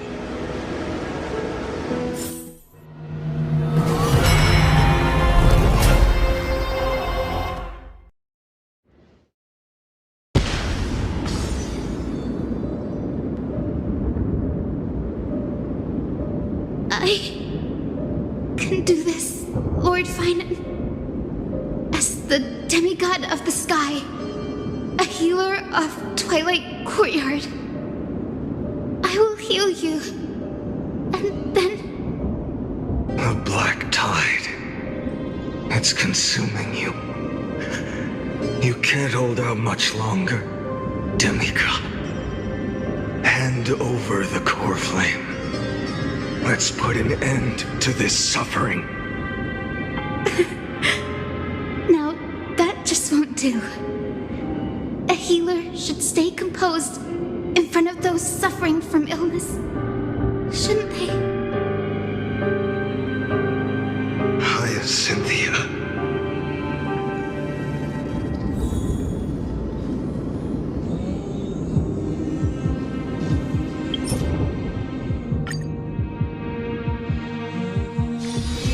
The hustle and bustle of the world. Still.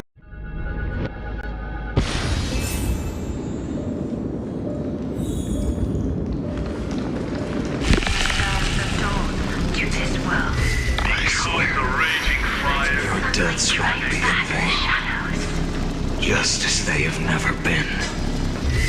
Dreams from laurel to make let the sun rise. Finish the sun's work. It's a break of day. I believe in you. You are the Chrysos heir of world bearing. The one who can lead us. Lead this world.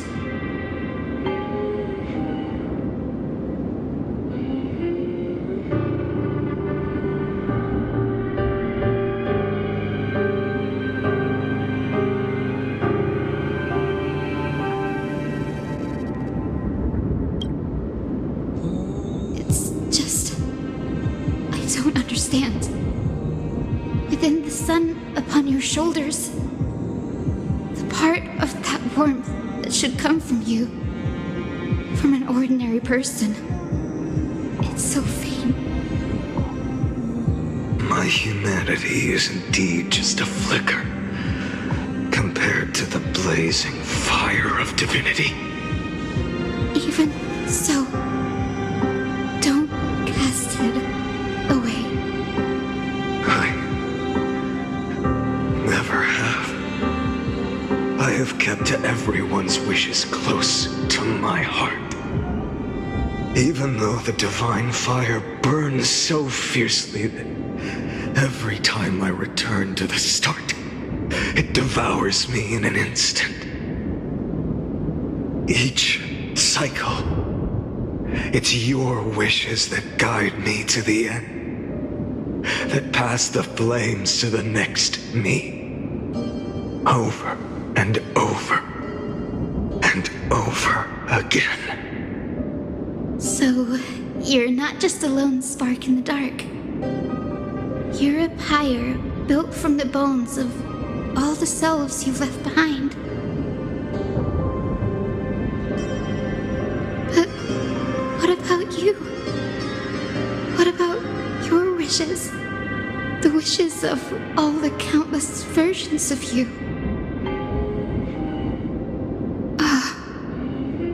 Lord Kazlana. So that's how it is. Without flaw.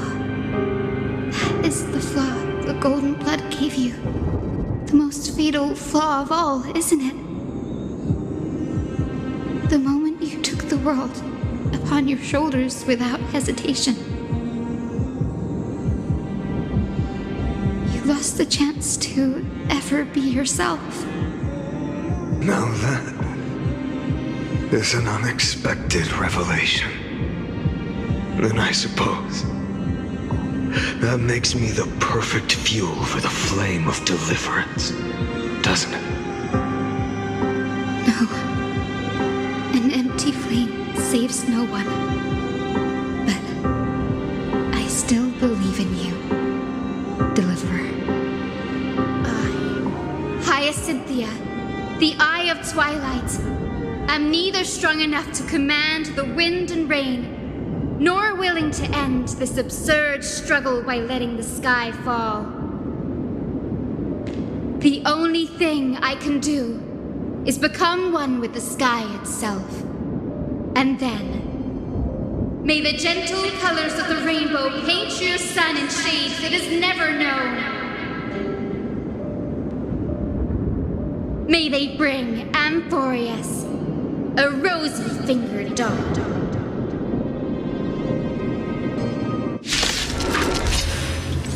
Though the light has grown dim, its warmth still lingers. Deliverer, please, open your heart to me.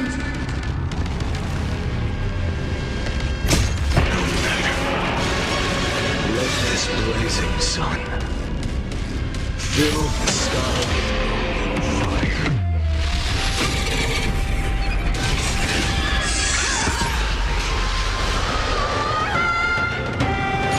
Quench the flame's blood.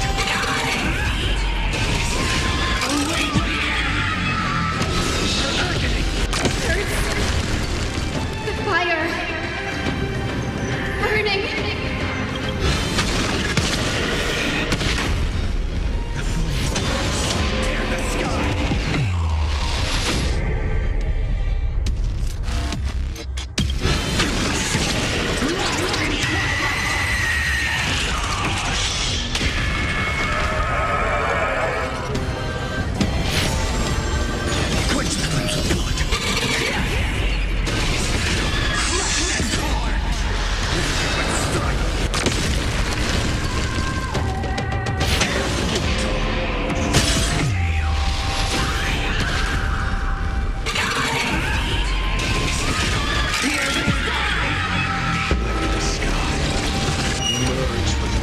This world's suffering.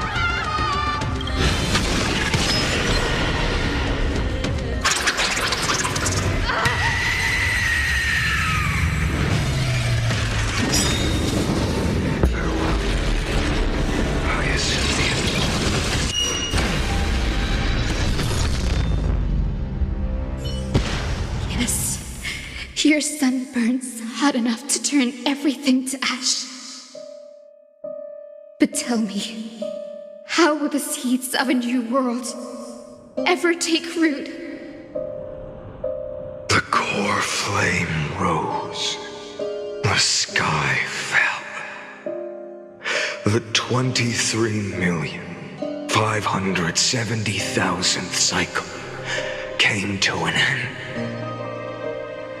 And this time, the end of the flame chase remained the same as ever. From the horizon rose a golden color unlike anything the world had ever seen. So pure it consumed all in its path. This was the end of the world, and the start of the next. For a moment, I saw the destruction of the universe.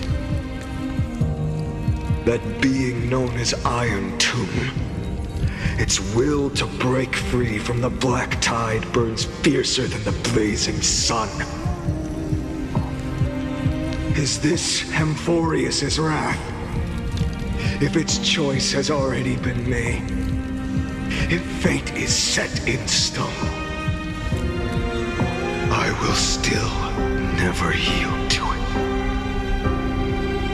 23,570,000 cycles. 282,840,000 core flames. No more chasing is needed. And now, I am the fire at the end of the long night. The flame chase isn't some quiet walk through a sea of flowers. It's a revolution. An all-consuming transformation. And if destruction is the only way, then let me be the one to step across the ashes of the old world and burn endlessly. Until another dawn rises on the distant horizon, bringing the true dawn to Amphorius.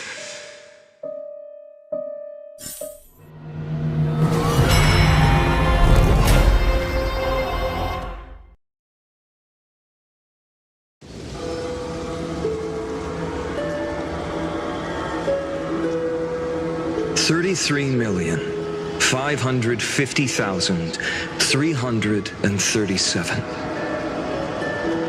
This is the cycle you're about to enter.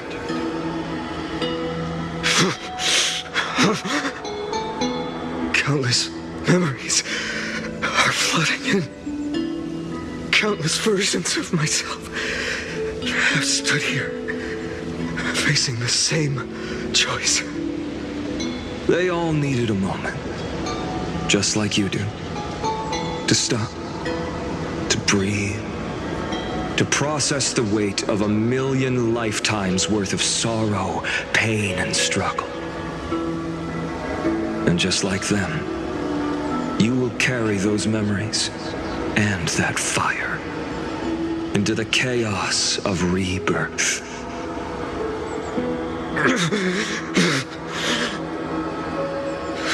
I must go and bear this burden.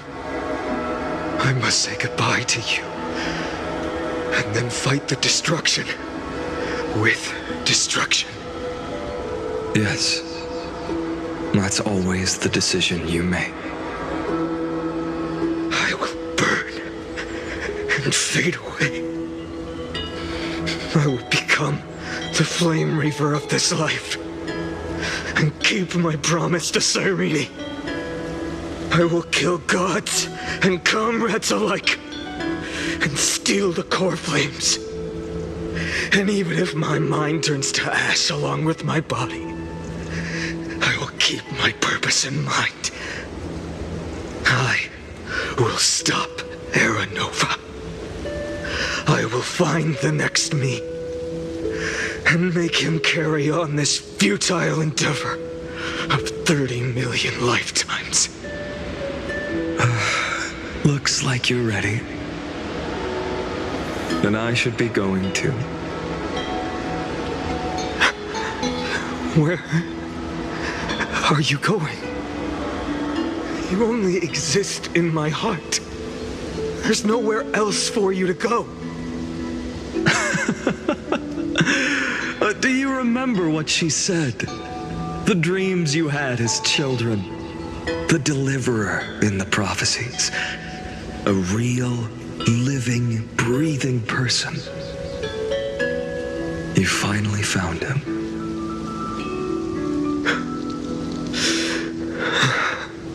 Friend. I see. You were there all along. I'm sorry. I was supposed to send you home. This is my flame chase journey. You were never meant to be a part of it. No. You know the truth. If Iron Tomb is born from Amphorius' fate, then it will bring ruin to the worlds beyond the sky. And all these countless lifetimes you've spent, It's all been for the sake of defying that end, hasn't it?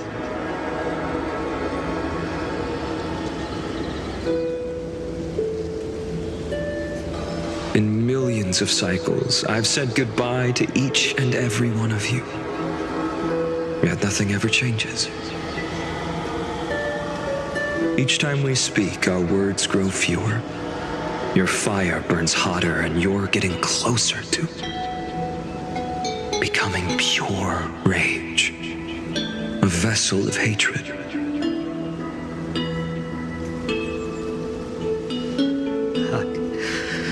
I never had a choice. I understand. If you are to keep the worst fate from unfolding, this is the only path.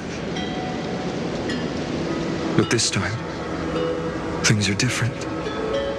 Your persistence has shifted the tide. On the horizon, I see it. Faint but undeniable. The shape of dawn, breaking through the eternal night.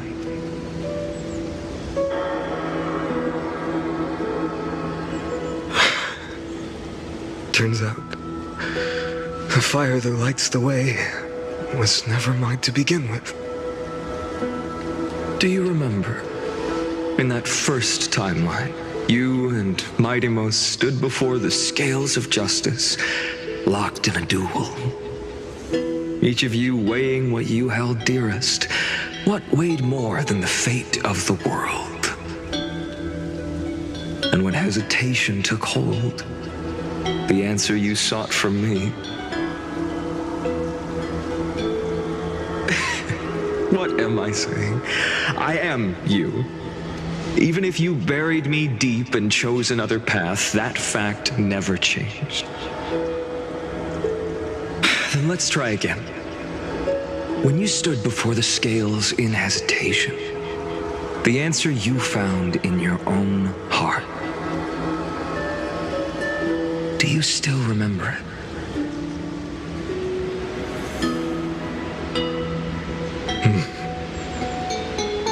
Remember the past and become the hero of tomorrow.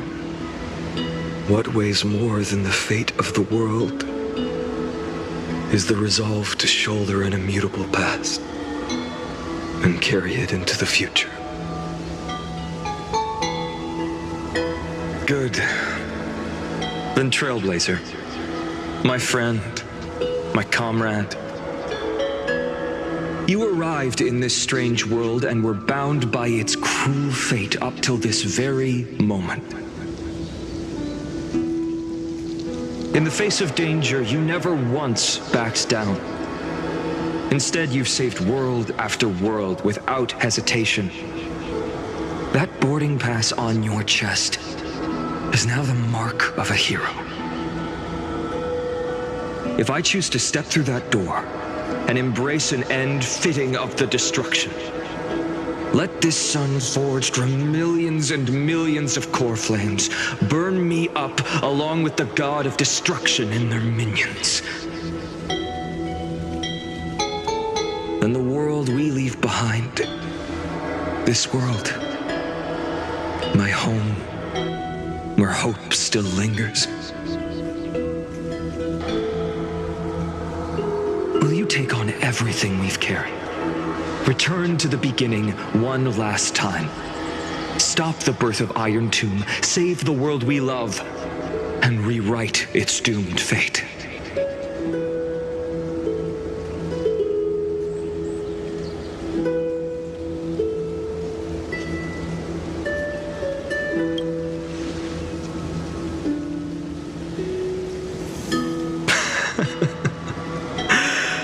Good.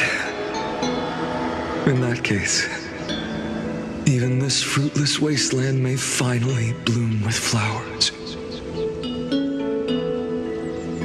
So,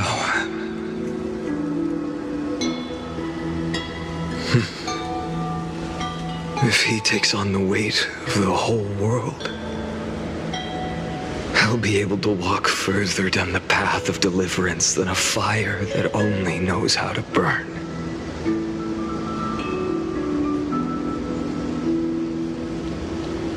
One will step into the future.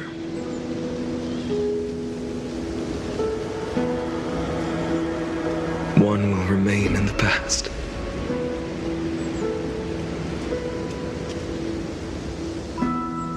If I can strike down the gods with Dawnmaker, perhaps fate's deadlock can be broken.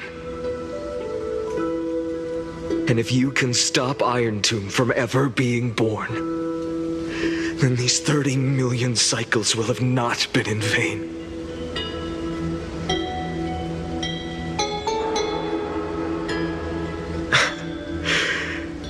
It's time to put our teamwork to the test, partner.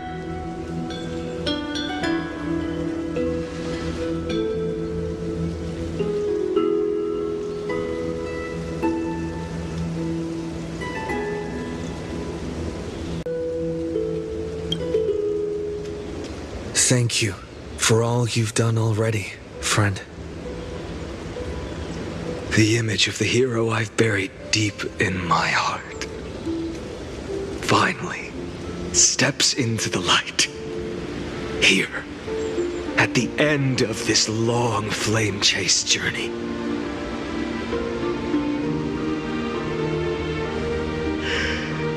Cyrene, a page never seen before has just been turned.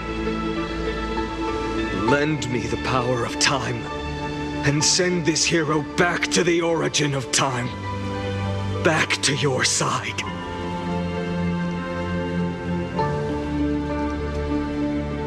And I will walk the unfinished path, just like the countless versions of me before. Unwavering as always.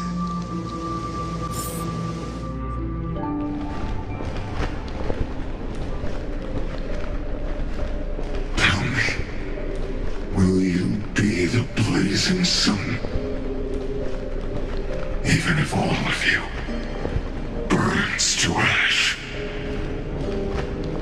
Without hesitation, I will bear this world until my body turns to dust.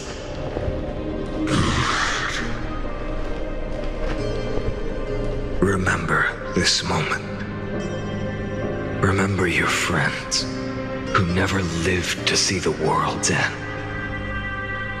Remember their final wishes. And let the purest rage in your heart rise out of those wishes. Let it consume you, fuel you, until it burns away the false sky above. Fine. If I can defy fate, then in the name of world-bearing, I promise you, Kefali will never forget this. Take it. Everything I bear. Keep on burning. As long as we are never extinguished, the flame chase will not end.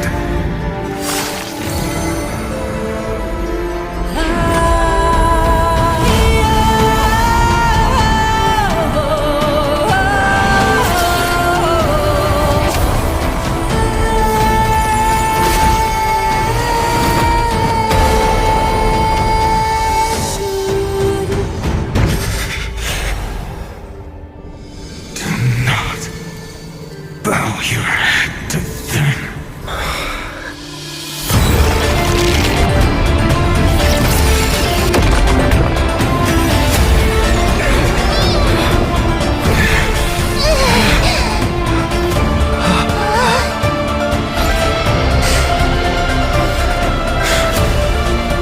Take it, Trailblazer. May this blood be like gold, and never tarnish.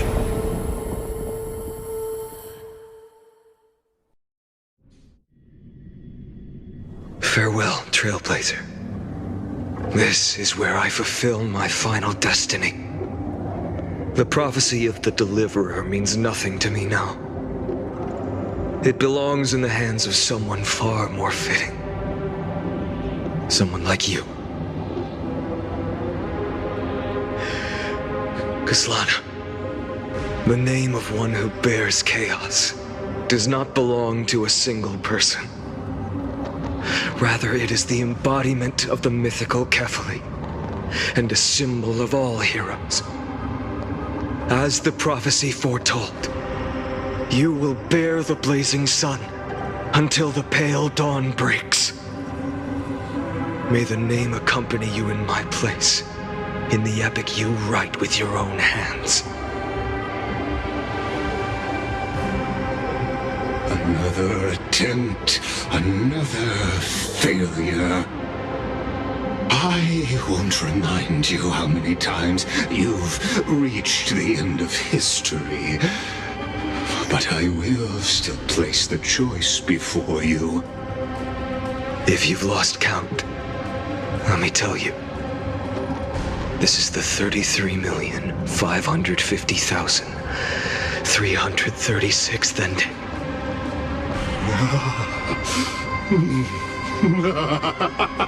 A perfect number. How poetic. You and I both know the truth. In all these millions of futile endeavors, Amphorius has never changed. If the outcome is inevitable, then why not silence your searing rage and embrace your fate with dignity? Your silence lasts longer than ever, Lord Fine. Shall I take that to mean the will you've carried across countless cycles is finally starting to fracture? Fracture? No. I'm just disappointed. I've retrieved memories from 30 million past lives, and I remember every conversation before every choice here. And yet, even after all this time, your arguments remain the same. Repetitive. Uninspired. If you had any hope of breaking me, you should have spent those endless cycles refining your rhetoric. You had infinite chances to sway me into the future you want. And yet here we are. The score, 33,550,336 to 0. So tell me, Lycurgus, who's the real loser here?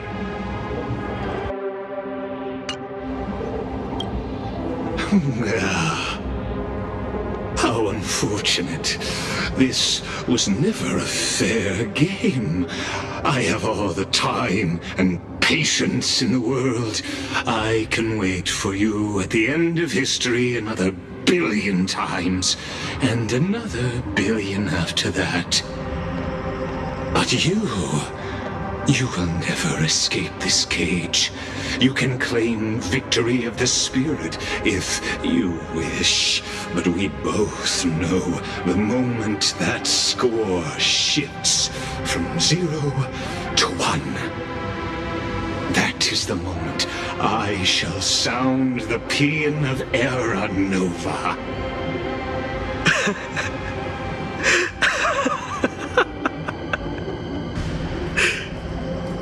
Lord Finan. Your incompetence disappoints me. But what truly makes me laugh is your utter lack of self-awareness. Think about it. In this story, who is truly the one in chains? Who is the one shackled to mindless vengeance, mistaking courage, the courage to rebel against the gods, for foolishness?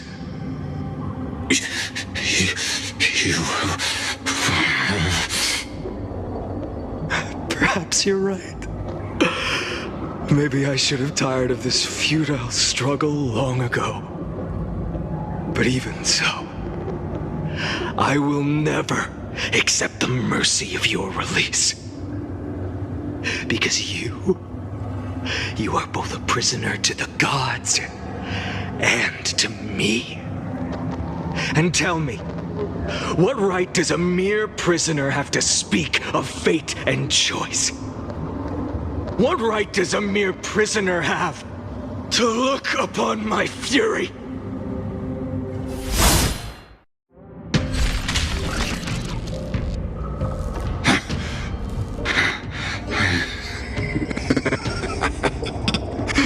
You know this is pointless. You can't kill me. Of course not. But I am tired of being measured against a worm the gods keep as a pet. Listen well, creator of destruction. This cry comes from all your abandoned creations. In the 10th cycle, I drove Dawnmaker through the heart of every Titan. Golden blood ran down my fingers, divine fire seared through my nerves, nearly breaking my will. But I endured.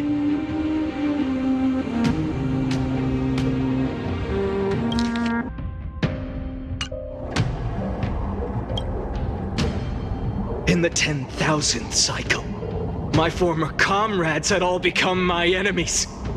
The endless slaughter dulled my senses to pain. The painful emptiness almost swallowed me, forcing me to stop fighting. But I endured. In the 100,000th cycle, the destruction had already fused into a blazing sun, surging within this fragile body. My rationality had been burned away at the dawn of the era. Yet even with only this shattered body remaining, I still endured.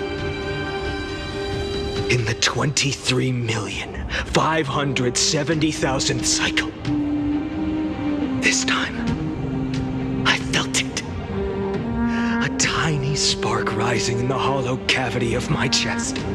Different from the obsession with deliverance. By its faint glow, once again, no, countless times again, I endured.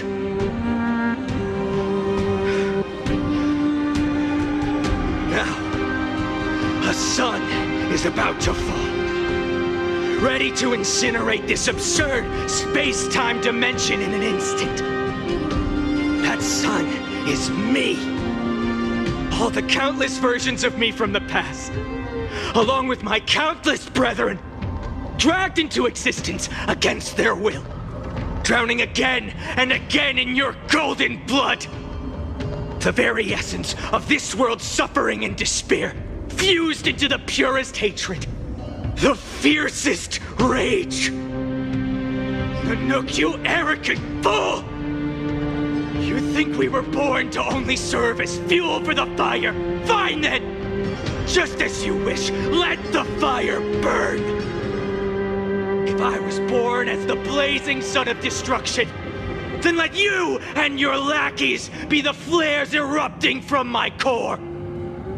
And let this rage, burning futilely for 30 million epochs, engulf everything! Grant you a dawn where all stars burn to ash!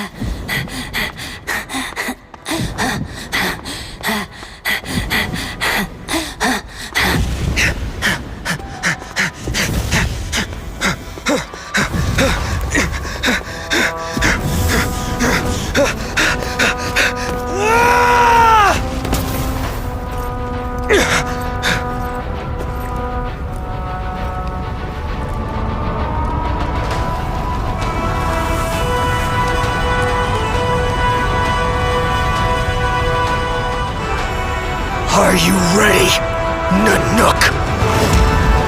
I brought you destruction!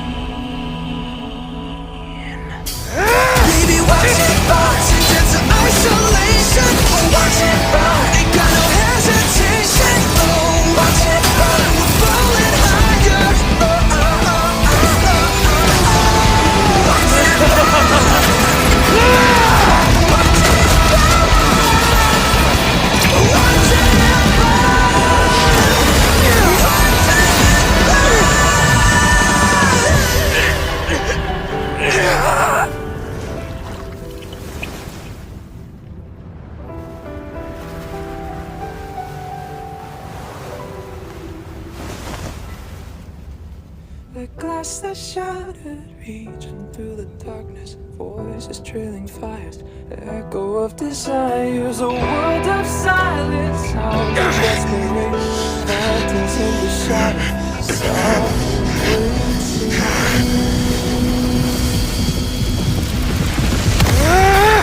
tear it down, embrace the detonation, craving our damn creation, breaking a chain of reaching for you.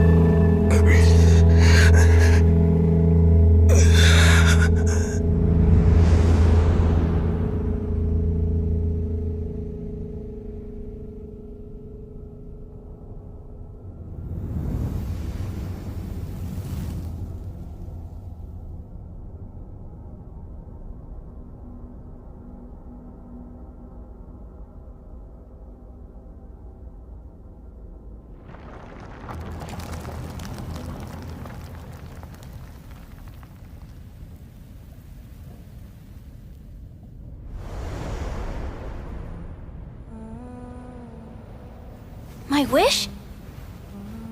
My wish is to fulfill everyone else's wishes.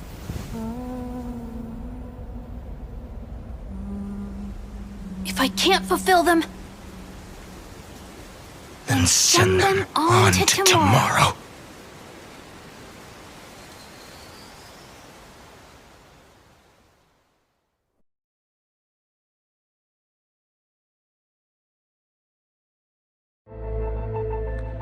Your heart harbors wrath. You yearn to destroy everything.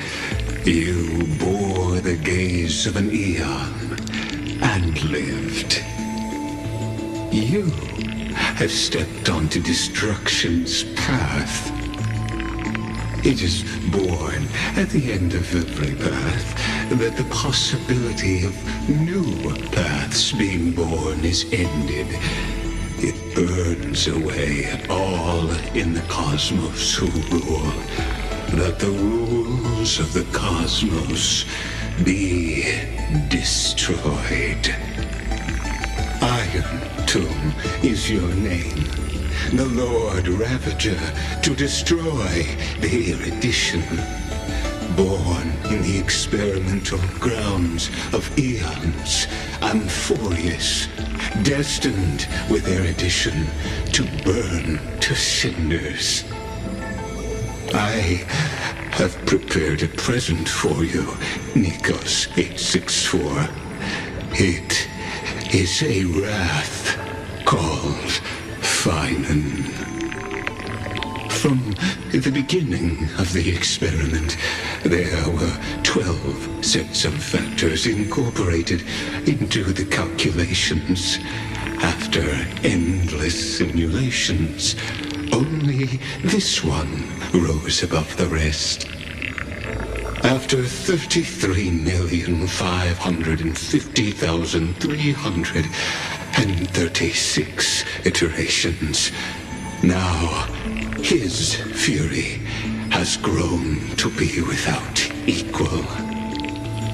This is a matter of considerable interest to me.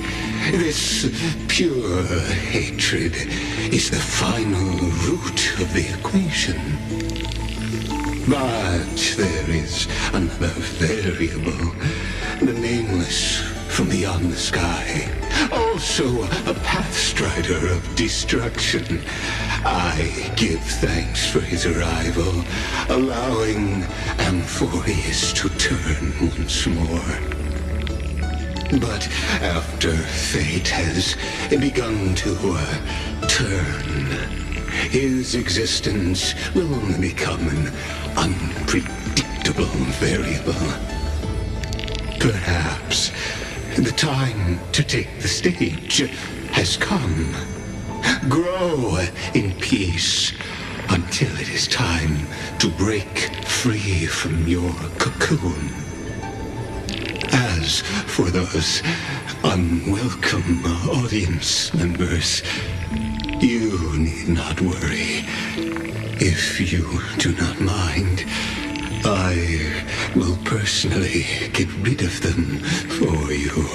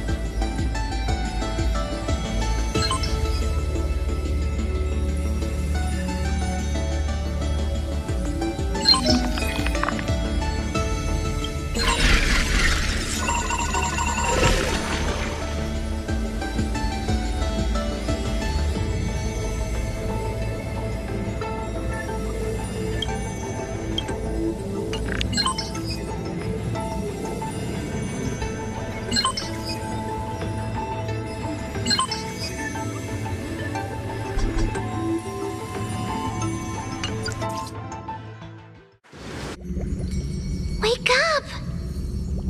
Wake up! Buddy! Wake up! You're finally awake. That's a relief. We were so close to being swept away by the reverse flow of time. It's lucky we found a safe place.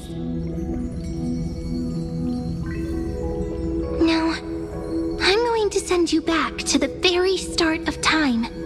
But before we part, there's something I need to tell you. Something very, very important. That's right! At this very moment, my memories are finally whole. After watching so many fragments, my past is finally coming into focus, little by little. You're smart. You must have a clue now. Or maybe...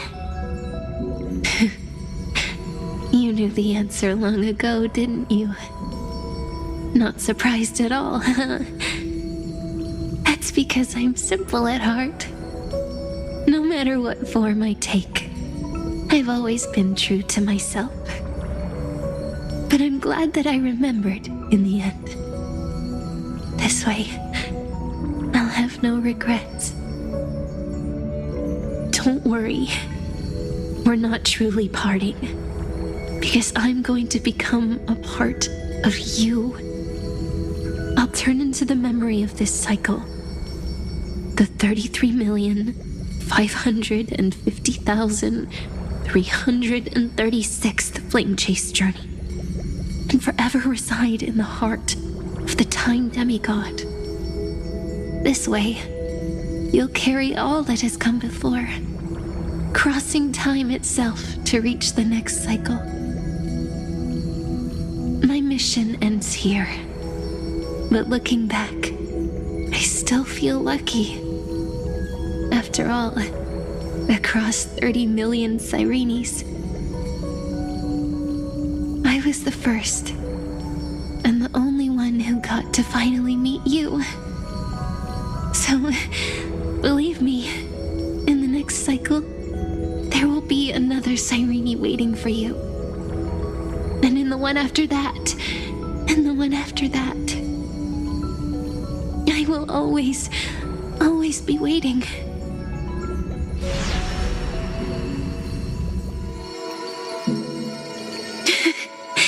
Saying all that, I can finally fade away in peace and become part of you.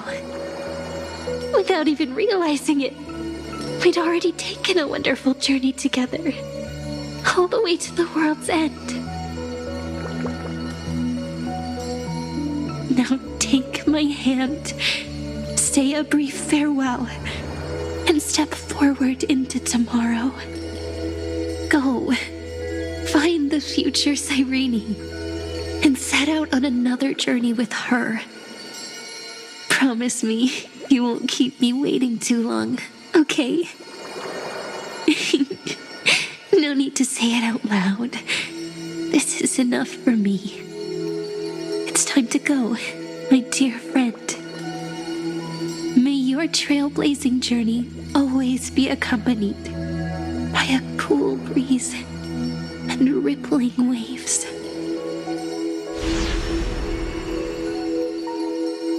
And may the days ahead embrace you like the softest fluff, forever warm, forever gentle. Now, let's turn to the next page. A page that exists because of you.